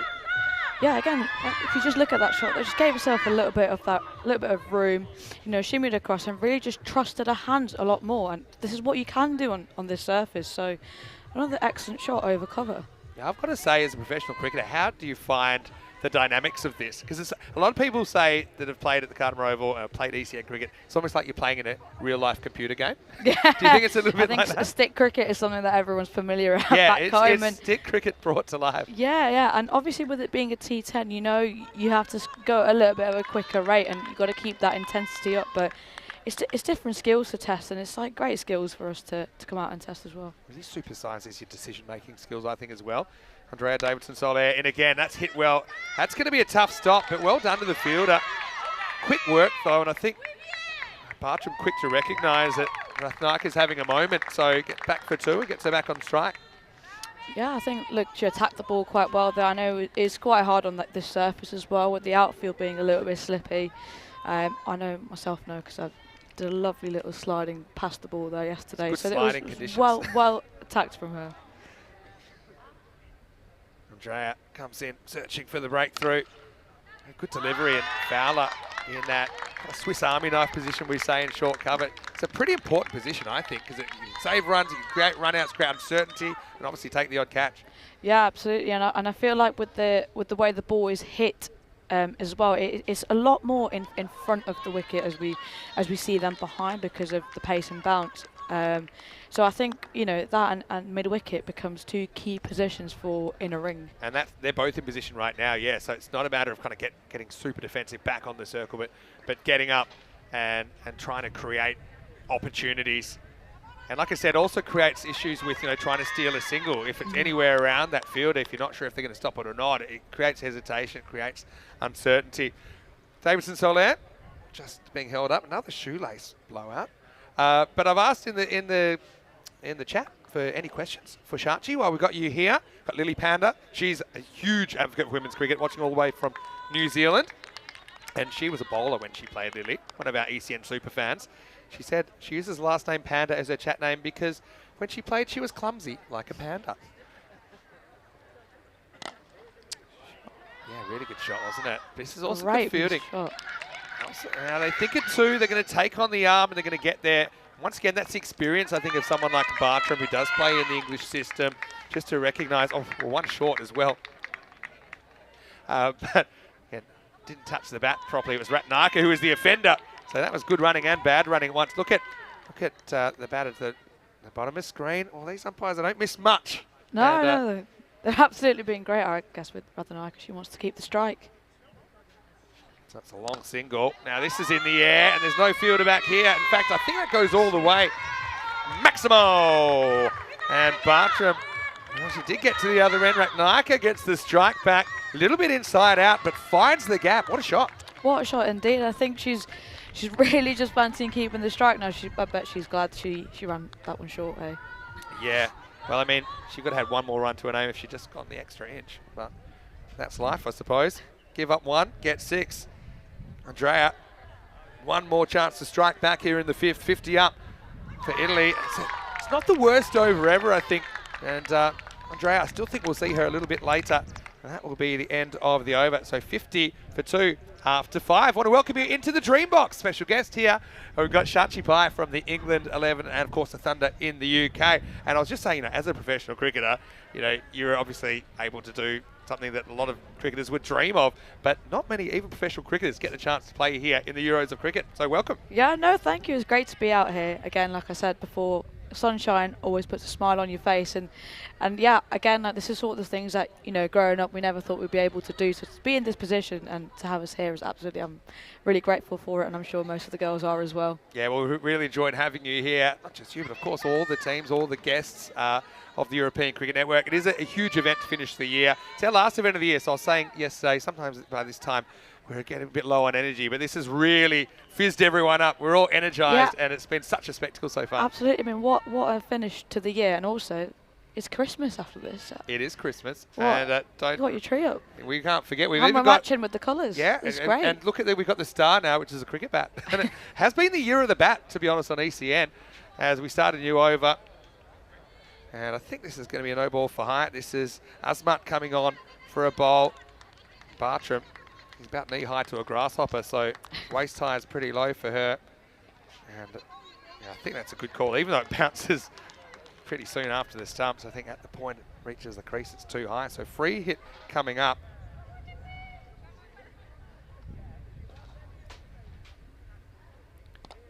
That's a good shot by Bartram, hit really hard. But I've got to say, I've loved the ground fielding.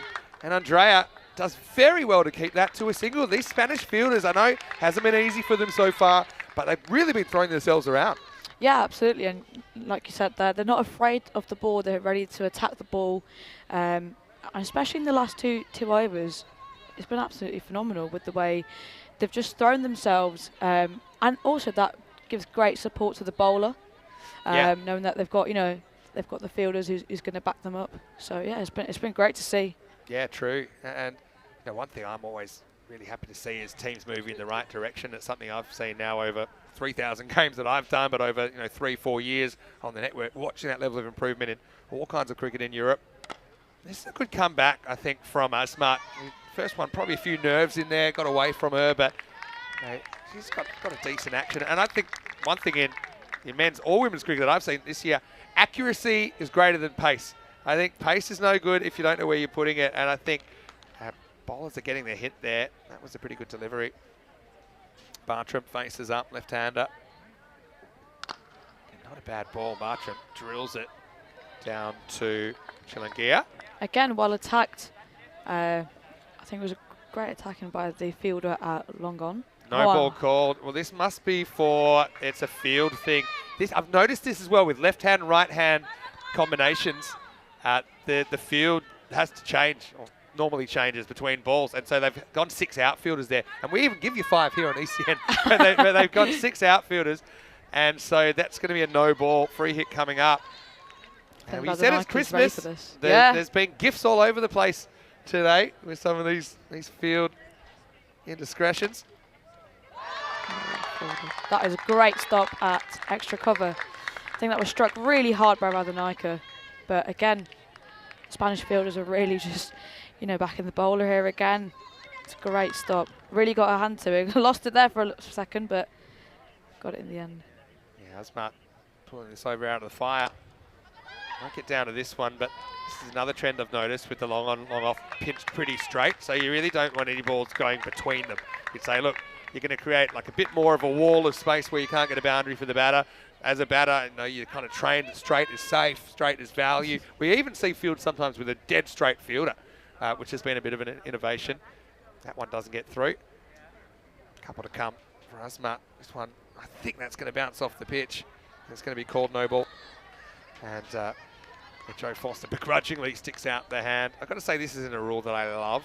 I would like to see this maybe just called a wide because the free hit's a big penalty, but it's a free hit that will be given to Italy next ball.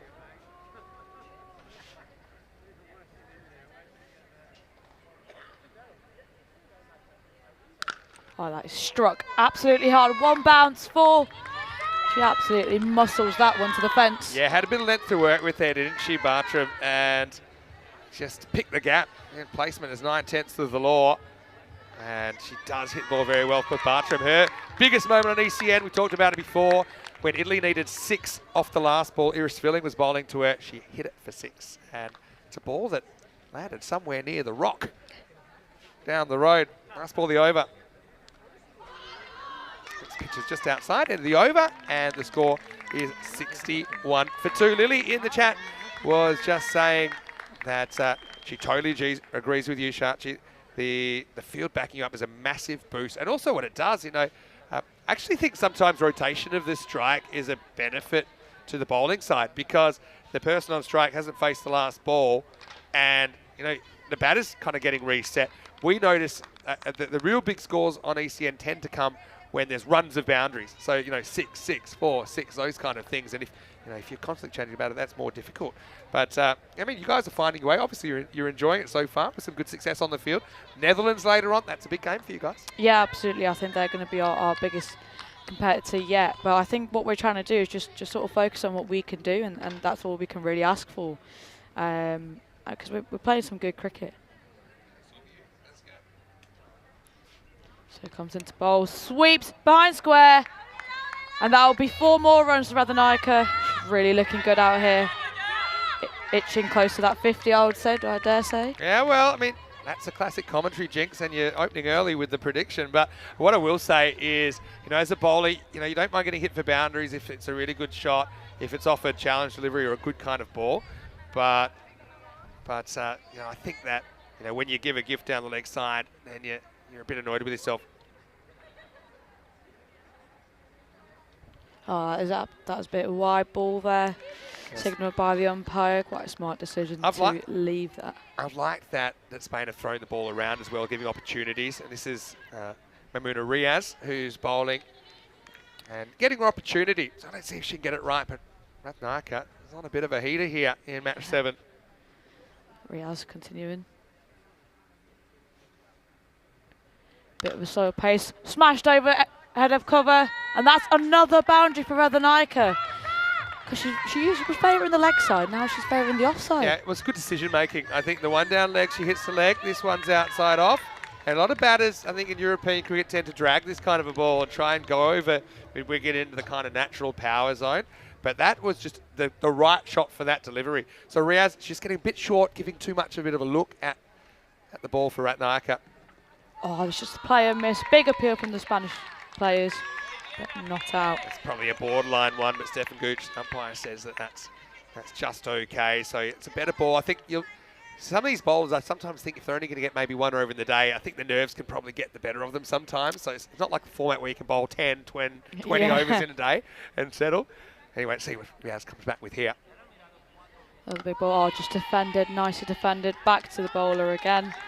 By Radhanika. That's quite sensible cricket. Like, she knows she's scored a few off this over. She knows that Riaz has also bowled, you know, two good balls, and she's not again tried to do something that's not required of her. Yeah, good decision making, I think, is what it comes down to. Radhanika, it's really kind of got that steel in her gaze right now. 2 to come in the 7th. Again, smashed over the head of cover. 2 fielders. Oh, and she just runs past it. Oh, I think I might have overrun that one. Yeah, it'll happen. I won't get into the physics of it, but every time the ball bounces, it takes a bit of pace off, and the fielder doesn't realise it's decelerating, runs past it. Asmat let out a literal shriek as that got past her. That will be 4. Again, mistakes happen. Just got to shake it off. Radhanika, though, a maximum away from a half century. Riaz. Oh, she tried to go for the big one there. We'll just scamper away to a single. And I think she'll still keep the strike at the end of that over, so. Yeah, end of the over, 75 for 2. And Radhanika in a good position to bring up her first half century. Yeah, so here's something crazy that maybe you don't realise if you haven't been following ECN, or we've got a lot of new viewers in this series. But this is our plan for 2024, and we spend normally 2 weeks, sometimes slightly longer, sometimes slightly less, at all of those locations, covering domestic cricket. Something we've done this year is we even have international matches at the end of that, sometimes men, sometimes women, sometimes a mixture even on the last 2 days. We've got our marquee tournaments, which are the ECL, the Champions League of European Cricket. We have the men's Euros in September, October. And now we're happy to say we have a third marquee event. We have the Women's Euros taking place to finish the season. And it's a crazy structure. It started with 17 matches only 4 years ago. Now it's 1,700 plus in the season. Oh my God, 1,700 plus cricket. That is great joy for you, isn't it? Imagine the most cricket you could imagine, and then times it by about 10. Well, that's what my life has become. But I'm thrilled to be able to do it. And it's great to be able to take cricket to exciting new places. Chilangia, a left-arm spinner, to bowl the 8th. She had some success with 2 wickets and 2 balls in the first over. Here she is bowling the next. That's fired in. That's hit really hard. And that is 6 runs from Radhanika. She brings up her 50 with that shot. What a monstrous hit that was. Really waits on the ball here. Wonderful batting, and thoroughly deserves the 50 once again. She gets a bit of a look at this. It's not super short, but it's short enough for her to kind of sit back and whack it horizontal bat shot. 51 in 28 balls, been a good knock, hasn't it? 3 Maximos and 6 fours in it. Chilangia comes back to earth with a thud. That is struck really hard, and again, that is another maximum. That is a huge hit. Almost thought we were in the game here. Thought we were going to take that catch. That was a sight screen buster, wasn't it? I mean, this is a pure cricket shot from Methnara. You just look at her get to the pitch of the ball, still keeps it a comfortable length to get under, so it doesn't jam herself, and allows itself to kind of swing straight through the line. Chilangia, well, she had 2 in 2 earlier in the game. Now she has a different kind of 2 in 2 here in the 8th over. I'm sure she'll be looking to change this 2 in 2, and Chilangia push wider. That is hit over cover, and that is another maximum from Radhanika. She is absolutely striking that ball to all different parts of the ground. That's a very good shot. I mean, I actually think this would have been a wide if she'd left it alone. But she reaches and she times that. That is pure cricket. Some innings. We've already seen 100 today, haven't we? And she keeps putting him out of the park. You never know what's possible here. It's 3 in 3 now. It's another put, and she's gone for it. And it will just drop short of the fielder. Eventually a little bit more, looking for the 2, but settles for the 1. Radhanika, some absolutely great striking there. Yeah, well, some relief. And not often you say that when Bartram's on strike, the bowlers and fielders get a bit of a break. But also I think Amelia's played her role well as well. She's recognised that Radhanika is just red hot right now and has been prepared to give her the strike whenever possible. Bartram wants a little bit of the action, so she goes through it herself, but doesn't quite have the distance. And they just settle for 1. It's really good fielding again in the deep out there by the Spanish team again. Like, they haven't really had much of a chance here to sort of throw themselves on the line whilst Radhanika's been on strike. But Chilangia, I think she feel a bit of relief. Yeah, I mean, it's been quite the assault, hasn't it, here? We call overs 20 plus magical overs here on ECN. This one has gone magical. It's another one, and here struck beautifully again, and that is another maximum. Well, that's a crazy over. There were 4 sixes and 2 singles in that over. So it's going to go for 26 in the end. And the score is 101 for 2. And Chilangia, you got to feel for the bowler a little bit. I mean, she was basically throwing down the challenge, but the Italians answered every single challenge offered in that over. Yeah, absolutely. I felt like Radhanika just had some terrific base, and she was just trusting her hands there, wasn't she? Like the shots we saw that went over cover for 6 were just beautiful shots, and she just trusted her hands. Spanish team got a little bit quiet in the field. They were buzzing around when it was the 2 and 2 wickets, well, but Radhanika's really taken it away. I mean, you can throw yourself around the field all you like, but when they're going over your head, I don't know what you're meant to do. So another thing we like to say here is it all happens in the 9th on the European Cricket Network, as this is going to be Amy Brown Carrera to come on in the 9th. But to be honest, it all happened in the 8th there, didn't it? I mean, I actually think that 26 run over, I think that's the most expensive over we had so far. And it wasn't even terrible bowling. I think it was just outstanding batting and ball striking. Just proper cricketing shots. And Brown Carrera smashed straight over her head. Oh, that is a fantastic stop. They still collide though. Hopefully they're all right there. Yeah, just keeps that to 1, but that was a brilliant one-handed stop. Yeah, it was fantastic fielding. It's Riaz who came down to her right, but she crashes into her teammate. Have a look here. I don't think there's any issue with the boundary stop because it batted away before she runs into Chilangia, whose last 5 minutes haven't been sensational. She decides to leave that on wide, signal by the umpire. See a little bit of the tactics that she might be looking to go for to Radhanika is just to push it a little bit wider and away from her arc. Yeah, but she's reached so well. I mean, that's the thing. I mean, okay, Amy Brown-Carrera's got a bit more pace, I think, than Chilungi, but still. Oh, that is smashed again. Just be one though, deep square does well. Think cut that off. They were tempted to come back for 2 there. Yeah. You're never quite sure. I mean, I'd say there's a variation in throwing speeds at this tournament. So, I mean, and you probably don't know your opposition that well. So the more you play against people, the more you know you might be able to take on. We've seen some absolute bullet arms in reply. We've also seen some that probably have dribbled back. It's good to know who's who. And that is hit really firmly. Fielder comes underneath it and she takes the catch! Runs around with her arms up in the air. What a grab that was. It's absolutely brilliant grab. That is a fantastic catch. And the crowd goes wild here. The home crowd. Equipo Rocco. Have a look at this. Again, to the left. Can't get her eyes behind it. So has to reach and trust. And I've got to say, well done to Payal Chilungi. She had a rough couple of overs there, you know, and I don't think it was all her fault, to be honest. And she has answered in style. That's what good players do. And that is a highlight that I think that we'll see again and again. What a great catch. Yeah, definitely. And I think, like you said, for her to bowl that over and then take that catch, I think is absolutely phenomenal. And like you said, that's what good players do. Like, she still, that catch could make the difference, and she was still out here making sure she made that difference. So again, a great catch by Payal Chilungi. And look who she gets. She gets Bartram, who's a very, very damaging hitter in her own right. So Amy Brown-Carrera gets the big wicket, but that's all about the fielding. You have to focus on it in this part of the game. Oh, and she's thick edge, and it runs away to the boundary. No third man. Yeah, and so good ball by Brown-Carrera, but unfortunately that is still 4 runs to Italy. That's the thing. Even with 5 outfielders available, you can't have them everywhere. That's something that we do slightly differently. We've experimented a little bit with playing conditions. We found that there's no real difference between the men's game and the women's game in the 10-over format. So traditionally in, for example, T20 cricket, women's, you're allowed 4 outfielders to encourage kind of more hitting and over the top. But you really don't need too much more encouragement, I think, in the 10-over game. Oh, and that really closely misses stumps.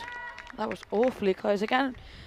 Really good bowling here by Brown-Carrera. Obviously, she's got that little bit more of a pace, so you can tell that it's beat her for pace there. Yeah, so that's the end of the 9th over. 108 for 3 after 9. Yeah, so in this format of the game as well, when you see quite healthy scores, often there are kind of 1 or 2 principal contributors. And so someone that gets in, stays in. And you can really tell that Mathnara Ratnaka has been on a bit of a mission here. She scored two Maximos against the Dutch early on yesterday against some very good bowling, and just didn't manage to see out the first over. And there's been a real selectiveness, I think, to her hitting in this innings, where she's been able to score quickly but do it with a minimum of risk. Yeah, and I think at the time that when she's had a dot ball, she's only taken a 1. She's not looked flustered. She's stayed very composed and she's almost back to skills, hasn't she? So here it is. Davison Solera, I think. Yeah. She's going to bowl the last over. Let's roll. A little bit short. Top edge. Fielder runs in. Oh, she drops the catch. And that is Radhanika. Yeah, well, ABC can't return the favour here, can she? Again, she kind of rushes in, probably didn't need to, and was a little bit less than composed when the ball arrived. Kind of still on the move. Just didn't get the hands in the right spot. Just got the toe end of the bat, but she kept running towards it. You can't get Ratnaka out, get her to the other end, and that's what they've done here. But Dalawata, she's a good hitter as well. Dalawata, oh, and they're going to go for a big appeal. And they'll just about get that single. I mean, she's definitely thinking to get Radhanika back on strike. And yeah, inside edge, I think, on this one. Yeah. And this is one that if Andrea had actually fielded the ball, maybe there might have been a chance for a run out, but she was too busy turning around. I think Joe's right there. Just speaking about the umpires quickly, we've got quite an experienced umpiring crew here.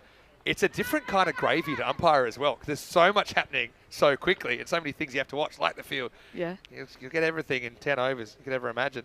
Bit of a full toss. She goes over mid-wicket's hair. They're going to look here for the second one. I think they should. Oh, good fielding again in the deep. I think How's keeping it to just the one and keeping Radhanika off strike, more importantly, with 3 balls to go. Talawata, they really do believe in her 6-hitting ability as well. She's a good player that I'm seeing for the first time. She's got a real slingy action, the Malinga style action, which I think is a bit of the X factor. Right now, she wants to bomb one, 3 to come. Oh, just swings and misses completely again. It's good bowling here by Davison Solar. I think, you know, she knows like not to almost put it in her arc that we speak about, just pushing it a little bit wider, and more importantly, keeping Radhanika off strike with 2 balls to go. Definitely. Again. That's one I'd consider maybe running on as well, because it took a couple of bounces to get to the keeper. So just 2 left for Italy to advance their score. She helps it, just a square leg. And just keeps it to just the 1. A little bit short of a length. She could have missed out on that one a little bit. Yeah, but it was either take the wide, or make sure, if you're going to hit a wide, make sure you hit it for 4 or 6. Yeah. What I will say, sometimes, you know, when I look at some of these players compared to the men's ECC, some are so young. Yeah. Really, really young. And I just think about how much it kind of advances their maturity, their decision making, and they're going to become such weapons, you know, in 5 or 10 years. It's final ball. Yeah, here we go. Seatbelts on. Again, put a length ball in. Big swing from Radhanika. She just keeps it to 1. Oh, and she's going for the second one, and she's going to get run out. Confusion between the batters, and Radhanika in the end, unfortunately, gets dismissed by the run out. Yeah, a bit of an average buster, that one. Yeah. But what I will say is the coaches will tell you, run till you're out. So she even does this right. Radhanika just gets pretty much no response and says, hey, we going? And then all she saw was the number 27 scampering back to the other end of Talawata. But look, take nothing away from the innings. I mean, Italy, they're going to be in the premier position, I think, with the final score, 113 for 3. But I know that Radhanika is going to get a good ovation from her teammates, because that's her high score on the network. She ends up getting run out of the last ball for 74. Really good knock. Yeah, it was an absolutely brilliant knock, and like we said, it was just some proper cricketing shots. Yeah, just beautiful, really calm, composed, and quite entertaining. That's what this is all about for me as well. I mean, Italy train way more than they're able to play, and that probably goes for Spain as well. So to have that moment, you know, for it all to come together, and you could even see the joy on the teammates' faces there. But it will be Italy that, I think, go into the halftime break with a slight edge over Spain. But don't count out the Spanish batting, particularly Naomi Hillman-Bermejo, who is going to have the right of reply in the second innings. Let's go back and have a look at some of the highlights. And really, there's going to be a lot of Radhanika in this, but also a bit of circus tricks from the Spanish, who had two-person catches in consecutive balls here. Yeah, and also they had quite a few, you know, almost collisions, near enough collisions, Yeah. but do you know what? They've managed to hold on to their catches, so which has been great to see.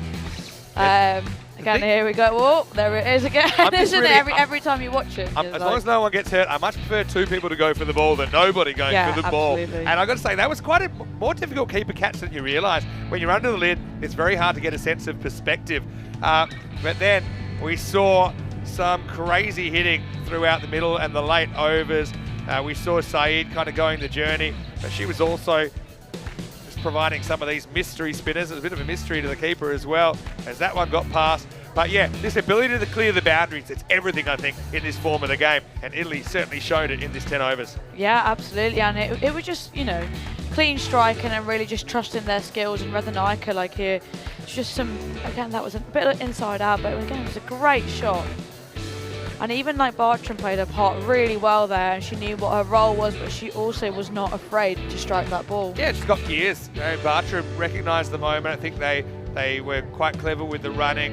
I think if you really want to kind of analyse where some of these went wrong, I think some of these balls at a certain pace that just were a little bit too short, gave the batter time to size up exactly where it was going, almost kind of golf it off the tee. That didn't help either, as Azmat ran past that one. But then it was Maximo o'clock. We had 4 sixes in that 8th over that cost 26, and that really lifts this score up and beyond that 100 quickly, doesn't it? And puts Italy in the driver's seat. Yeah, absolutely. I think that was the big over for Italy, and unfortunately for Spain, I think that could have been the game-changing moment. But again, Pyro Chilunga came back beautifully when she took that catch Yeah. of Brown Carrera's bowling, and here it is again, Bartram hitting that through, and the way she held on to that, is absolutely brilliant. And I love the celebration as well. I mean, despite, you know, everything had run against them in the few minutes before that, but it sent the home crowd wild. And yeah, that's a real kind of confidence booster. Chillingham, I don't think she bowled badly either. I just think she ran into a batter that was set, was red hot. Unfortunately, Amy couldn't hold on to that one. The youngster, Andrea, I thought she came back with a pretty good over in the 10th as well. She only concedes 5 in that over, and they're all singles, including this one off the last. So, again, Chillingham involved in that run out, thinking about a second, but then thinking twice. Yeah, absolutely. And I think like they actually did well there. If you take out that Chillingham over towards the back end, well, you know, they just sort of still kept going in the field. So yeah, it was great to see.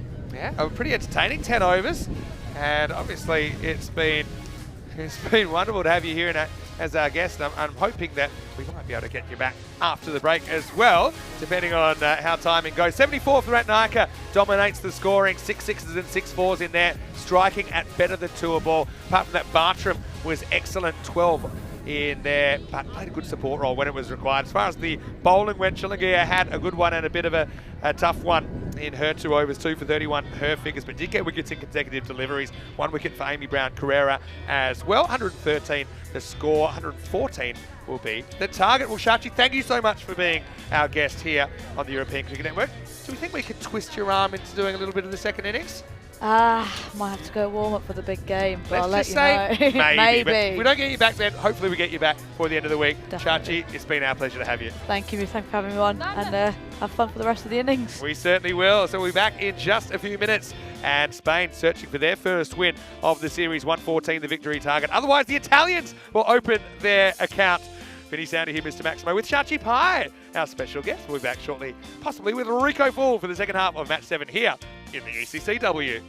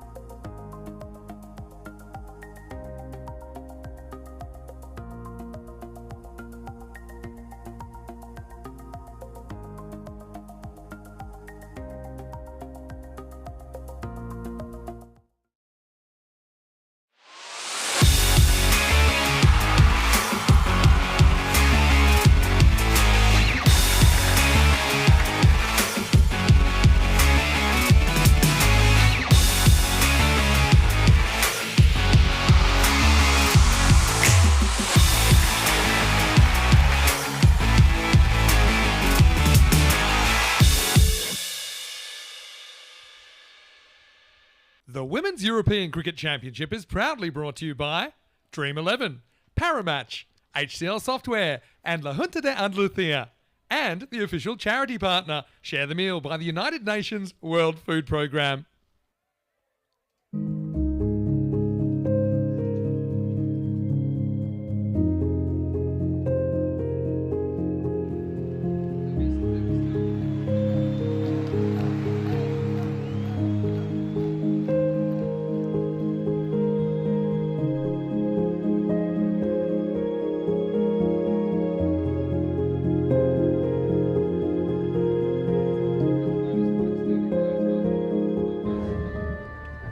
Hello, welcome back to the Cartama Oval. Great to have your company. Day 2 of the first ever ECCW, the Women's Euros of Cricket. And now we're getting ready for the second half of match number 7. The first half saw 113 scored, so that also means Spain obviously going for the 114 to win, but if they can exceed the 79, so basically grade 80s or better, they will at least walk away with a point from the game. Vinny Sandu here, Mr. Maximo. Shachupai was my guest, but she's been called off to get ready for the big game they've got coming up against the Dutch. So back in the box with me is the one and the only Rico Fall. And well, what a bit of hitting we saw from Italy in that first half, particularly.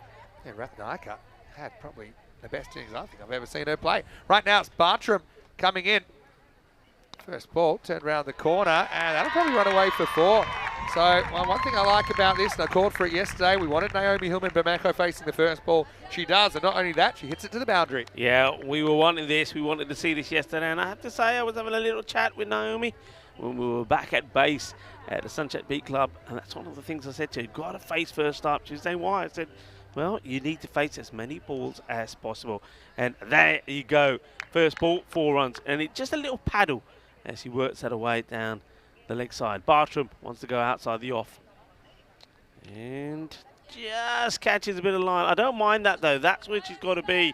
You're not always going to hit your mark, but you've got to be trying to go in that area. So that's not a bad delivery. Hey, Sachipai, didn't she do well? She was brilliant. A natural, absolute natural. Well, I know she does have a bit of experience. And now, I think the ECN top brass be checking the commentary budget for 2024 as we speak. She was a wonderful addition to the commentary box. It's a good comeback from Bartram though. Gets this one past the outside edge. He mentioned that she just seems to like this angle. I'm still not kind of sold on the fact that it's her best play, especially as you're really looking to take wickets early, not just restrict. And I think with her natural movement, then maybe if she was able to kind of straighten the ball down the line rather than accentuating the across movement, that might be more effective. But let's see how it goes. It's a similar little paddle shot this time from Naomi. It is eventually stopped there by Mahmalage. I'm going to expect to see her with the ball pretty early as well. Yeah, I get the feeling that if Amelia Bartram bowled over the wicket, she'd get a lot of swing. Yeah. Just looking at her natural action, and I think if she, because looking at it from now, even when she's bowling around the wicket, the ball is swinging a bit late. That's why you've got some of those wide calls. I think over the wicket, angles it into the batter, she'll get movement away. I mean, look at the movement there. You see what I mean? So if she's coming in and bowling from over the wicket, that ball will loop towards and then leave the batter. Just something maybe for Bartram to think about. Yeah, I mean, I'm sure she has thought about it, though. That's the thing. I mean, she's quite an experienced cricketer.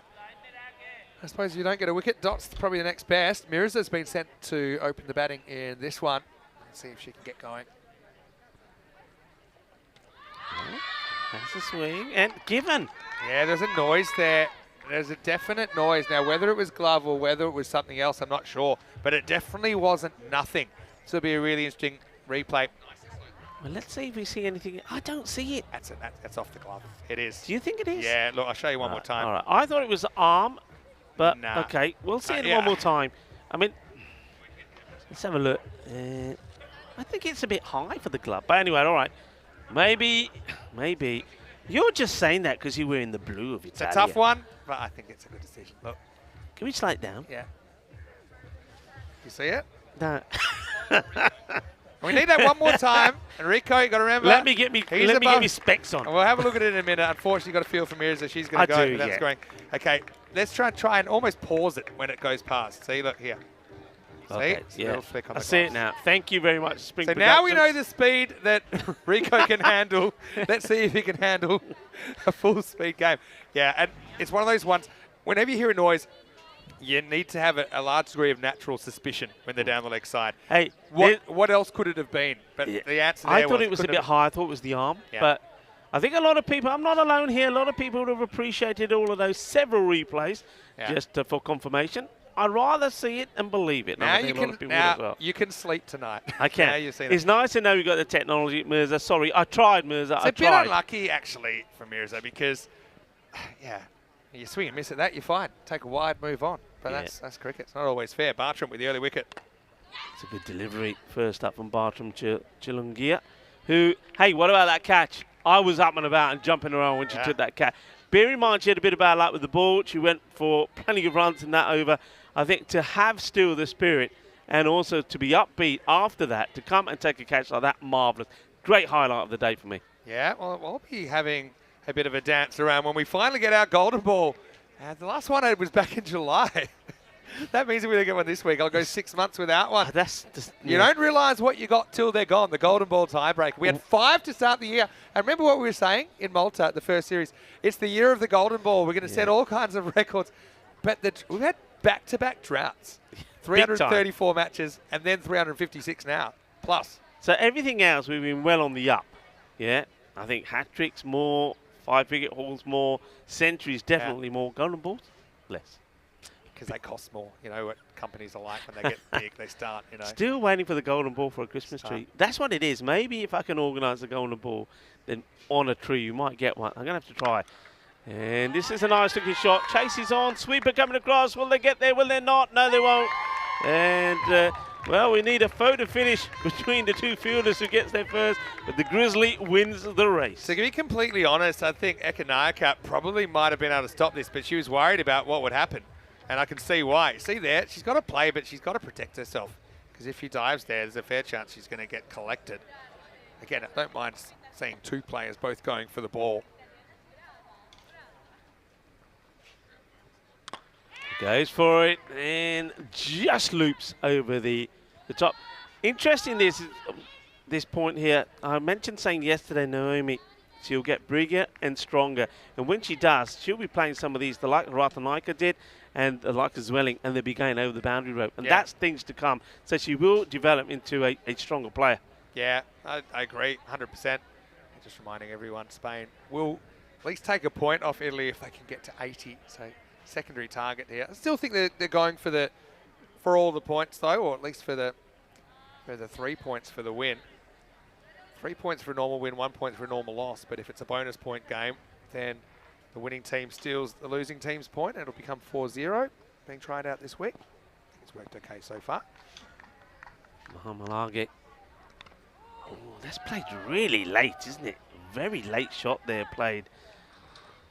Gets bat on it, takes a single. That was played by Jungalia. Yeah, better late than never, as they say in the classics. But I want to say a quick hello to Yassine Khan. I think he's watching from Sweden and will be part of the Hudinger squad potentially. He was actually the youngest bowler to take a 5-wicket haul this year on the network. So hello to you, Yassine. Always nice to see you. Lily Panda, good to see you as well. Steve Cook in the chat. Sweeper's got work to do. Should handle it nicely. Yeah, good technique. Gets down, gets a good frame. Liking most of the things I see from Amelia Bartram. Is really looking like a confident and competent cricketer. Yeah, she is. And she's a leader. Like I said, she's one of a couple of players here in the Italy team that plays their club cricket on a regular basis in the UK. You know, there's a certain degree of professionalism that goes with that. That she's now, you know, kind of imparting that knowledge, and we've seen it, you know, in the men's game, for example. I mentioned Lance Deploy, who is a very experienced first-class cricketer playing for Hungary, and just look what we did with that team. Everyone had more confidence around him, and I see it with players like Bartram being unleashed in the continental setup. It's nicely played. They want to take the run, and maybe they could have done, but allows the fielder to make the stop and get the throw in. Hey, big news. And the big news is that Mark is back. He's been given a second chance. Dropped Zwilling Mark in the 90s. is back. dropped her in the 90s. Mark the ball retriever. Just got to say quickly, Naomi, I love her batting. She still, I think, needs to work a bit on her running between the wickets. There was an easy run there. Maybe it was strategic. Nice shot. This one might go to the boundary, you know. And it will. That's a lovely shot from Chilungia. Well, the thing is, we know all about the talents of Naomi. She's a fantastic stroke player. Will play straight down the ground. It's a good pull of the ball. What she does need is a little bit of support at the other end. That's a delightful shot. I take it all back. Naomi knew what was going to happen. She knew that Chilungia was going to play the cut shot of her life the next ball. So Mahamlagi goes for 12 in the second in Spain. Getting back on track a little bit. 18 for 1 after 2. Yeah, I'll take that. I mean, the rate they need to go up from here on in is around about 12. So Italy, on the other hand, they like to keep it nice and tidy. That's the way the tables look. So big match between these two. Yeah, it sure is. Yeah, you can see they're a long way behind. So now Austria, okay, they're only a little bit ahead. But one thing I will say is that, you know, England or the Netherlands, they're not missing out.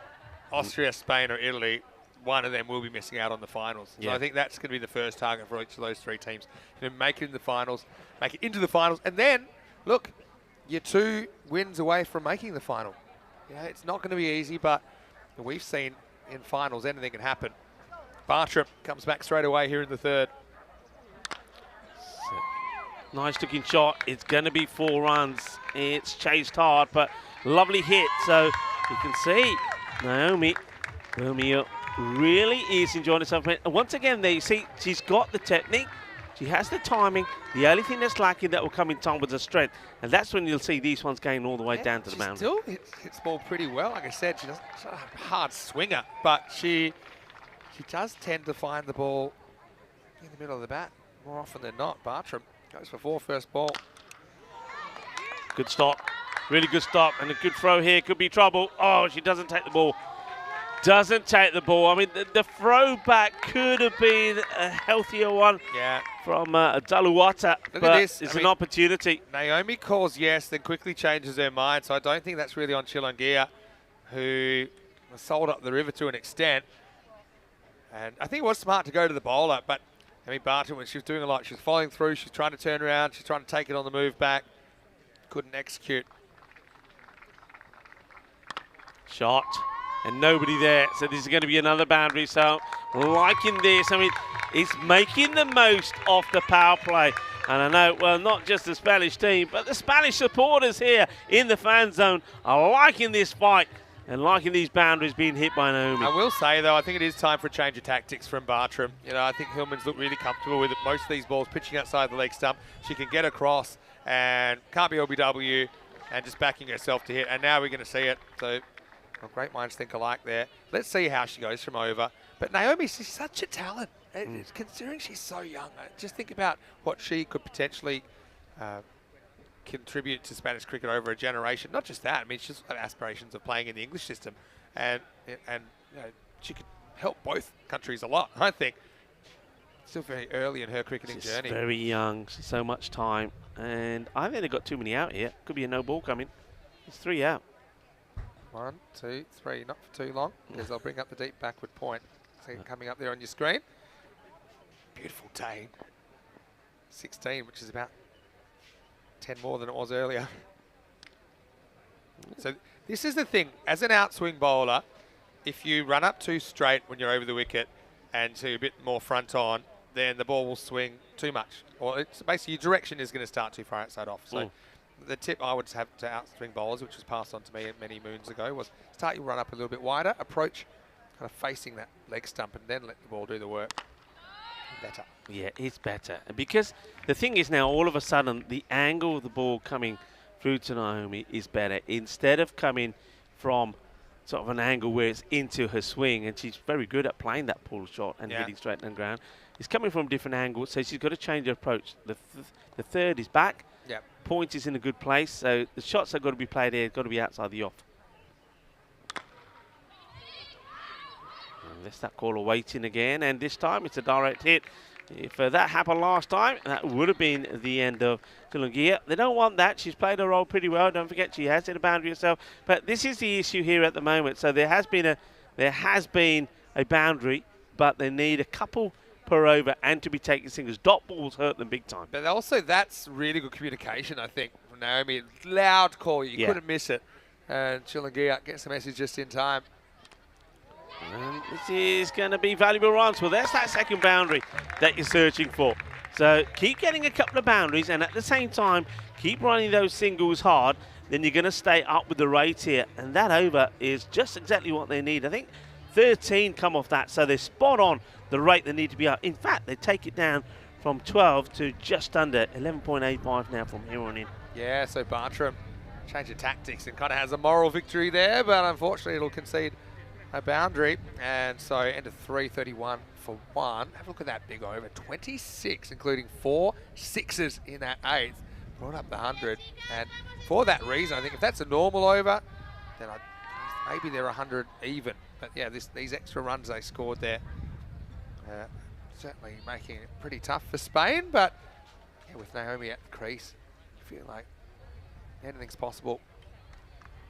Nimisha is being tasked to bowl this one. I wonder if this is, Vinny, a little bit of a loss in confidence from the captain, because you normally would see Kemudu Pudrik bowling here now, but with the issues that she had with the no balls, too many height deliveries, maybe she doesn't fancy herself here.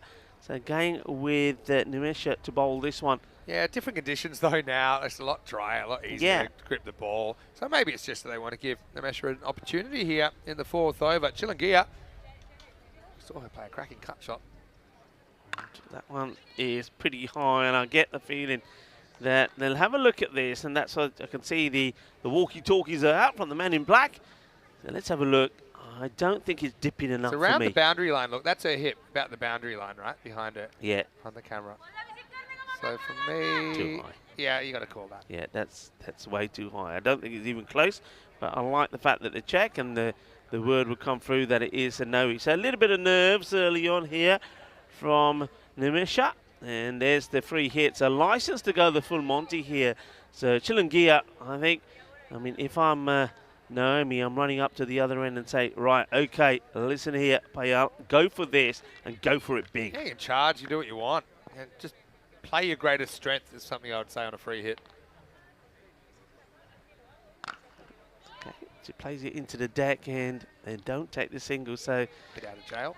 Yeah. On that height one, that's what umpires will do in real time, won't they? They'll take a point in the background and they'll say, right, this guy's shoulder is around the top of the fence. Or there you saw it, for me, the boundary rope is around about the hip. It's the only way to do it. You have to give yourself these little markings, and then as that square umpire, that's what you're focused on as the bowler comes in. Great delivery, and it's going to be a good result also for Spain, though. That's going to be 4 byes. It's a really good ball, and the keeper just loses this, really. So I think Ratanaika is going to be a little bit disappointed. This gets for her. She knows that from the standards that she has, she needs to take this. Yeah, it's tough, though. I mean, it's right up there with the toughest takes. Goes between the stumps and the batter. And so whenever that happens, you know, it's a tough one to get. So, okay, ready to go now. So that's a bonus 4 runs.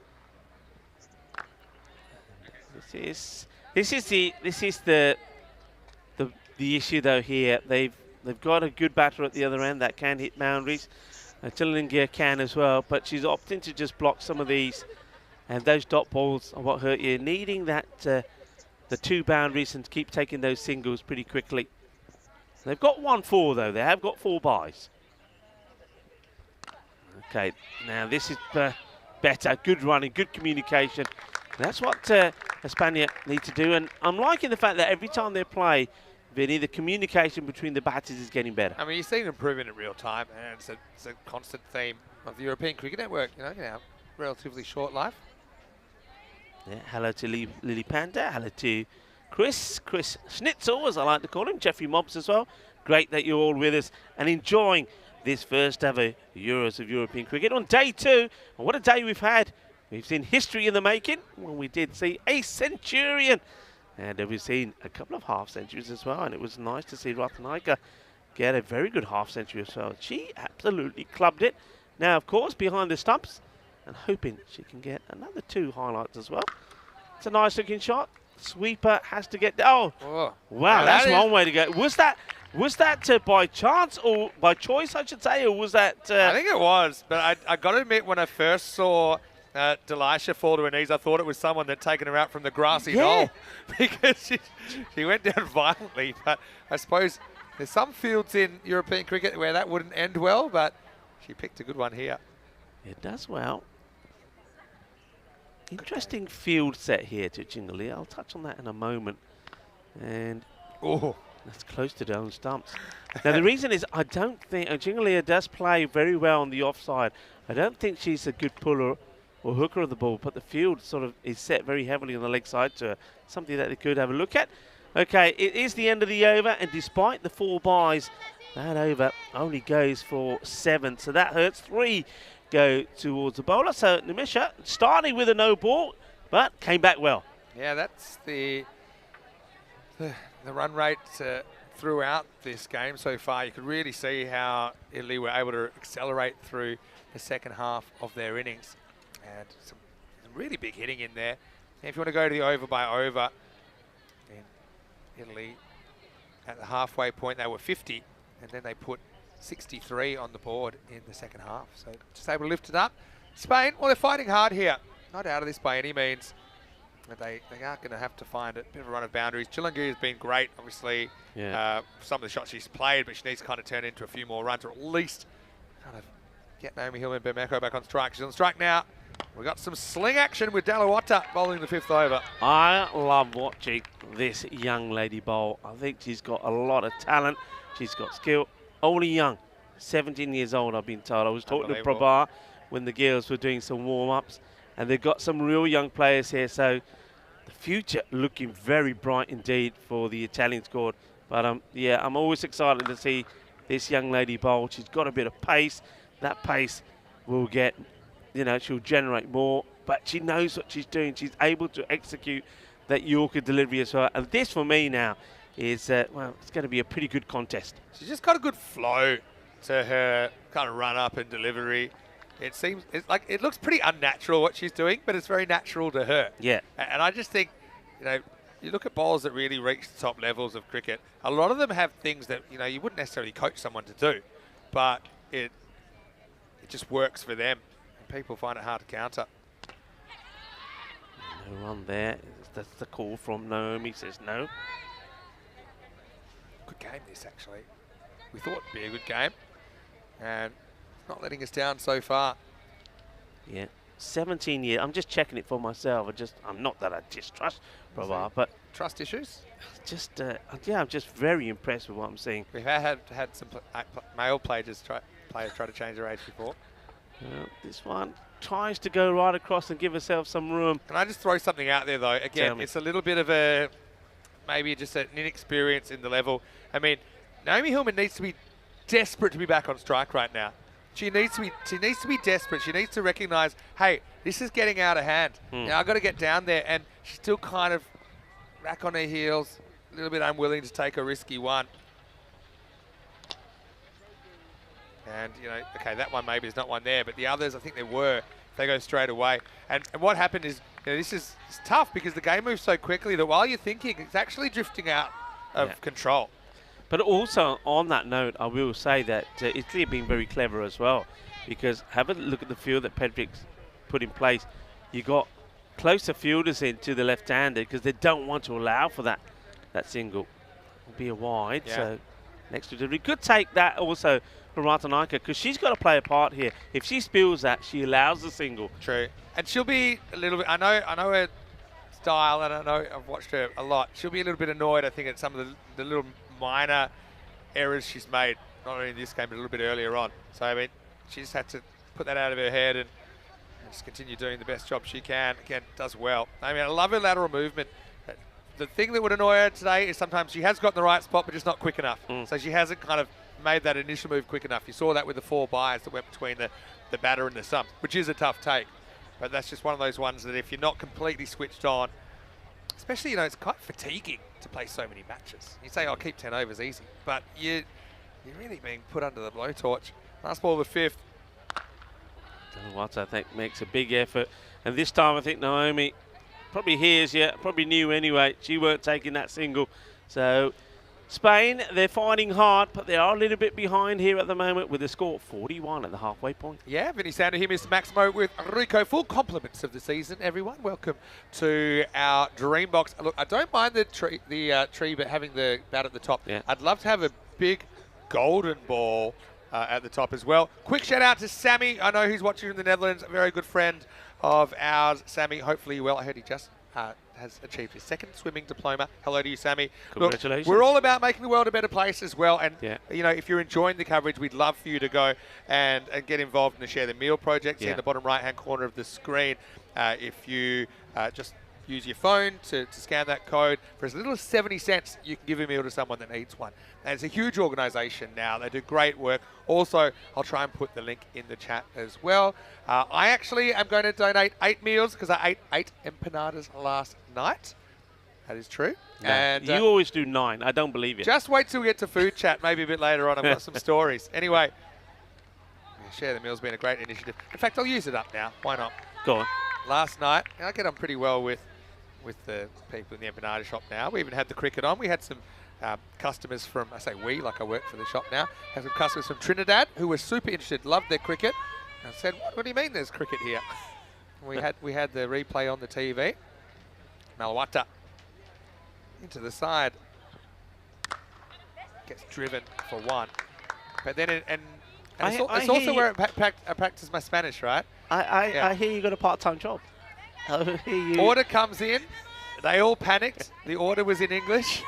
And they stick their headset on me and I'm away.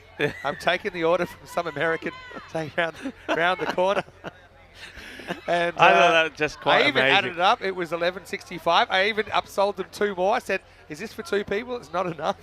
That's exactly it. That's a nice delivery. It just gets blocked away here. So Chilungia, I think. What do you think? I know a lot of people can say, Rico, how could you? Chilungia, is it an idea Spain try somebody else? They might have to. Or she has to start taking some risks. Yeah, I mean, run herself out. You know, it's just getting a bit out of control Don't here. forget, out of that 6 runs, 4 of them was from 1 shot. So it's a lot of dot balls in there. Good shot, though. It was a great shot. And she is trying that. That's a nice shot. She might even get another boundary here, but it's well fielded. Nicely done. No mistakes there from Regina. There's one thing with Malawata. I really like her bowling action. There's a lot to like about her skills that I'm seeing on display. But one thing she could do, she could actually get a lot closer to the front line. At the moment, I think her front foot's landing almost behind the stumps. So just a little thing that, you know, obviously it's a bit easier if you shorten the pitch. And she's a youngster as well. Have a look at that. Won't quite make the stop here. Turning down the single. Yeah, but I take your point there that Spain now kind of drifting out of the picture for the win. But don't forget, if they can reach 80, then they can still get a point out of the game. So yeah, at the moment, they would need 37 off 25 balls to do that. That's what they've got to be focusing on now. I mean, all right, they still want to get, that's going to be pretty close, but maybe just drifting down leg. I think we will see the leg by signal. And there it is. Good delivery though. And Naomi wants to try and work it away, can't, yeah, just going down leg. 19 years old, so once again, like I said, Italy, future is bright with all of these youngsters. And the key is playing in this championship. Are they going to learn? Are they going to get experience? Oh yeah, they are. And wonderful moment for all the players. And a very proud moment for somebody like Prabhat and Lorena that worked so hard on this women's team back in Italy. They, you know, from Rome, they really put a lot of effort in. And they're starting to see the rewards. What a good over. I mean, to come in, she doesn't bowl any extras. 2 singles and a leg by off the over. And now, yeah, I think you've got to reassess your objectives here. You need 36 off the last 4 to get that point out of the game, and it's going to be a good start to the over. Naomi Hillman-Bomeko just pounces over that one. It was a little bit short from Kanankigi, and she pounds it to the leg side fence. Well, I like that. It was a great shot. I like this moment here as well. As Mamalage is about to go to the fence, and she thinks, no. And then there comes Mark, says, I'll get it. And now Mark is trying to find this delivery. In a minute, Mark, no, has he found it? No, in a minute he'll say, no, get another one. They will get another one. Leave it to the experts. Once it goes the other side of the fence, Yeah, don't go jumping. you know, I mean, the ball retrievers, they go through their 8 months, 9 months of basic training. A lot of it is just avoiding balls. We tell them not to catch them. I was going back and looking at a replay of the ECC on the plane recently, and we had an idea that we should give them all baseball gloves. Pasindi Kanake is now the bowler. Another young lady, 17 years old. But the negative is, does that then encourage them to go for more catches and in turn will have more head injuries? Let's not forget, who was it again? It was Indy. They got hit about 110 metres from the bat in the twilight. Yeah. That was never the same again. Oh, that's a lovely shot. It's nicely played, and the fielder does well. I thought for a moment was in danger of running past it. So this is now where Tuilagi has to play a part. 16 balls for 7. I mean, it's a good partnership with these two, but I think it was just an opportunity. Maybe Spain could have maybe, you know, retired out Tuilagi and said, all right, you had a knock, you faced plenty of deliveries, let's get somebody out there as well who can maybe give a bit more of an aggressive support to Naomi out there. This is a really good example of what you kind of don't want to do. Look at the footwork here. She goes forward, but she also gets away, and she ends up a long way outside leg stump. Makes it feel like it's a wide for her. Yeah, and she's asking the question, but hold your lines. Okay, if you want to charge, that's fine, but you know, hold your lines. Don't back away. It makes it hard to reach. She kind of does it again there. And that's not reacting to the ball bowled. It's just a little habit. See? So again, there's no reason this front foot or back foot need to be that far outside leg. And again, umpire spot on to not give it. Super bowling though from the youngster, Pasindi. Yeah. And liking the look of this young player. She showed us some excellent skills with the catching the other day. Right, this slightly shorter one. They will get the single. So Naomi now will have a ball to face in the over. It's another one that's been pretty tidy. One boundary early on from Naomi when she played a nice pull shot. She'll be looking to do the same again here. And I think she's be focused more on trying to hit the ball to the boundary than take the single. But the boundaries are well protected. Can I tell you how I lost my job, though, in the shop after this ball? You ate too much, I reckon. See, look, that shows you what's possible when you actually want a single. I mean, she pushes that nowhere, but she makes up her mind that she wants to go straight away and she'll retain the strike. End of 7, 52 for 1 after 7 overs. Amy Hillman-Bamako will retain the strike. Coming up next, well, this is blockbuster with a capital B, isn't it? England 11 versus the Netherlands in match 8, last game of the day. Interesting to see that Libby Thomas retains her place in the side, but gives the gloves back to Maddie Ward, who sat out this morning. Millie Taylor, super interesting bowling option, I think, with her left arm spin. Kiara Green took 3 in the earlier game as well. You got Fackrell's another slow bowling option. McCarthy fast bowling. Netherlands, though, they've also got a few stars in there. Zwilling coming off a century. Anna Thompson, I wouldn't expect them to change that a bit. I think Van Kolvak as well is a bit of a weapon in the middle order if required. Anyway, here we go. So I was just going to say, I made too much chit-chat with the person ordering. I asked, you know, I just want to get the order down. I think it's all about speed in these places. I was like, where are you from? What's your accent? Dear. That's what I'm looking at now. So Italy, if they keep Spain to 79 or less, then they will take all the points out of this game. And they're going to get 2 here. Naomi Hillman Bermejo spots the fumble and gets back for a couple. So put that another way, if Spain can get to 80, then they will take a point out of this game. And you never know, with it so clustered, I think, in the 3, 4, 5 spot at the moment, every point will matter. Looking at the way the standings are, I think that, you know, that's a must here for Spain. Got to try and take something from it. I think otherwise, maybe the likes of Italy and Austria could get a little bit too far away from them. If they can get a point here, I mean, the win looks now unlikely. You can see that with the rate that's required per over. Try to get to that. Was it 79? Yeah, well, 80 to get the point. Yeah, 79 80. or less means that Italy will take it. If it's 80 or more, that Spain can get to. So just they're thinking, 80s is greaties. Okay. Now, all right, go back to the empanada. So you're saying you only had 8. I don't believe you only had 8. Had 8. I had 6 because I was going to, then I played paddle tennis after and didn't want to overfill myself. And then So you went back twice? pretty quickly I had an extra 2. Okay, this gives a chance, and it's taken. What a good catch that is. Makes it look easy. And that's Regina. We had her, of course, up here in the commentary box earlier, and she did a stern job while she was talking through the crickets here, and now she does a great job for her team here. That hurts España now because the 79 with Naomi gone looks a long way away. Well, this is why we can't get someone like Regina in the commentary box that often, because she's got a lot of time left on the cricket field, I think, and you're right about that looking easy. It was pretty well struck by Naomi Hillman-Bermejo, but she's going to have to go for a pretty well put together 34, and you have to worry with her walking back about Spain's ability to even get that 1 point out of this game. Well batted though, Naomi. Always love to see her go about her work, but she departs 54 for 2. This will bring Andrea Davidson-Soler to the crease. Now, she played some really nice shots yesterday. Again, she's still finding her way.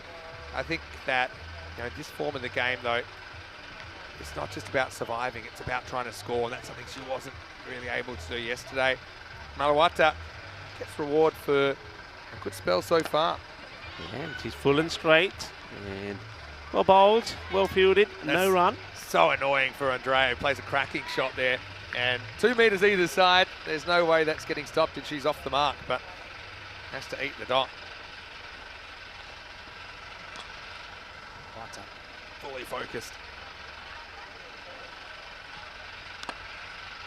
Do the fielding herself, yeah. Both अच्छी bowling, Malawata ने कितनी excellent bowling, wicket to wicket, अच्छी liner, अच्छी length, dot ball. Probably maybe a slight technique thing here. I mean, she plays a pretty correct shot, but maybe at this stage, she could kind of take a bit more of a risk, try and help it around the corner or something. I know it's tough when you first come to the crease.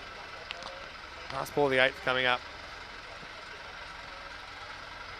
Scored a wide, I think maybe just catches some of that line there, but I don't mind that delivery at all. Gets good carry through as well, doesn't she, Malawata?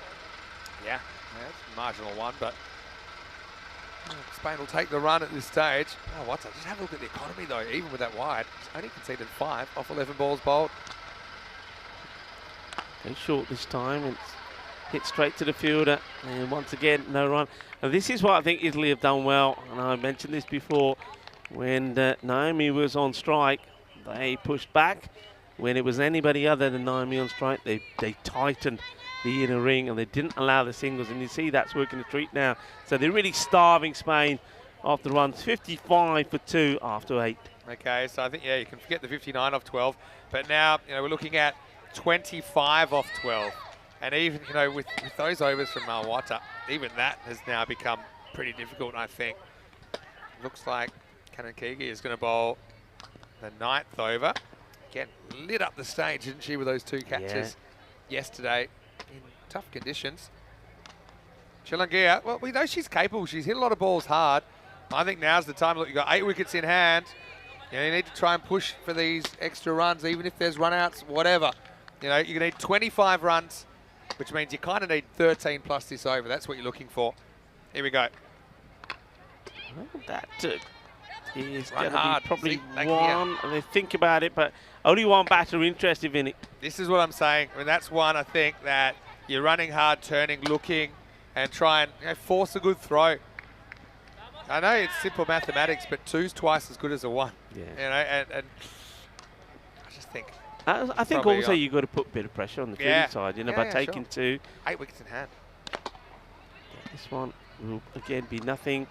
Poor Andrea, she has been stuck on the globe for what seems like an eternity, and she's played some really nice shots, but I'm really hoping she can get a run in this innings. She doesn't want any more derricks. There you go. Marvellous. Off the mark. Plays a nice shot. Slightly shorter. Also a bit quicker there from Pasindi, but she sees it well, plays it away, gets off the mark. Well done. Happy to see her get off the mark, for sure. But again, just shows you the difference the big hitting of Methnara Rathnaka makes in this game. It is the difference. It's quite a strike rate when you think about the score and how many she made. And once again, that's the issue here that Chilungia has.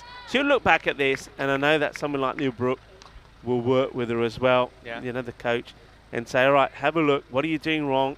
She'll see. She'll know she's going too much down the leg side, taking herself away from the shot. The boundary she hit was, once again, she goes the same way. This time the ball sort of follows her. She'll get a single. But the boundary she hit is where she held the ground and played it on the offside and played a cracking cut shot. So she knows that. She'll work on it. It's obvious to us because we can see everything. You know, we've got an objective perspective, but when you're out there, she probably doesn't realise exactly how much she is moving that way. That's the power of the TV, to be able to recognise it and fix a couple of little technical issues.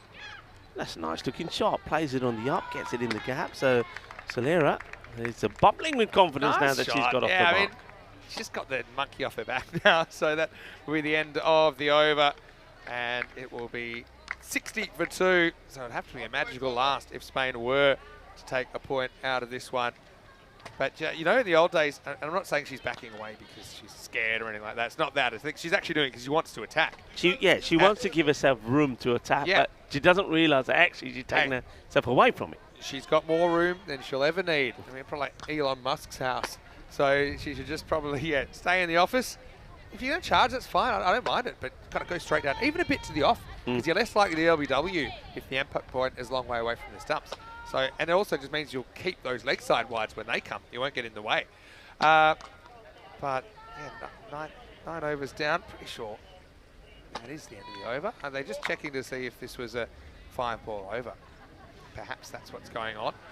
But, yeah, in the old days, I used to hear that to train guys to not back away, they would get their spikes. Oh, no, they make them bat in full spikes and then put their favourite or brand new cricket bat just behind their heels, so that if they were to take a step back, that they'd step on the bat. Yeah, that's one way to do it. It was certainly something, the same technique, the same sort of similar technique was used in bowlers, so you get the bowlers running and falling through the way that you wanted. All these things work. Anyway, it was the end of the over, so we're into the last here, 59 for 2. That might be a wide, it will be. All right, so 60. So it's 59. So what they need here, they need a magical over, right? Actually need 21, so now they need 20. This will be a turn up for the books. Got to go for it, and Solera, I have to say, certainly looks like somebody who is. Look at the way gained in confidence. Focused, looking very confident. Good technique. It's pretty obvious there. Yeah, good miss. Oh, these all help. These all help. Like the field though. I mean, on that off stump line, they've got the deep third back, so any little edges or most cuts, unless they're really off the middle, they're going to be saved and not be boundaries.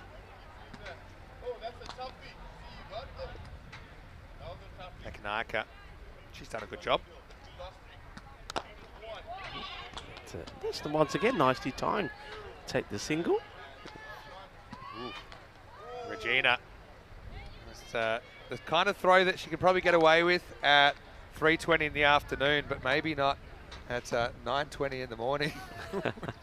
Had some spice on it. So Italy, after losing out to Netherlands yesterday in the one match that they played, they lost out early, of course, to England when they were emphatically beaten 93 to 26. Coming back with a win, and this will certainly get confidence in the camp. And I like the way that they've done it as well. They've used a lot of younger bowlers. Can I say something in Chillinger's defence? I actually reckon this is a wide. Although she backs away, I reckon it's probably getting a bit of one. Oh, I think she's taking the bails off as well here. Have a look at this. Oh, this is really close. I have a feeling she got the bat down just in time. Right. Tell you what, it's bad enough to get the wide call. See there, bat's down. Just okay. Just keep it running. Does it come back up again? No, don't. Okay. It's a good put down. Joe Foster, the ruthless streak coming out in him as well, ruining the spectacle. There's more lace issues. You know what? We could do a montage of just shoelace ties today. And again, it's the keeper that's trying to do it. All right. It's a good bit of keeping, though. She's a very skillful wicket keeper. Anyway, back to the action. Sliced away. And you mentioned this earlier at the field set. It's been really well set. I think Kumadu Pedrick has got it spot on in this one. Yeah. The only thing I'm going to say is that what she could have done, and it probably would have done her a big favour, just to give herself an over. Yeah, when this match was done and dusted, maybe the 8th over, whatever, bowl it. Get your confidence back, because she'll keep still, until she bowls again, she'll keep thinking about having to be taken off with those 3 high balls that she bowled the full tosses. So that's in her mind. The one way to get it out of your mind, when you know the game is safe, go out there, bowl, forget about Pretty it. unselfish, really. Yeah. You know, I would have been certain she would have an over, but she's given some of the younger players some of the overs in the situation. We'll say thanks to Michael Payne, who's tuning in from Australia. A comment which I'm going to read out after this ball. And so this one does go a little something.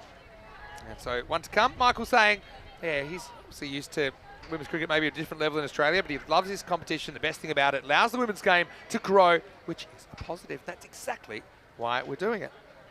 So, last ball coming up. And it'll be dug out. You might as well run. It's the last ball. Wait, why don't you run again? It's last ball fever. Come on. ECN last balls. And it will be a run out. Takes all the wind out of the sails. Naughty boy. But look, of the two batters, one of them did make it. And that will be the end. Spain will reach 65. Also want to say a quick hello to Ana Villalobos, who is in the chat. I mean, they would have made it if they'd recognised it straight away. Wasn't the greatest bat turn. No. Almost like she was running up an incline there. I think on the second one, Chilangia, who finally will lose her wicket off the last ball. But no, credit to Italy. And to be honest, that big innings from that Naika, who ends up doing a pretty good job with the gloves as well. For me, it's kind of the difference between them taking just a regular win and taking the bonus point, because she really was able to take the score forward in a big way. Spain weren't able to do that. They lost Naomi Hillman-Bermejo at a key time. But the Uzuri, congratulations to them. They have their first win in ECCW cricket. Yeah, well played indeed. Nice to see the likes of Roger Finer. And that's Judith there in the background. Part of the core team, of course, of the European Cricket Network. James Cantor was back there as well. This is what's coming up next. England 11 taking on the Netherlands 11. Both these two teams have been in very good form. Unbeaten, as you see there at the moment. Netherlands 3-0, England 2-0. One of them, well, one of those zeros is going to be turned into a one. Both teams don't want that, but one will be. Well, this is one that does catch a little bit of the bat. She couldn't believe it. Says, really? I can't believe it, but I couldn't believe it. She's gone the classic, it was off my hands defense, and that one doesn't stand up in court, really. I didn't believe it either. Vinny had to show it to me about 4 times, and eventually I did see it hit the glove. But yeah, that's the way it goes. But I like the fight. I think here, I think sometimes, I know that all the players are learning and gaining a lot in experience. Chilangia, for me, I think there probably was a time there where Spain could have said, all right, she batted 25 balls and was run out for the very last ball of the innings, made 12. Maybe, after about 15 balls, she could have called her back, give somebody else out there. Because at that point, there's still, maybe not a chance to have the win, but still had a chance to get that point. Gotta say, I still think we need to see a bit more Fowler up the order. Yeah. I know it's probably not her kind of natural game, but I think her experience would be so valuable up the top, especially even to try and take a point out of the game. Yeah. As we got to the last ball, well, yeah, it was a pretty good throw. And probably fitting that Ratnaka finishes with the ball in her gloves and executes the final dismissal of this one. It was a blue versus red battle, and the Uzuri, they get the win in the end, and they'll do it by 48 runs. 34 more runs for Naomi Hillman-Bermejo, who was out to a pretty good catch from Suzanne down at long on. Played some really nice shots in there.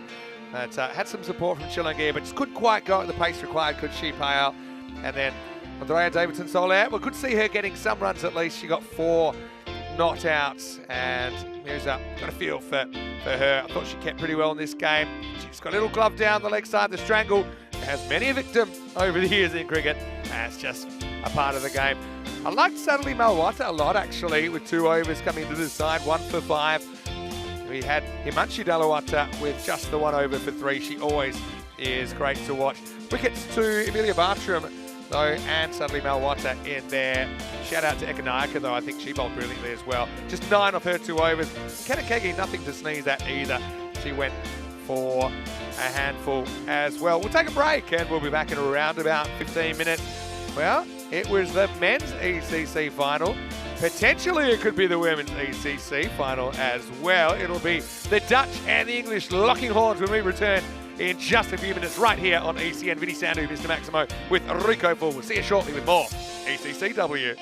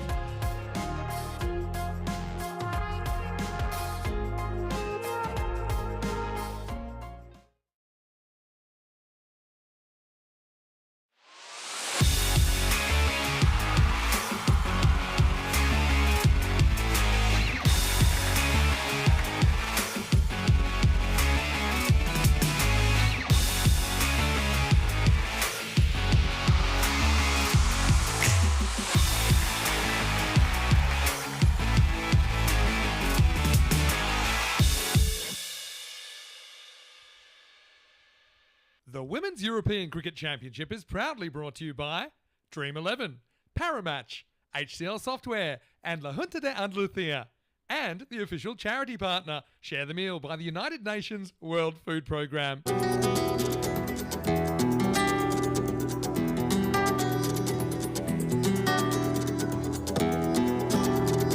Ven conmigo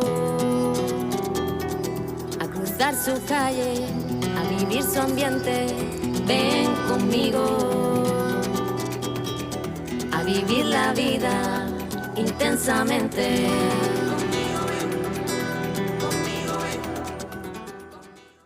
Hello, welcome back. Time for the last game of day 2 here in the European Cricket Championship W, and this will be a Class A banger because, well, it's actually a rematch of the men's ECC final back in October, a rematch of the last 2 men's ECC finals for that matter. But here, it is the 2 teams I think that have been the most impressive over the first couple of days. It's going to be the England 11 taking on the Netherlands. Let's see what happens at the coin toss. A little bit earlier, we had Ian Ramage out in the middle with the 2 skippers. England, you're the home team, you will toss the coin. Netherlands, you're the away team, you will call. There's the coin. Tails. Tails has been called. It has come down heads, so you've won the toss. We will have a bat first. Okay, toss from England, who will bat first. So England 11 win the toss, and their captain Kiara Green has elected to bat first. So obviously feeling that they want to build a total and try and defend it. Also, it kind of stops the Netherlands batting first, and let's not forget that batting first, they put on a huge score earlier on, in excess of 150. Iris Zvilling became the first ever century maker at an ECCW. But perhaps now some of the England top order would like the right of reply, but they are going to have to deal with some top bowling as well. I think both these teams, there's no secret that they have been the 2 most outstanding and skillful teams. I think tactically as well, they've been very good over the first couple of days. A lot of people would be saying at this stage it could be an early preview for the final. There's still a lot of cricket to go before then, but I think this will be a brilliant contest to watch. Rico Fuller standing by as we get ready for the first ball. The England 11 winning the toss, having a hit in match 8. Let's get ready for the first ball. Should be a good one. A good one indeed, Vinny. I think this is going to be an absolute cracker. 2 teams that have been in sensational form, both unbeaten. And a lot of people already believing that this possibly could be the final that we see on Friday as well. So it might be the first of a few battles between England and the Netherlands. Of course, Iris Zvilling coming into the match, having scored a century, the first ever century that we've seen in the Euros of women's cricket. What a moment that was for her. But of course, England, they're playing some very good cricket themselves, from Bethan Gumman and also Megan Sturge batted beautifully this morning, both scoring in the 20s. And with the ball, well, the captain Cheryl Green 3 for 2, and Millie Taylor were outstanding as well. Maybe too close to call. Win predictor 55% to 45 in favour of the England's 11s. As we're set to go, we wait for, of course, our official timekeeper, Farika Constant, to give us the thumbs up. Umpire Snehal, who's out there at the bowler's end, will give the bowler the signal, and it is the captain, Iris Zvilling, that will bowl the first. It's been a historic and memorable day for her already. She definitely will be hoping that she can add to already what's been some magical moments in the day for her and her side. Here's the captain as well.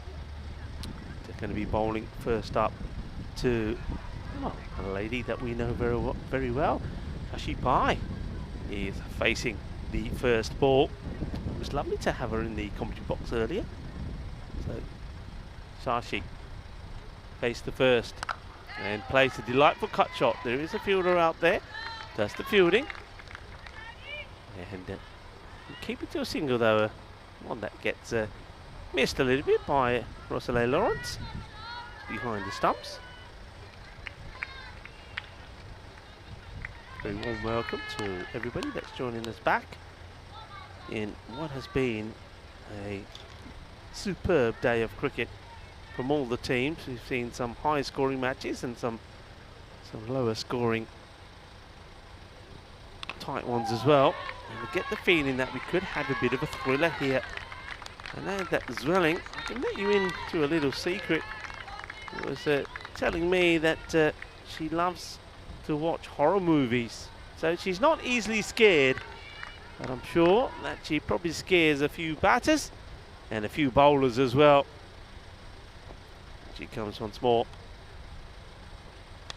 Up in the air, that's a really good shot. I think this might even go all the way. It does. It's 6 runs.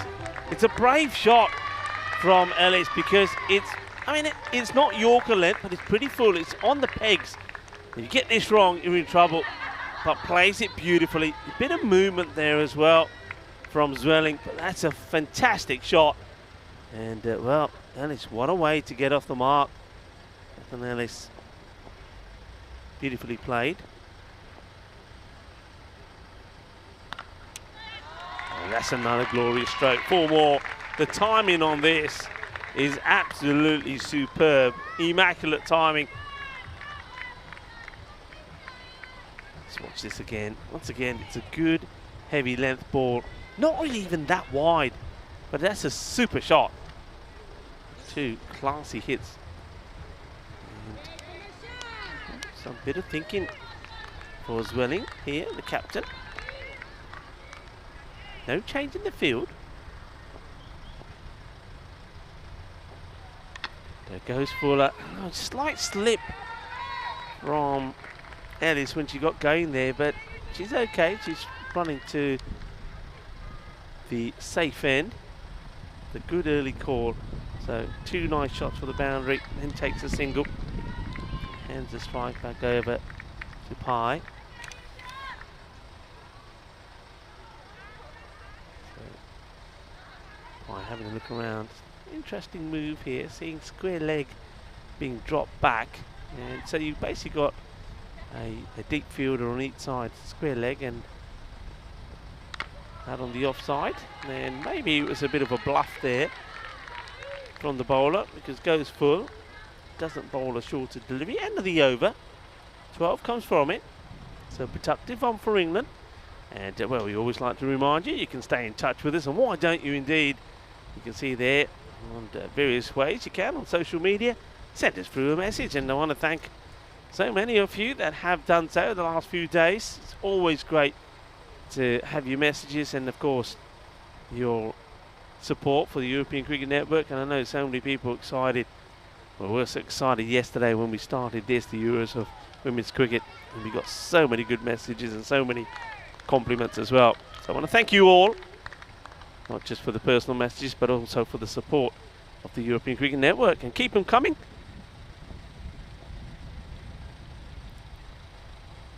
Oh, what a ball this is, as Delanga comes into the attack. Now that's such a good delivery. The drift, the flight, and then the movement away. Oh, she's unlucky. Finds the inside edge, and just a single here. So still wanted to be aggressive to the batters. Bit of conversation between the two. I think this is where Ellis is just having a chat with Pai and say, hey, be careful. The ball's doing a little bit of this. It's moving in the air. She's getting it to zip away as well. So DeLong.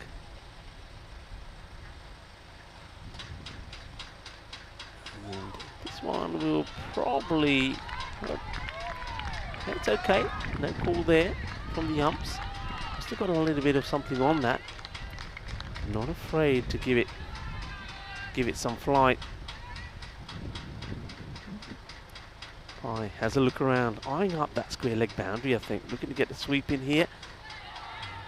Goes a little bit squarer than what you would have liked. So just a single.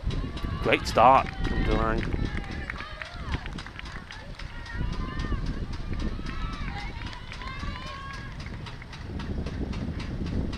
The ref was in the chat saying we'll bowl very well, and we know that.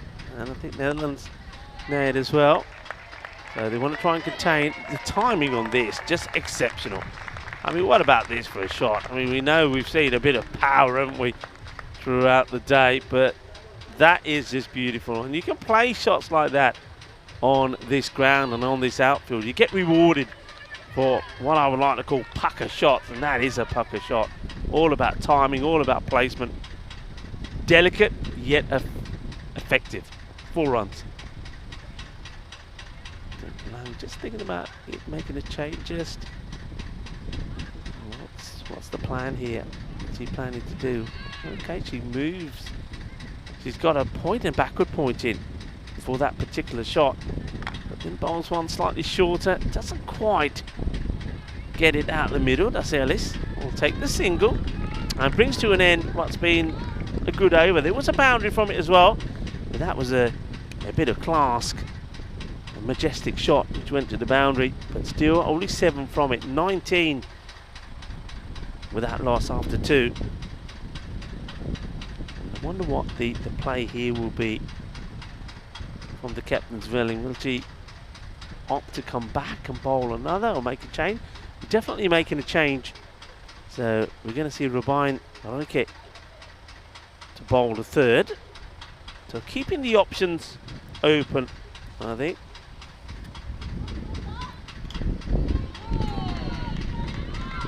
Walks to a mark. 3 wins out of 3, Netherlands. And England, of course, played 2-1-2 as well. So both teams at this point have a 100% record. One will go back to base at the Sunset Beach Club, hotel partner, with a 100% record. The other will go back, suffering the first defeat. Bit of pace there from Royke. Goes for the shot. I think it's the right shot to play. I'm just having a look at the field here. So the 3rd is up. So 3rd person up in the ring. So, and pretty wide as well. And I think that's why Ellis is favouring to go quick and hard at these outside the off. It's well played. Great timing. And it's going to be 4 runs. Nobody's stopping that. Really good shot. This is all about positioning. Gets into position early and then just waits for a moment, just there, and then executes. Excellent shot.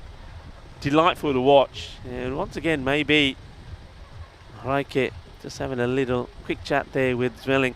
May decide that they need to, especially to Ellis, just get that. Maybe even have backward point on the boundary and point in, because that's a shot Ellis likes to play. Likes the width outside the off. And this is nice and full, and that's gone. No hesitations at all from the umpire. It's full, it's straight. And I don't think there's any doubt about this. We'll get the chance to see it again, unlike the umpire, Sneha, but I reckon there's no doubt about this. It's very full, and it hits the pad on the back. Got to make the decision here whether the ball goes on to hit and hit the leg stick. It doesn't have to hit middle, and the umpire is satisfied that it will. And I think that's umpire's call. I think a few people could say, is it going to carry on and miss the leg stick? I can see where you're coming from. I must admit that thought crosses my mind as well. But I think umpire standing wicket to wicket has got to make that call. And the decision from Sneha, and she made it up pretty quickly as well, is that it is going to hit. And that'll be the end. So Bethany Ellis, 21 of the 11 balls that she faces. LBW to Rijke.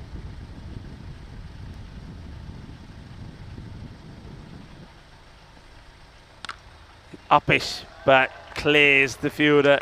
It's a boundary to start from Gammon, who was very good earlier today against Italy. Made 26 not out of 14 deliveries, and plays a really good shot. Knows where the fielders are, is confident that you get enough power and timing in it. So starts with the boundary. So Robijn Rijke back to the drawing board. Would she go full and straight again? He does try. It gets worked around the corner now. A quicker throw. And I wonder if there was an option here to go straight to the keeper. Chose to go to the bowler's end, did the fielder. I think think a quick sharp throw at the stumps. I mean, I would have even gone for a shot at the stumps at the keeper's end. Plenty of bodies backing up. Okay, Pye, the opener, hasn't really found a big shot as yet.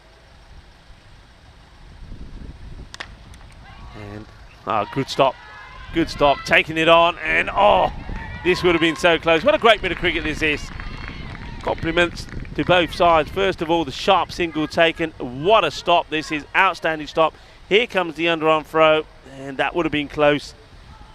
Too close to call for us. I think we'd have to go by what the umpire thought, but that's an outstanding stop. I think it's Kulvik that makes the stop. It's the end of the power play.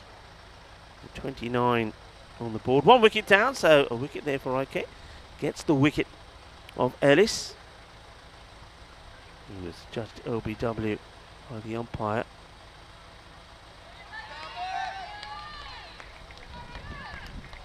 Looks like we will see the Lang continue, and I don't mind that. I think she bowled very well, caused problems for both batters. She's got that field set now for that sort of delicate shot on the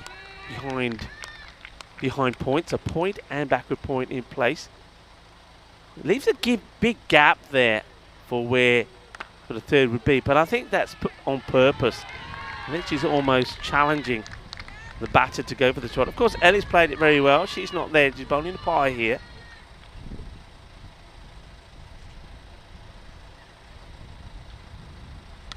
Goes for the big shot. Just scoops it over the infield. Sweepers come across. They're taking on 2.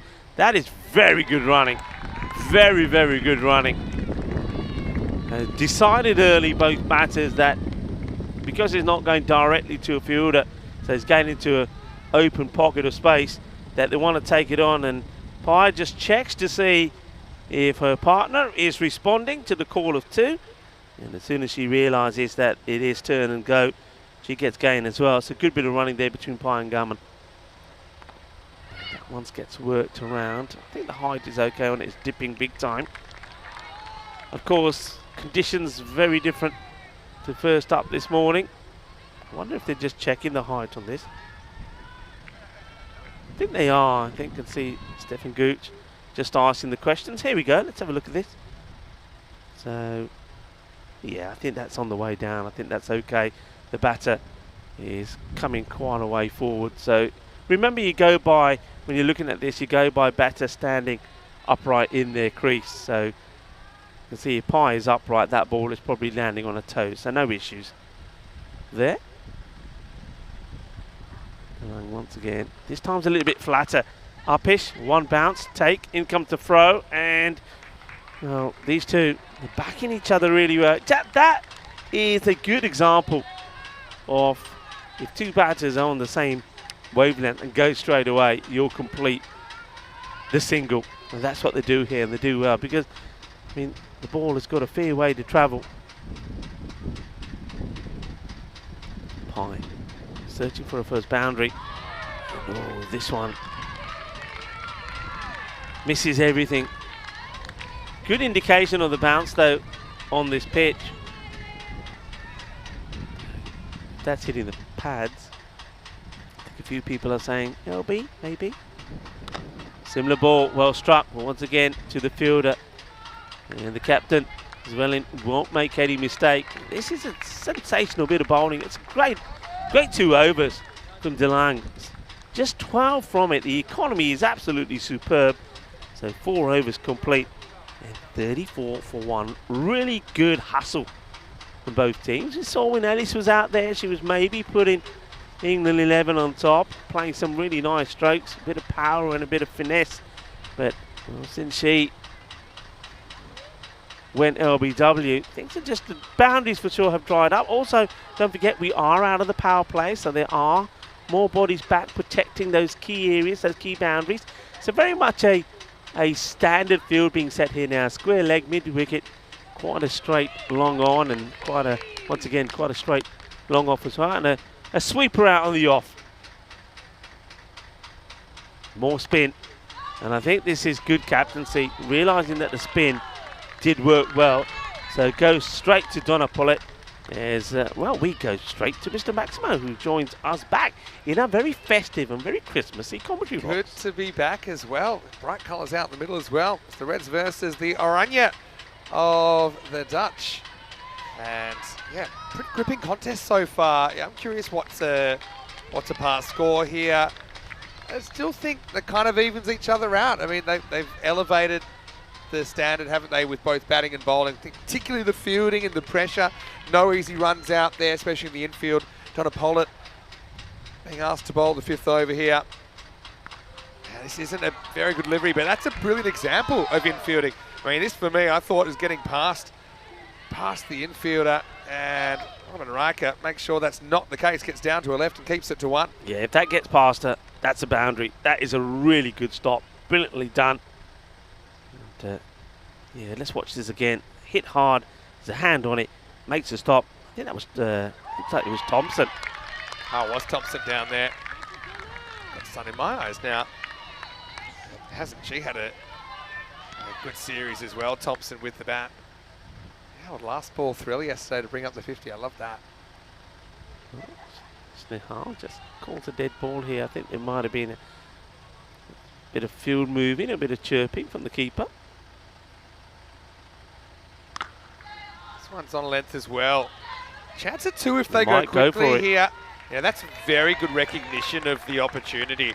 And, well, it's our very own, we'll claim it out, Shachi Pai, who is out there as 2 to the score. Gammon, though, that was her call, really, I think, to come back for the second and on striker's end. Yeah, a bit unfortunate there. Declan makes a good stop, the ball gets away from her. But you're right, very quick to sense the opportunity and take it, the batters. No good deed goes unpunished. This is Villing territory, and it will just be a single, and that will take us to the end of the 5th over. England 11 are 40 for 1. Vinny Sandu here, Mr. Maximo, and I'm out here with Rico Full once again. Got to say, you're looking a bit Christmas decoration-y colour-y today. I like this. Go with the tree, you know. I mean, Rico, when I came in this morning, he was hugging the tree, and I couldn't even see him. He was in camouflage. I love this tree. I love it. Got to say, you know, I always love spending time with you. We must have done about 2,000 matches together or approaching that. But also great to have some fresh energy in the box today. I know we had Very Regina so, yeah. from Italy in a little bit earlier on. We had our very own Shachi there as well. Professional cricketer comes across. You know, I think that she has a lot to say and it needs to be heard. And it was great to have her in the commentary box last game during that Spain-Italy clash. Great input. And it's always nice to hear because you can, you know, these ladies, they know the game. Yeah. They know the game, and it's almost like she was getting inside the head of some of the players. It was great. Yeah, really enjoyed that perspective. And look, out there in the middle, we're going to see a contest. I think this will have a few twists and turns. I think, you know, as we see with all of our ECN cricket, it's a momentum game as well. You know, you can feel when one team has it, then the other team can take it back. I can't wait to see how the second half of this innings pans out. Here we go with the start of the 6th over. This player I like a lot, this Hanalan Dia, who's going to come in but a bit too short, banged away by Shachi. Well, it's Shachi time, Rico. Maybe a little bit bogged down for her liking, but this will help. Mid-on was up, and she was able to pull it over the top for a boundary. Yeah, this is the big over. They're going to go for this. The last 2 overs. 2 overs of spin, by the way, only went for 10 runs. No boundary at all. So that's the first boundary in a while. Immediate change in the field. Zwelling now goes back. I don't mind that. I often say this a lot. Why go defensive straight away? Let the batter go over you first. And that's exactly what Zwelling did there. The ball's gone over her. Now she puts herself back and then she's ready for the next one that comes her way. Just a single this time.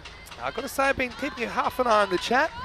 And Ian's there from the TPL Cricket Show. And I know that he's been following along quite a lot, as has Avinash Pai. Good to have you in there as well. Michael Payne has some interesting thoughts as well. We'll come back to that in a second. Here's Hannah. Nice pull shot. Yeah, that's going to pick out the fielder, though. It's not an easy time of day to field out there. We know that. There's Pollitt out there. That makes the stop. I can't remember who brought this up, but a few of the people saying, hey, what about if Australia could get a team? Like an Australia 11, and they're using the Eurovision argument, which is if Australia is in the Eurovision Song Contest, why aren't they part of ECN? State your case. That's a really good shot. Picks out the fielder. And they're forced to hustle. I don't think they'll get an overthrow here because the ball went pretty quickly to Riker out there. But again, the power of, running straight away, no hesitation. It have to be a perfect piece of fielding to get you. Yeah, but what do you think about that? Well, I don't mind doing a series from there, from Australia. ECN abroad? That'd be all right. I suppose, yeah. I think me and your dad will have a good time. Yeah, true. You and my dad did get on very well. Hey, listen. Couldn't tell you guys apart, actually. Now you've got the beard. I knew you were going to say that. Well, Pi out there. Pi in the chat as well. And it's another good shot. But, that's probably, I think, the first error that we've seen in the field, perhaps from the Netherlands. And that's Koolberg. Normally very good out there, but seems to have, I think, jumped over this one. Yeah, I mean, again, you can't really fault the effort. I mean, she tries to get down to it, just misjudges it. I mean, she's doing that at pace, Caroline van Koolwijk. And unfortunately, we're talking of Australia, it was the classical Sydney Harbour Bridge, wasn't it? As we used to call it back home. Mandia will be non-plus, last ball of the over. 50's up with that boundary as well. This will take us to the end of the 6th gammon to retain the strike. It's 51 for 1 after 6. Yeah, but I suppose, if you had that kind of... I do like this... okay, we talk about the continental teams a lot because we spend a lot of time there during the year. But for the British Isles teams, or more, I suppose, traditional cricket-playing nations, that like England principally, but also Scotland, Ireland, Jersey, Guernsey, I love it as an opportunity for players that are just outside the professional setup to be put under pressure. And that would equally apply to the big countries, Australia, India, Pakistan, New Zealand, South Africa, West Indies even, you name them. To have, players that are just outside the professional setup given opportunities in that kind of environment. So, I mean, I actually think, again, this will all cost a lot of money that we probably don't have, but imagine like a World Cup of like, just like all the teams you just saw in the World Cup then, but just with, how they used to do in like golf and stuff, they used to have like amateur and professional, but you kind of, you make it structure so that you're kind of giving opportunities to those that wouldn't normally have it. And I think that's the other thing when you see players sometimes only get this opportunity once a year, rather than, the professional cricketers, some of them, I suppose, that are playing in many, many different competitions now, all around the year. A bit of the novelty wears off. So I just love to see that raw enthusiasm as well. Like all these girls here pulling on an England shirt. Anyway, Pollard back for a second over here. And she's able to keep this to a single. That is Hannah Thompson out there. Tiki-taka, tiki-taka. They spin. Just haven't been able to get the spin away. The field has been set well by the Netherlands. And trying to be aggressive, trying to get the power on the shots, but keep finding the fielders. Tension in this contest at the moment. Pi on 18. Tossed up, takes it on. Gets it just over the umpire, gets it just over the bowler, and gets the boundary. And you don't see too many balls hit well enough to squeeze between the long on and long off, but that was struck very nicely. Shachi with 4 runs. Brilliant shot. It really is a good shot. I mean, like I say, boundaries have been hard to come by. She knows there's a gap there. Even though the two straight, long off and long on, are not that wide, it takes a good shot. That is straight as a dart. All right, has a bit of length on this, finds the gap again. So it's placement with a little bit of power and panache from Shachi as well, as she gets her innings moving up to 26. Yeah, so like I said, the spin, the first time we've seen boundaries from the spin, it's come. And you can see here, Zwelling goes up to Paulette now and has a little chat to her before she delivers his last delivery. Still very good bowling figures. Some of those two boundaries obviously do hurt a little, but it's been very good. Now I wonder if she takes all the pace off this one or goes quick and wide outside the off. Pretty good spot, to be honest, kind of in the middle, and so Pi can't get it away. And you're right about the figures for Donna. She doesn't take a wicket, but keeps it pretty tight. 16 off her figures, and at the end of the over, it is 62 for 1. Coming up tomorrow, well, more great contests. England just have the one game tomorrow. They take on Spain. They still haven't met yet. And Netherlands, they will play the first and last against Spain and Italy. Also, Austria have just the one again, taking on Italy. I think that'll be a good game as well. Join us for day 3, 8:45 a.m. GMT, which is 9:45 in Central Europe and 2:15 in India. It's day 3 of 6 of this ECCW, and it feels like we're just getting started here. And I suppose we're used to having these marathon tournaments here But after tomorrow, we're halfway through. Yeah. Big day for Spain tomorrow, isn't it? I mean, they've got 2 big matches. Netherlands and Spain. Netherlands and England, they're really going to get tested on Spain. This one is going to find the gap, is it? Yep, it will. So now Gammon decides that she's going to get going. A bit of gammon and pie out there at the moment. I don't mind a bit of gammon and pie. Gammon pie batting together is actually a pretty good one. I can't believe I didn't pick up on that yet. But that was kind of a rolling off cutter from Iris, taking a little bit of the pace off the ball, but hitting with that perceived movement. Gammon, good placement from her this time, gets 4. Oh, that's a no-y. That one's come out all wrong. I think this is supposed to be the attempted slower delivery. Gets it wrong, and you can see from the way it was released, it wasn't right. And it's far too high. There's no doubt about it. Even though she charges. It's actually an attempted fast leg spinner, right? But it is a hard one to go over the wrist and get it right at that kind of pace. It's more a genuine kind of fast leg spinner than even a back of the hand slower ball. Iris, I think, just probably has to go back to basics here. Probably jam in a Yorker or 2. Get this over back under control. Shachi Pai on strike. She goes short, to be honest. That could have gone as well. Although having said that, she does have the fine leg down there on the boundary, so she's kind of bowling to it. But sometimes the field isn't big enough for them to protect. Yeah, 3 hit stays in place. You can see she's very disappointed with that. It was a deliberate ploy because the fine leg was moved back for this delivery. So maybe she'll still try to execute that short delivery. Now she goes full, and it's going to go to the boundary. Great shot. I think she wanted to go for the double bluff here, but there's no bluffing. Pai waits for it and plays that one.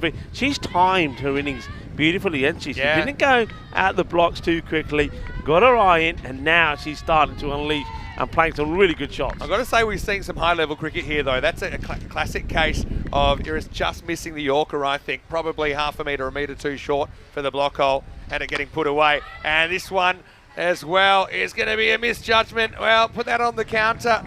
And that's Caroline van Koolwijk, who just ran under that. Yes, it's difficult, that side of the field. But if she holds her ground there, I think she takes it shoulder high. A missed opportunity for the Netherlands.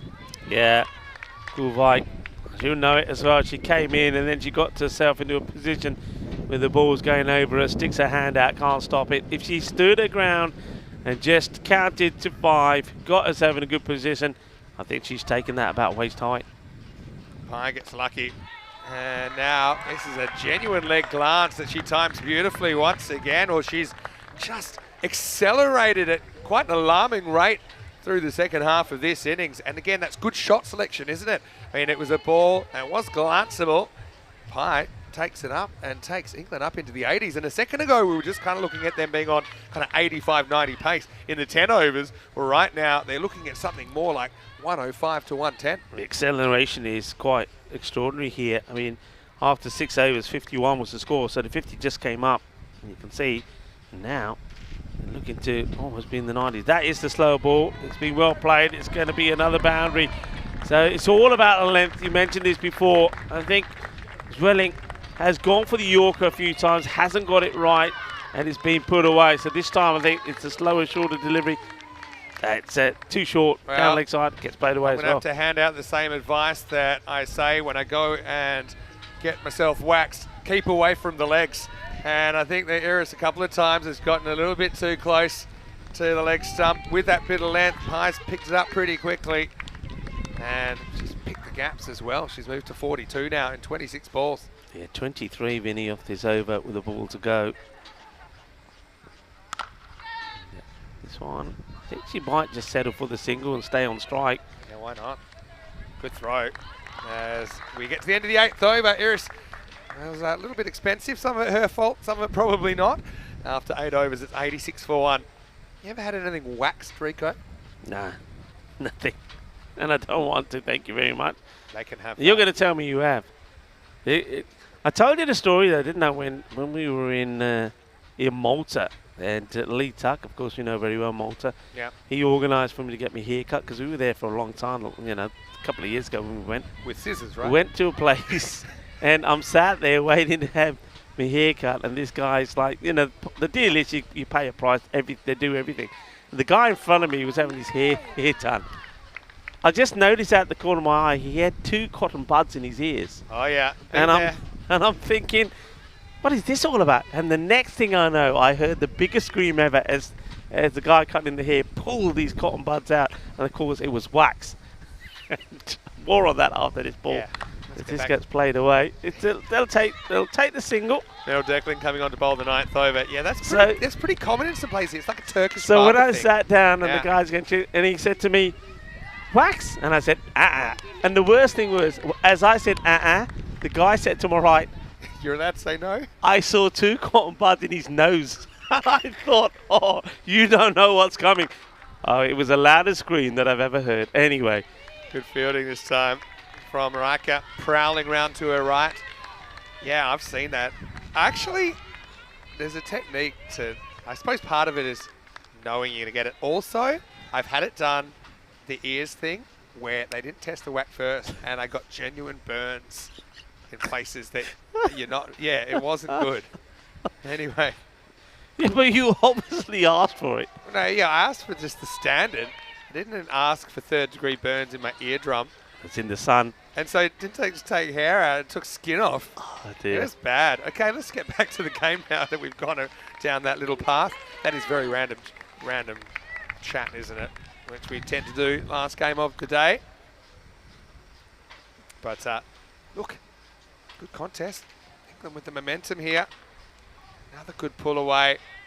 3 fielders guarding that leg side boundary. Van Koolwijk back in form. Keeps that to 1. Good over this from Declan so far. If she could keep it like this and it just ends up a few more singles, she certainly helped to claw Netherlands back to trying to keep this score around about the 110, 115, no more, maybe even less, depending how the last over goes. She'll only get the 1 over here, of course, bowling the 9th, and there's 2 to come in it. That one wasn't as pullable as Shachipai thought. Just hurried onto her. Back to the bowler. Dot ball's a good ball. You can feel the energy from the Netherlands with that dot. What an over. Sense that every ball's important, every run's important here. Very middle of the road score at the moment, I think. Full toss, which will be handled out there on the boundary as well. As we get to the end of the 9th over, England 11, 91 for 1. What a cracking over. After that, to one that went magical from the captain, went for 24, comes back and bowls this one, only 5 from it, and straight away, once again, is back to that sort of 100-ish score. And I think the Netherlands, if this over goes well, will be very happy with the score, which is under 110. Remember, the last 2 times we've seen them with the bat, they've been scoring big runs. In fact, they've scored 92, which of course went on to being 97 because of a time penalty, 130, and then earlier today, the highest score we've seen in this championship so far, 159. So keeping it to 110, they'd be more than happy. While we're on weird beauty things I don't understand, what's the deal with threading? You heard of that? Threading? And They this get is like when a thread and pluck they like hairs, do right? eyebrows. Yeah, not even pluck. They do some sort of magic. It looks like a magic trick, but they're doing all They're doing it so quick, right? It's like, you know, like extreme yo-yo, how they do like to get the string into weird shapes. I have no I've idea heard how of it it. works. Never seen anybody having it done or being done. So, but yeah, I don't We know got to experience some of these things. Oh, you need to. I've seen it. what's this. You seen what? I think someone Why tried are you to looking at thread my me eyebrows with- in a funny way now? I think someone tried to thread me. I might have had it done. Just blocked it from my mind. Anyway, look, open question. Can Pai bring up her half century? She starts the 10th over on 46. And Robin Reike will bowl it. Proper swing. bat speed there from Pai. That's probably one where if she had a time over, you got mid-off up in the circle. So if she played the ball that was bowled to her and holds her shape, she can probably drive that in that direction. But she kind of chases the low-lying fruit, tries to whack one into the jungle and comes up with fresh air. Good start by Reike as well. Got to bowl one side of the wicket here. Good contest. Now she gets a bit of bat on this, and this will be her 50. And she'll bring it up in 33 balls. And, yeah, you mentioned she started a little bit slowly, but she certainly has upped the gear, and she's put England on track for a score in the triple digits. Well batted Shachi with her first half century in ECN cricket. Yeah, well done, well batted. And Shachi Pai plays a really good shot, waits for this. She knows there's no fielder back there, gets a boundary. Ball badang up. Felicidades. Popeye, tienes marca 50 carreras. Muy bien. Yeah, had the length to work with there, didn't she? And what have we learnt? If you do a stint in the commentary box, you're guaranteed to perform next game. Yeah. Let that be known. Anyway, still some work to do, 4 to come. Hit really well, but straight to the Langer, who catches it. I'm not sure deliberately the way she meant to catch it, but she takes it anyway. Has a laugh about it, why not? So it's 50 and out for Pai. Riker gets the blow. Got to say, this shot was on, and then talked about the mid-off being up. But she found Caroline de Lange, who does the rest. I'm still curious how she caught it, Rico. Yeah, she was a little bit surprised. Well, there you go. I knew there was a bit of surprise about it. Well taken, and she's all smiles round. But look, also smiles, of course, for Pai. Congratulations, and scores a international half century. Exactly 50 of 34 deliveries. And 8 fours, no sixes. But started off slowly, like I said, but certainly did pick it up when needed to for the team. So well done. Classy knock, wasn't it? I mean, 8 fours in there. I think, okay, wasn't perfect with her shot selection, but it was pretty good. I even think that shot was on. Just didn't quite get the elevation. Right shot to play. It was a very good catch in the end. A little bit of bad luck maybe for Pai, but DeLange takes it. All right, Taylor gets a hit. Only 3 to come though, and she's going to make the most of them. Low full toss, help to the leg side, and that's 4 runs.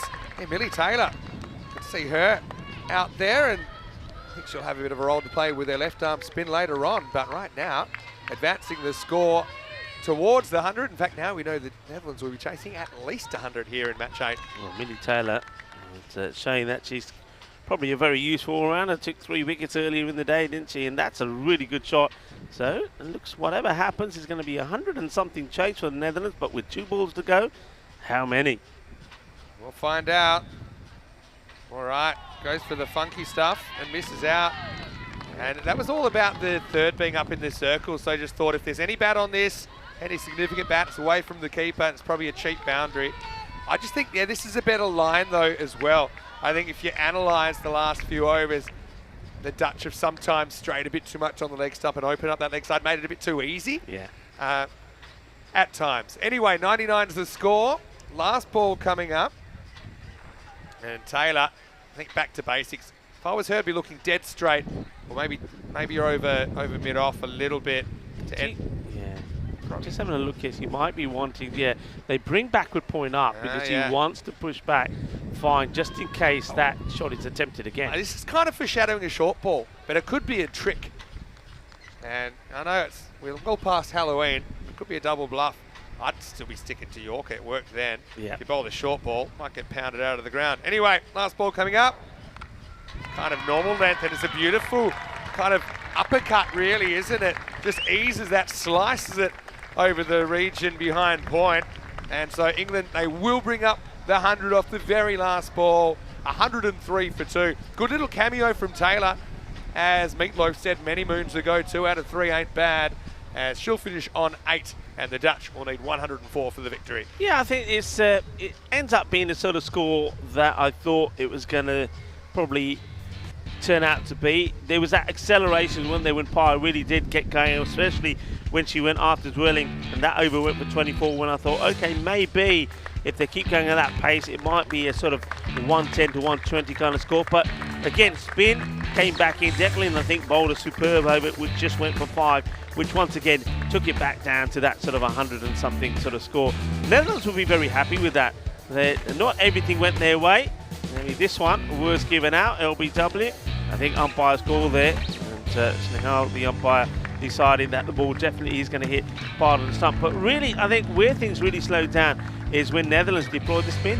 Yeah, I think so. And I think once again, it shows the importance of variety in the attack. I probably think they fielded okay. I think there are probably a couple of things that they would have liked back, including that one from Van Kolwijk. But yeah, Pollard, I thought bowled really well. You talked about her contribution. She has these little kind of subtle variations. Like that one got away from her, but I think for the most part she put the ball in areas that was difficult to get after her, and also just slight changes in pace, a few balls hurrying on. Yeah, but this is where things just kind of got out of control with Filling going for 24 in the 8th, a magical 8th over for the English 11 with 5 boundaries. This is where Pai took the game up a notch. Yeah, that's when she turned it up. And, well, the Pai went from cold to being hot and played some delightful shots. And also did bring up her 50. But after getting 50, that was a really good catch from Delang. And you see it here. There's a little bit of luck involved It's as the well. right hand, which kind of misses it, but grabs it on the way through. It was almost like catching in handcuffs for Caroline there. But in the end, Millie Taylor came out, and with the 2 kind of fairly orthodox shots she played, she was able to get to the boundary. So England 11 finished on 103 for 2, and really all top 3 having a pretty big role to play in it. 50 even for Sarathy Pai. Brilliant innings from her, really. Really enjoyed her array of strokes, 8 boundaries in there. Bethan Ellis didn't do a bad job either. 21 before she was given to a fairly marginal LBW, I thought, off the bowling of Raika, who got both the wickets in the innings. Gammon with 22 off 13 wasn't too bad at all, and Taylor had a little bit of a role to play, dotting an I and crossing a T as England 11 reached 103 for 2. One thing I will highlight as well, just 2 extras in the innings. That's what good teams do. They don't give too many away. And looking at the bowling figures, Raika will get the figures 2 for 22. But yeah, I agree with your call about the spin. I think DeLange was excellent, Pollitt was excellent in there, conceding only 12 and 16 respectively off their 2 overs. Also Deckling put on a good show in her over, bowling the 9th that only went for 5. We'll take a break and we'll be back in just a few minutes. This should be a really, really good game. I think 104 for the Netherlands 11. Still to be seen if they can handle what the English are going to throw at them. But we'll find out very, very shortly. Vinny Sandu, Mr. Maximo with Rico Full. Back with the final innings of day 2. Right after this, you're watching ECN, and this is the Women's European Cricket Championship.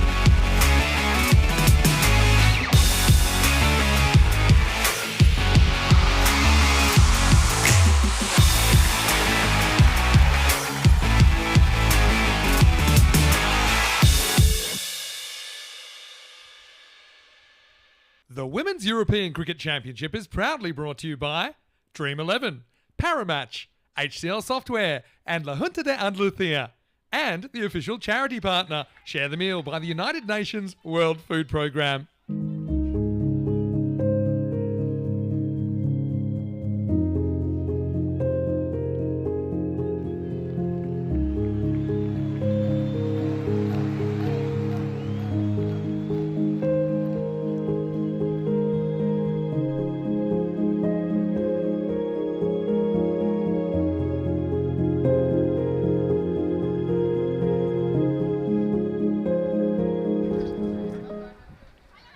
Hello and welcome back. Yep, we can all make a difference, can't we?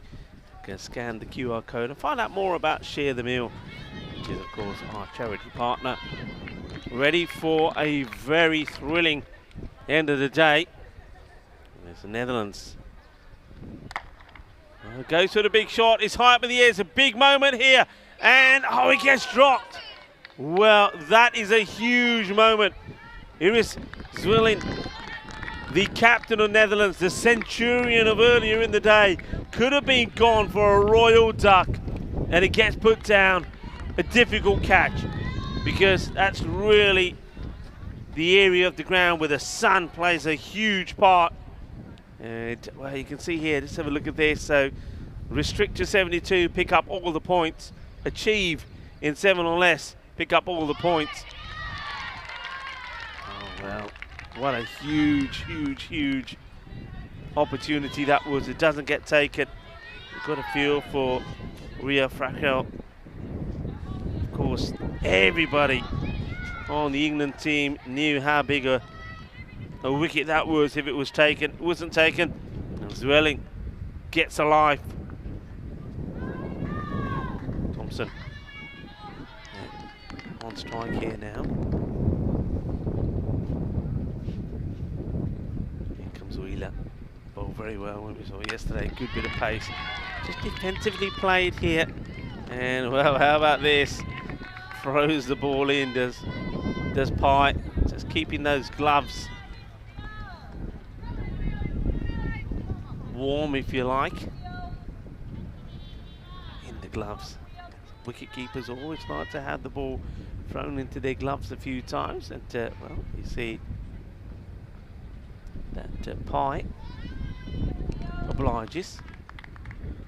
Thompson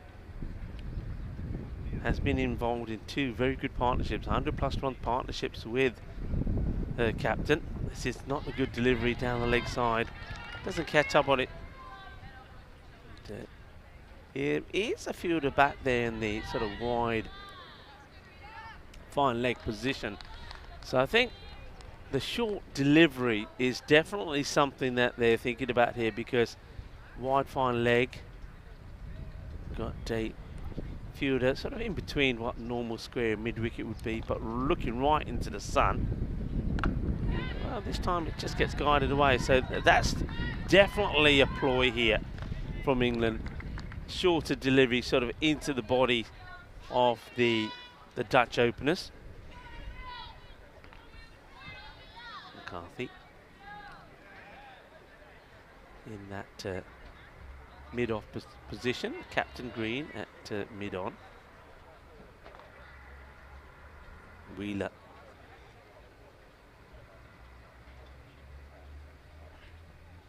This is a bit of a wild swing. We saw that. We've seen this before from Zwelling. She played a miss at a few in the last match. In fact, in the last match, that big score that she put on, the first 2 balls she faced were similar to that. Swings and misses, and then she just connected, and that first over went for a magical over. Oh, well, that's going to be a wide for sure. Well, we know Wheeler can bowl this. We saw her do the same thing yesterday, showing us that she's got some wheels, and bangs this in. I know somebody's going to like this delivery. There's Vinny Sandu, who joins me back in the box. Now, just imagine a ball twice as high as that, and that's what we saw yesterday when she's bowled to Kirkman from Austria. But anyway, message sent. Here's the last ball of the first over. That's a good one. And Willing can't get anything on it. Maybe lucky for her, she doesn't get a nick on it as we get to the end of the first, and it's 4 without loss. Yeah, I must say, to see that next delivery again, it's nice to see Maddie Ward back behind the stumps. First time we saw her yesterday, she was very impressive. A very good keeper, and I think England, they've got some very talented wicket keepers in the squad this time round. All of them are getting an opportunity. Maddie Ward back behind the stumps. 357 matches since the Golden Ball. Could this be the one? Well, you've got two teams that will test each other. I'm expecting it to be a pretty close match. Could we end that Golden Ball drought that we've had? Okay, a bit of discussion here from England about the field as Daisy Gibb coming on the bowl. She'll be a lot happier that things have dried up. She had a few issues with her back foot because she does sort of take off and land on it. So there you go.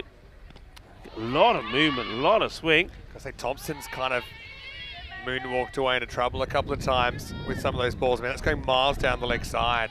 You can take a wide. To be honest, it's not an easy take. Maddie Ward back in the side for the England 11 in this game. Loved her glove work yesterday. But yeah, 104 the target. So obviously you try to track it just better than that 10 and over. Daisy Gibb probably find the footing a little bit easier at this time of the afternoon than when she was bowling this morning. She has a natural in-swing, a fairly front-on action, doesn't she? Swilling gets a piece of this but can't beat the field.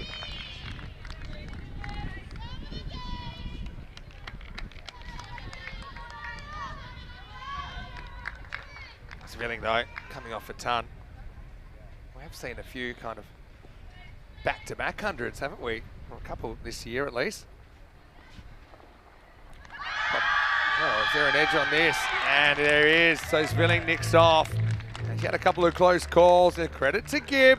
She kept putting it in that corridor of uncertainty, didn't she? And this time she gets a little feather off the bat of the Dutch captain. And a regulation take behind for Maddie Ward. And so the Netherlands not having a good start here in the second over. They're 5 for 1.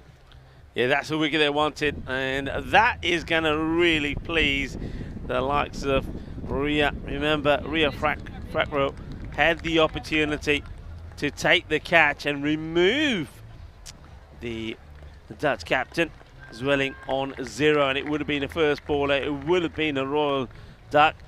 She does survive, but plays and misses at a few and goes for 1. And that's something that we always see, and we'll see time and time again on the European Cricket Network, that just because you've done well in one match doesn't mean you're guaranteed to do well in the next. Yeah, so you can see their bonus point equation. If England are going to leave Netherlands with a big fat 0 in this game, they need to keep them to 72 or less. 7 overs seems pretty unlikely for the Netherlands to actually take all the points. But yeah, 73, a secondary target for the Netherlands. Lovely shot. Really good shot. That's 4. And you're chasing this for nothing.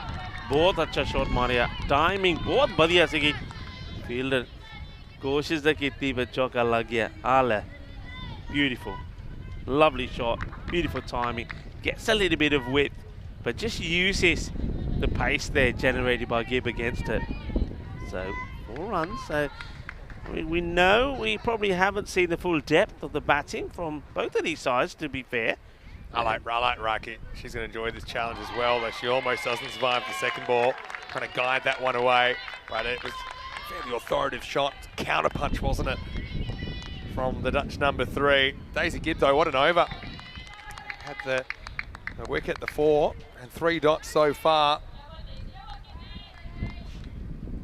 Just a great spectacle we're watching right now.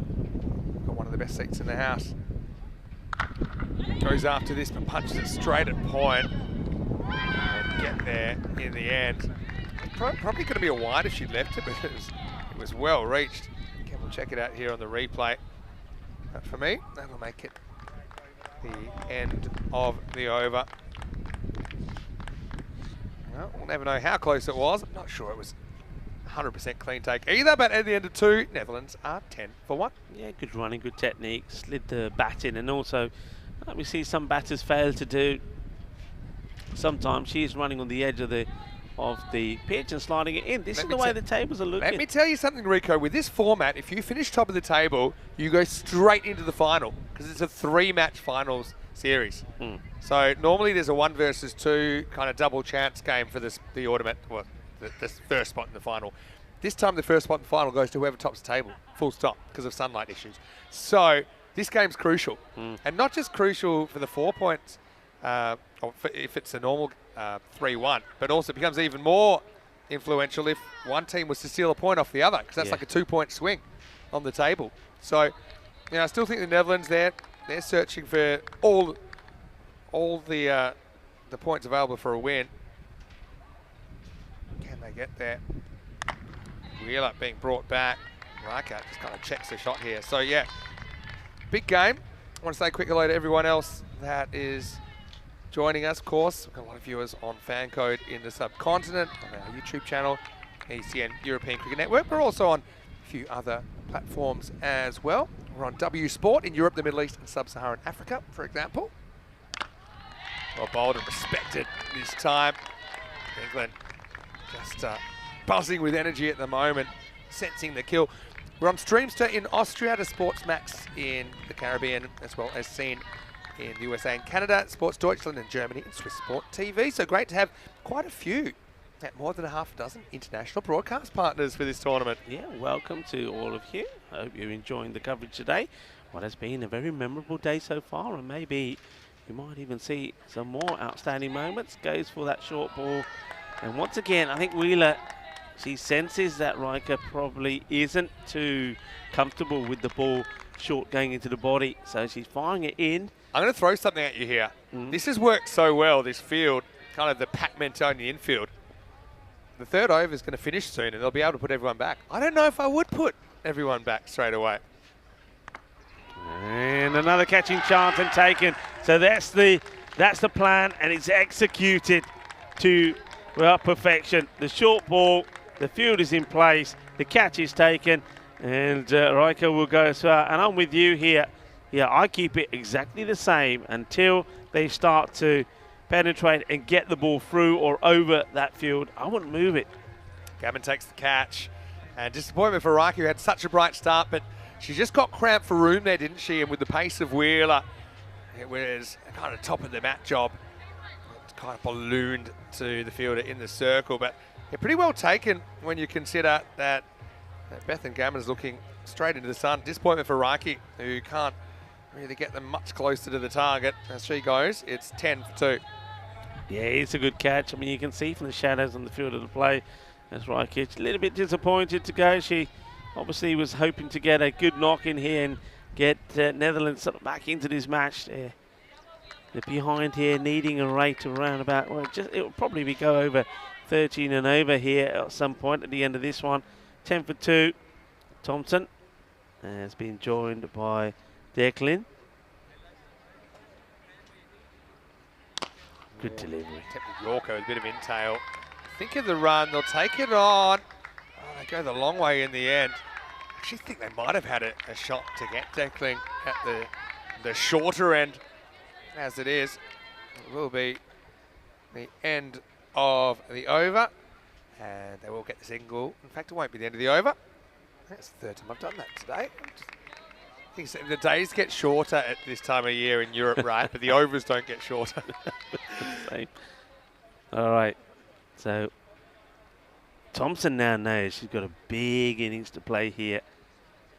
We've seen her do it. We've seen her being able to up the tempo and also match as well with her hitting ability. Just tries to paddle this one away. Well, once again, though, you may have called it early, but the score doesn't change at all. It will be 11 for 2 at the end of 3. So keeping things pretty quiet in the power play. Yeah, it's funny. Yeah, the rules obviously say that now you can have 5 outfielders, but in a kind of regular game of cricket with no real field restrictions on outfielders, in a longer game, admittedly, normally you would start, maybe a couple of slips in this, and as batters had started to gain a bit of ascendancy, that's when you become a bit more defensive. So you kind of get a cue from the game, not from kind of what the playing conditions tell you. I just want to see how many outfielders we're going to start with here. They're going to go straight to 5 outfielders. I suppose the counterpoint is that you don't really mind singles either if you're England at this stage, because Netherlands are going to have to find some boundaries if they're going to find this way into the game. So maybe you don't have to gamble for another really cheap over a 3 or 4. Gibb is going to continue. First one darts in and inside edge of the bat. This is a spicy delivery. Oh, look at this, a little bit of masala out there. Look at the movement as well, and then hits the seam, and the ball responds. That's well played in the end. The bounce, the extra bounce it got. Yeah, I like what I'm seeing from Gibb here. Chris Ward saying hello to us in the chat. It is the last game of the day, so throw any questions you like at us.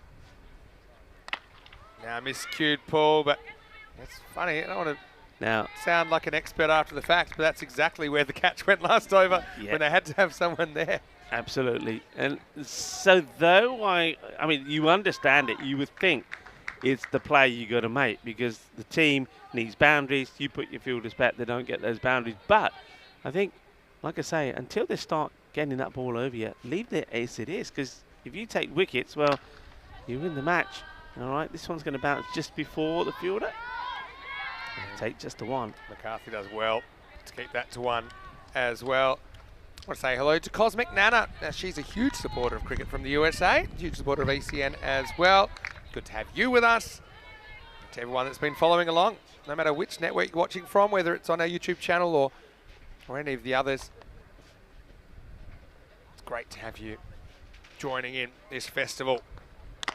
All right, in the air, gets over the fielder, and that should get to the rope as well. So, the one place they didn't have an outfielder, they needed one. Kiara Green was up at mid-off, but a nice shot, and it's badly needed. Declan gets her first boundary. Yeah, it's a good hit, so maybe he doesn't fancy playing the pull or the hook, but senses that, especially with the field that's in there, well, it has been in, it will be changed here now because it looks like Pye will go on the boundary, so long off and long on now in place. Not an easy shot as well to play with the kind of bounce that Gibbs getting. Keep her up to the stumps as well, trying to put the squeeze on. And it's dropped. Well, they brought the third up, and I thought that was a bit risky. As it was, it turned out to be genius, although the catch wasn't grasped in the circle. Declan gets lucky. Yeah, she does. It's gone pretty quickly. So I think she does well to react, gets hands onto it, not able to hold on to it. Gibb, a bit unlucky. Worst thing about that, you can't blame the sun. Anyway, last ball of the over. Pretty good areas. And they decide against the run, even though it went all the way to the edge of the circle. So Thompson will have to take strike. England 11 turning the screws at the moment. It is 18 for 2. Yeah, they've got this well in control. I said earlier that the rate will go up to around 13, and that was an over ago. Well, an over later, it's gone up to 14, and you can see they're a long way behind where they need to be. Well, time to turn it around though, but not that much time. Also, I think we're going to see some spin come into the game now as well in the middle overs. So random question coming in. We love your random questions last game of the day. Chris Ward asking, have you ever re-gifted a Christmas present? Great question. You know what re-gifting is? Yeah. Okay. You get something in. Yeah, you get something. I think, yeah, a lot of times because normally, let's face it, you get given loads and loads of chocolates, don't you? Loads of chocolate boxes. Does that count? And yeah, why not? It's a present, isn't it? All right. This is new over. That's Fackrell to get us going. It's not Kiara Green, as it says on your screen. Random question. How long before that? Oh, there we go. It is fixed pretty quickly. I say the scorers and all Blue Crew do a great job, don't they? They're kept busy, as well as the umpires, and everyone in charge of the player area and all the logistics around the ground. It's a real, it takes a village effort, doesn't it, here at Carlton Roval. All right, Fackrell, got to attack her, really. Goes back, punches, slicing away from the fielder down there, but again, very professional fielding down there. No chance of anything, but a single. Yeah, I can't really remember anything. I'm not saying I've never done it. If I re-gift things, it'll probably be straight away. Like, I don't have to wait for an occasion. So especially, I love getting stuff, and I'm touched when I do. But when it's something I know I can't really carry, I'll say, hey. But I won't present. That's not a true re-gift because I'm not presenting that I'm giving it to them as a gift to them. It's more to get me out of a jam. Good fielding. Saves the 4 here. It's nicely done. Standards are so good here from this England 11. Yeah. Field positioning is good, and the fielders, when they get a sniff, they get onto it. That one, you don't stop it. It's 4 runs, so what a good stop. I'm going to make a random observation in a second. Well, that's high. I think that'll be called on the field. It won't be out. And I think everyone recognised that that one was going to be too high. So it'll be a single and a no ball and a free hit to come. Well, just getting away from Fackrell. Good take in difficult circumstances. I'll let my random observation wait. Here's the free hit. You got to go with it. Just lobbed over. Yeah, straight but slightly sliced. Someone, go on to question. Fire it in. The England 11 men's team took their sunglasses game to scary new heights with some of the biggest sunglasses I've ever seen. As this will be worked away for a single. And will take us to the end of the 5th over. Netherlands struggling to get going in this chase. They are 25 for 2 after 5. Vinny Sandhu here, Mr. Maximo with you. Enrico Full with me as well. I was just saying that the England 11 men's were wearing giant sunglasses. The sunglasses game from the England 11 women has not let their country down at all. There's some big shades out there. They look like they're ready to hit the slopes. They were wearing those shades earlier this morning as well. Yeah, liking the shades. And, of course, pretty cool. I think the captain, I've yet to see the captain without the shades on. I couldn't pick her out in the lineup, Kiara Green. But I have to say, the England 11, like the Netherlands as well, I mean, they're so happy to be here because they're happy to be where the sun's at. And they're loving the fact that the sun's here. So I know when I've spoken to some of the Netherlands players and also some of the English girls, they say, yeah, of course we're happy to be here. The sun's shining. Hey, do we like to be in the sunshine? Yeah. It's sort of, cricket is green, isn't it? You know, you're in a place, the sun's shining, it's not too hot, it's not too cold. You're playing the game you love. You're playing more than one game in the day as well. What could be better? Speaking of Kiara Green, here she is bowling, and there's no chance she'll be taking those sunglasses off. It's almost like they've been welded onto her face, Kiara. But what I will say is, yeah, I said this to Shachi before when she was up here in the commentary box. Many, many professional cricketers would never get the opportunity to do something like this. I mean, it's a really kind of beautiful setting for the game. It's kind of intimate. Okay, small crowd here generally. You know, it's not thousands and thousands, not a big roar. And obviously we have seen some games towards the end of finals and things like that where there's a bit of a crowd noise, maybe a few hundred. But it's just a setting that's so unique. All right, trying to get improvisational here. And Thompson, she's just finding herself in a tough spot in this innings, isn't she? Trying to get herself out of it. Yeah. There's no fine leg there, so premeditated. I think that shot's on, but she just can't get any bat on it. But it's her shot. We've seen her bring up a 50 playing it. We've seen her when she's struggling and needs boundaries. That's what she goes to. Well bowled. You know what I like about that? Change of angle. Thompson probably would like the idea of going it again, and so Kiara says, you know what? Just in case you try it, do it to this. And it was so expertly delivered, even with a bit of a way drift. Pitched up. Good shot, though. Almost a brilliant bit of fielding there from Shachi Pai. Flung herself towards that ball, but Thompson gets herself out of the funk with 4 down the ground. It's a good reply from Thompson. And Thompson saying, okay, you're going to stop me playing that shot. How are you going to stop me playing this one? Lovely stroke. End of the over as well. 30 for 2 after 6.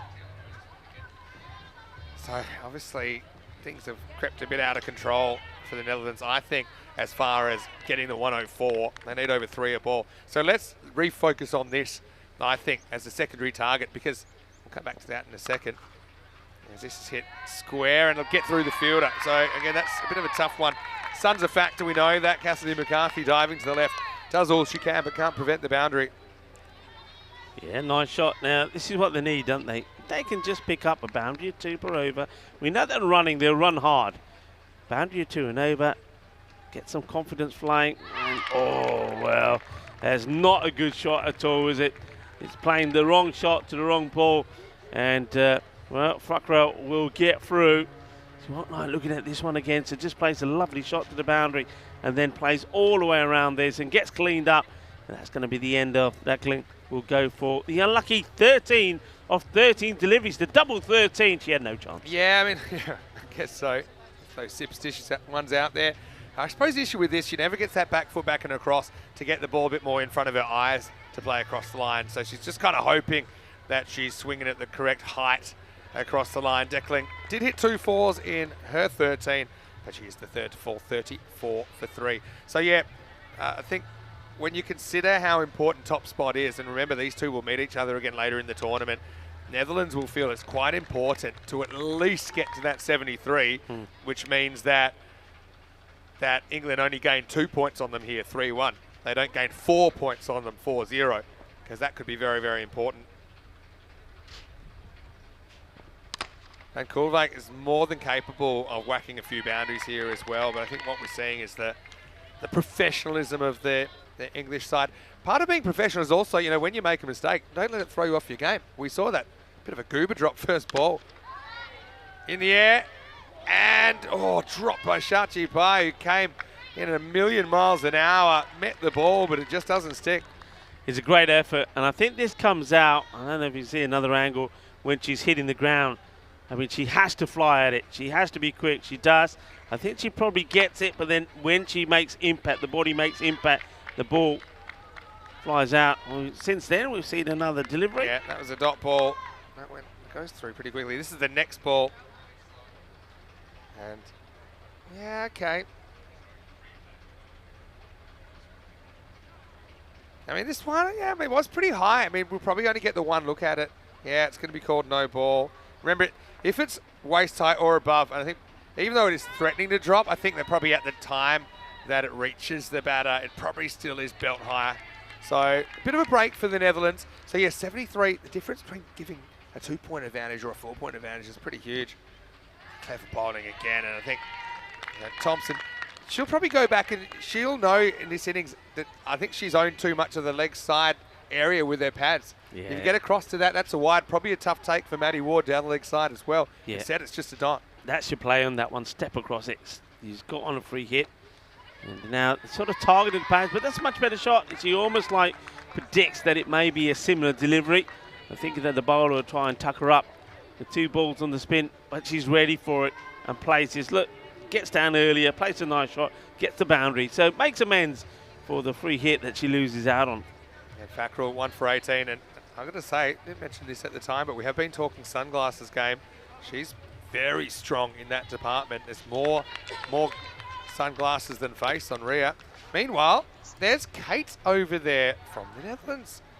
Jeez, also scored for us on occasion in the past. Enjoying the sunshine. Yeah, and one of the best spots in the house if you can get it. She's just sitting there. Not a care in the world. This is what's coming up tomorrow. Netherlands, Spain first up. And then we'll have Italy versus Austria, Spain versus England 11, then Netherlands, Italy. Let's get back to the action right now. And, of course, same time every morning, 8:45 a.m. GMT, which is 9:45 in Central Europe, and 2:15 p.m. in India. Right, so now I think we're pretty much focused on seeing if Netherlands can get the 73 here. They need 32 off 17 balls to do that. And it's not a bad shot at all down the ground, but not really timed.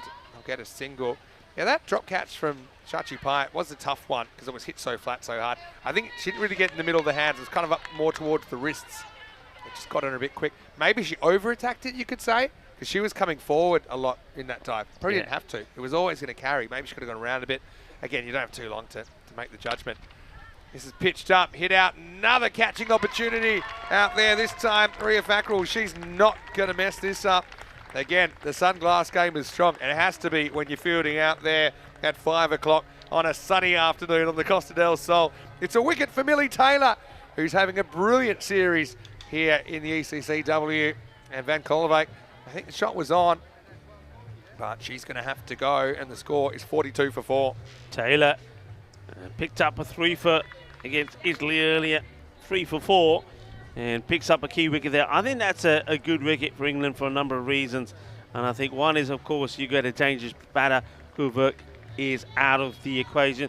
But also, I think, for Ria Frackrell, who put one down in exactly that position when she dropped the captain. Zwilling. Yeah, drops so Zwilling. taking that gives her the confidence as well. And really, it's no easier because the sun, in fact, is probably even harder now. There's no thunderclouds around, but it was a classic lightning striking twice moment, wasn't it? Yeah. But this time, Frackrell atoned for the earlier error. It didn't cost him too much in the end, as Zwilling did go on to make a big score.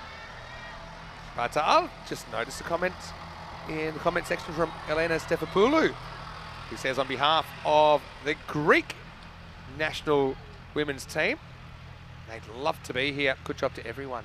And yeah, Elena, great to see you. Of course, Greece were involved in the T20 Intercontinental Cup in Romania earlier in the year, right? And they had some real talent there as well. I mean, if you missed it, Elena, I know the plan is, and the robot was talking about it earlier, the ECN robot that we like to call our senior management when they drop into the chat. There are plans for expansion. Up in the air. Again, like the communication there, you could hear Shachi Pai say, I've got it. Just removing all doubt to the other fielder.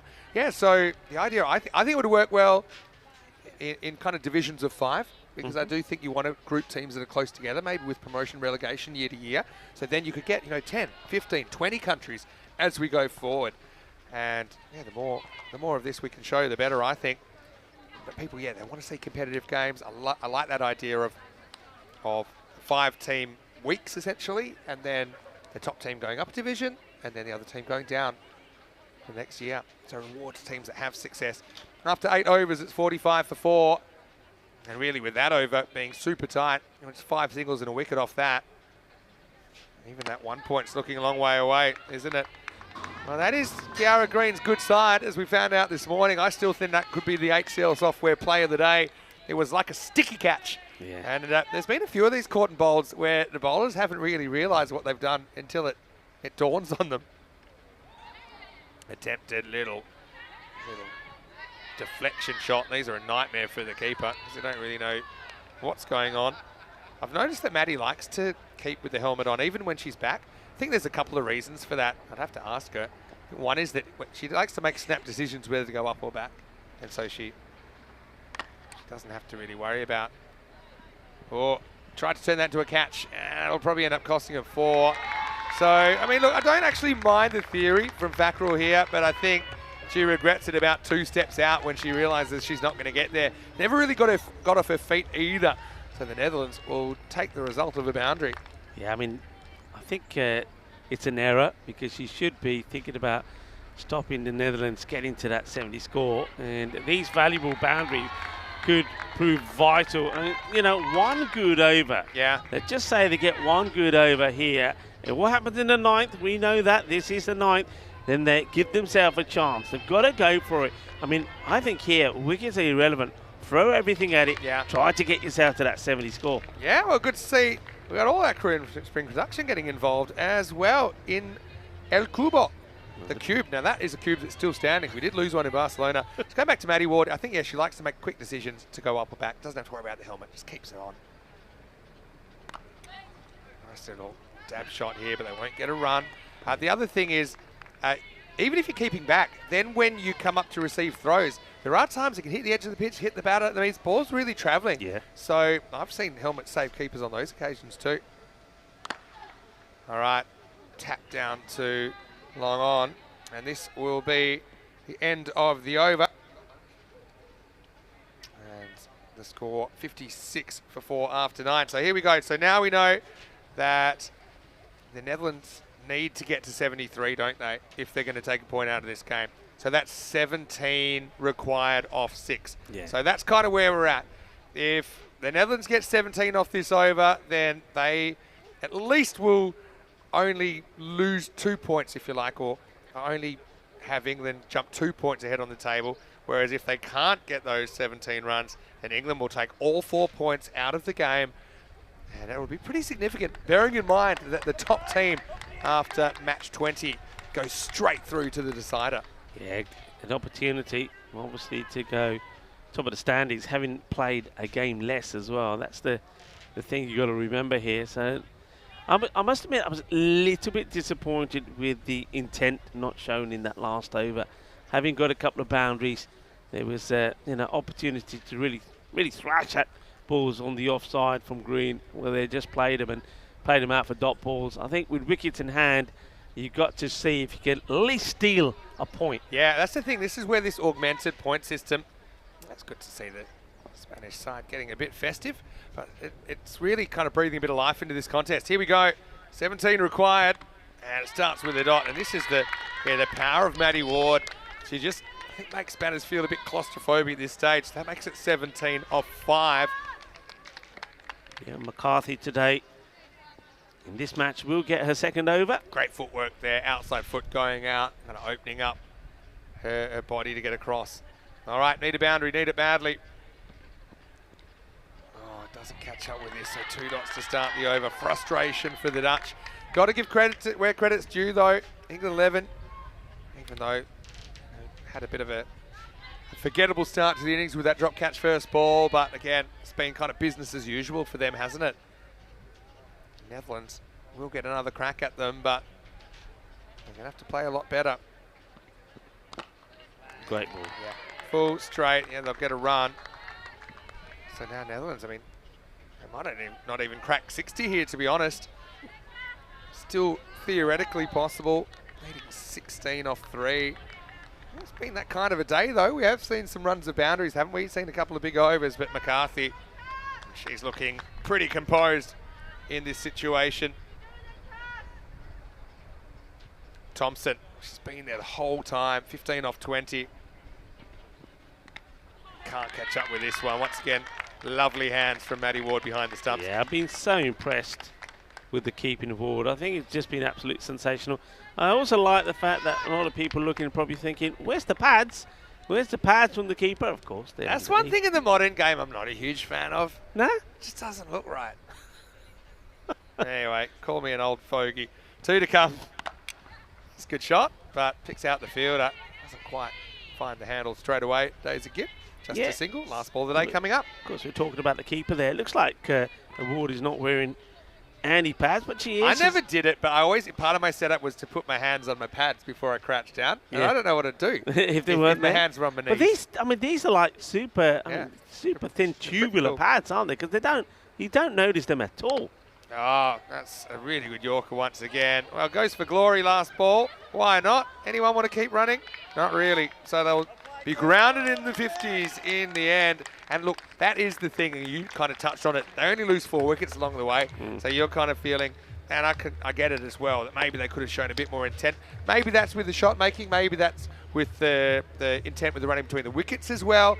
But really, England 11, well, they might have been kind of a late inclusion this series, but they're certainly making their presence felt so far. Shachi Pai sets up that 100+ score for the English, and they end up running out fairly comfortable winners by a margin of 44 runs over the Dutch here in match number 8. Yeah, good day for Shachi Pai in the end. It was lovely to have her in the commentary box as well, so showing her skills and her talents, not just on the field of play, but in the box as well. But England will be very happy with their performance here today. Remember, they did a demolition job over Italy first up, and now against Netherlands, who we thought would push them. They've come up shining colours, winning by 44 runs, 103 to 59. Yeah, and so this is what's coming up tomorrow. I know Steve McVeigh's come all the way from Portugal, 9-hour bus ride to support the English. So he's certainly leaving pretty happy today. We'll be back tomorrow, 8:45 a.m. GMT, which is 9:45 in Central Europe, and 2:15 p.m. in India as we roll into day 3 of this ECCW. It's been great so far, and something tells me the best is yet to come, Rico. But what a start this was. We thought it could be a real egg-on-your-face moment, as Swilling could have been gone very first ball. Yeah, she didn't have the best of matches. Match number 6, you will remember, but not this one. Her overs were not the most courteous. She went over magically in one of them, remember, and then she went just for 1. But it could have been worse. She could have gone for a royal duck. This was a delightful shot, and when we saw that one go to the boundary, we thought, okay, maybe we'll see a fight back. But then that was a trap that was set. The short delivery, Gibb was certainly banging them into the body and getting the wickets as well, important wickets. That was the wicket once again. We saw Dwelling going earlier, and then also Wheeler was showing that she had a fair bit of pace as well. That one was too hot and spicy though for Pai to try and stop, and this one just got away from the fielder. But in general, they were on the ball. That was the wrong choice of shot really, as we saw the wicket go down. I think what this shows me today is you got teams at slightly different levels, and there's a direct correlation between the infrastructure of the country and the level that the players are at. Okay, that one was a bit of a tough one for Pai, who couldn't quite hold on. And yeah, in the end, Thompson, that was one of the few she was able to get away going the journey in the end, but not able to get any significant score, 16 off 22 in the end. But yeah, I mean, England 11, these girls, a lot of them are professional cricketers, you know, or very close to. Being on, and they're on the cusp of that, and they have the training facilities and the structures, and you know they're being looked after in a certain way. Netherlands, you know, not far behind, but definitely behind, as we see from this game. And sure, the Netherlands missing some of their key players as well. Now we've got spectators in all kind of places here, including behind the cube, including on the stage. Yeah, but then of course, then you've got other countries, you know, like Spain, Italy, Austria here, seeing that are a little bit behind, and then we know there's other countries that we've been to this year where, you know, it's another step back. But I mean, they're all on a journey, and hopefully it's a positive journey and things are heading in the right direction. Thompson, it was a bit of a laborious one, wasn't it, for her here in match number 8, 16 not out, bats through. Apart from that, Durana couldn't quite get the acceleration when she wanted it either.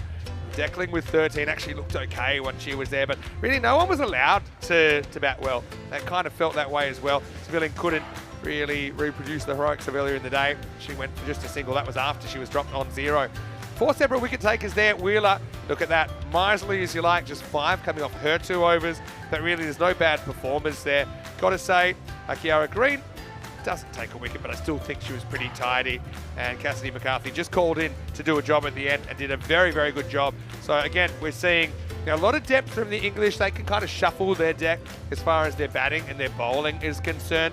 I think with the Netherlands, they have a certain degree of depth as well, but I think you kind of know, for example, what their top order is going to look like by now. You know kind of what their top 3 is going to look like, and it's probably going to have to stay that way for most of the matches, depending on who they're playing. But for England 11, I think you could probably draw their batting lineup out of a hat with their top 6, and they're still going to be equally competitive. And then turning the screws there in the field and with the ball. And like I said, Netherlands, they didn't bat particularly well in that innings, but I think that's because the English team, they didn't allow them to bat very well. Yeah, I think for me the difference between the two teams there is, I know you're touching on it there as well, I think with the Netherlands, with the bat, you know that they can and will go on to score some runs. But I think just the lines and the areas that the England team executed, and also if you give a chance, they'll take it. And that's the other thing, you know, you saw batters there who were caught well. On another day, if they're given an opportunity, they go on to score big runs. So I think the difference, there is a difference, it's a small one, but England's bowling is just, you know, superb. Because to tie England down to that score, I think the Netherlands did ever so well. They didn't bowl badly at all. And if you take away that one magical over from Zwelling, you know, that went for 24, you know, they got England to a really low score. But again, you know what the England depth is. You know they're going to bowl those difficult lines for you to get away. And I think what was a little bit annoying for me, if you look at that inning from the Netherlands, is they turned down the option to get that one run, that 1 point as well. Yeah. Because I think if you can take something from the match, take it. And I just think that when they look back at that innings, they'll probably say, right, when we realised the match was gone, then our next target, our next goal should have been to get that 70 to 72, get the 72, and you take a point, and that point could be valuable. Yeah, for sure. I mean, headlines then for day 2. I mean, Italy get their first win in an ECCW match, and that was a very good one. Methnara Ratnaka, I think, batted ever so well there. Austria, a bit of a tough one for them, but having said that, they only played the 1 match. They'll play 1 tomorrow as well, so they'll just have to regroup, I think. You mentioned Zwilling and the history that she made, the first ever ECCW Centurion, and that was quite the knock. But, you know, cricket, a great leveler, isn't it? That's one thing they always say. Next game, you know, wasn't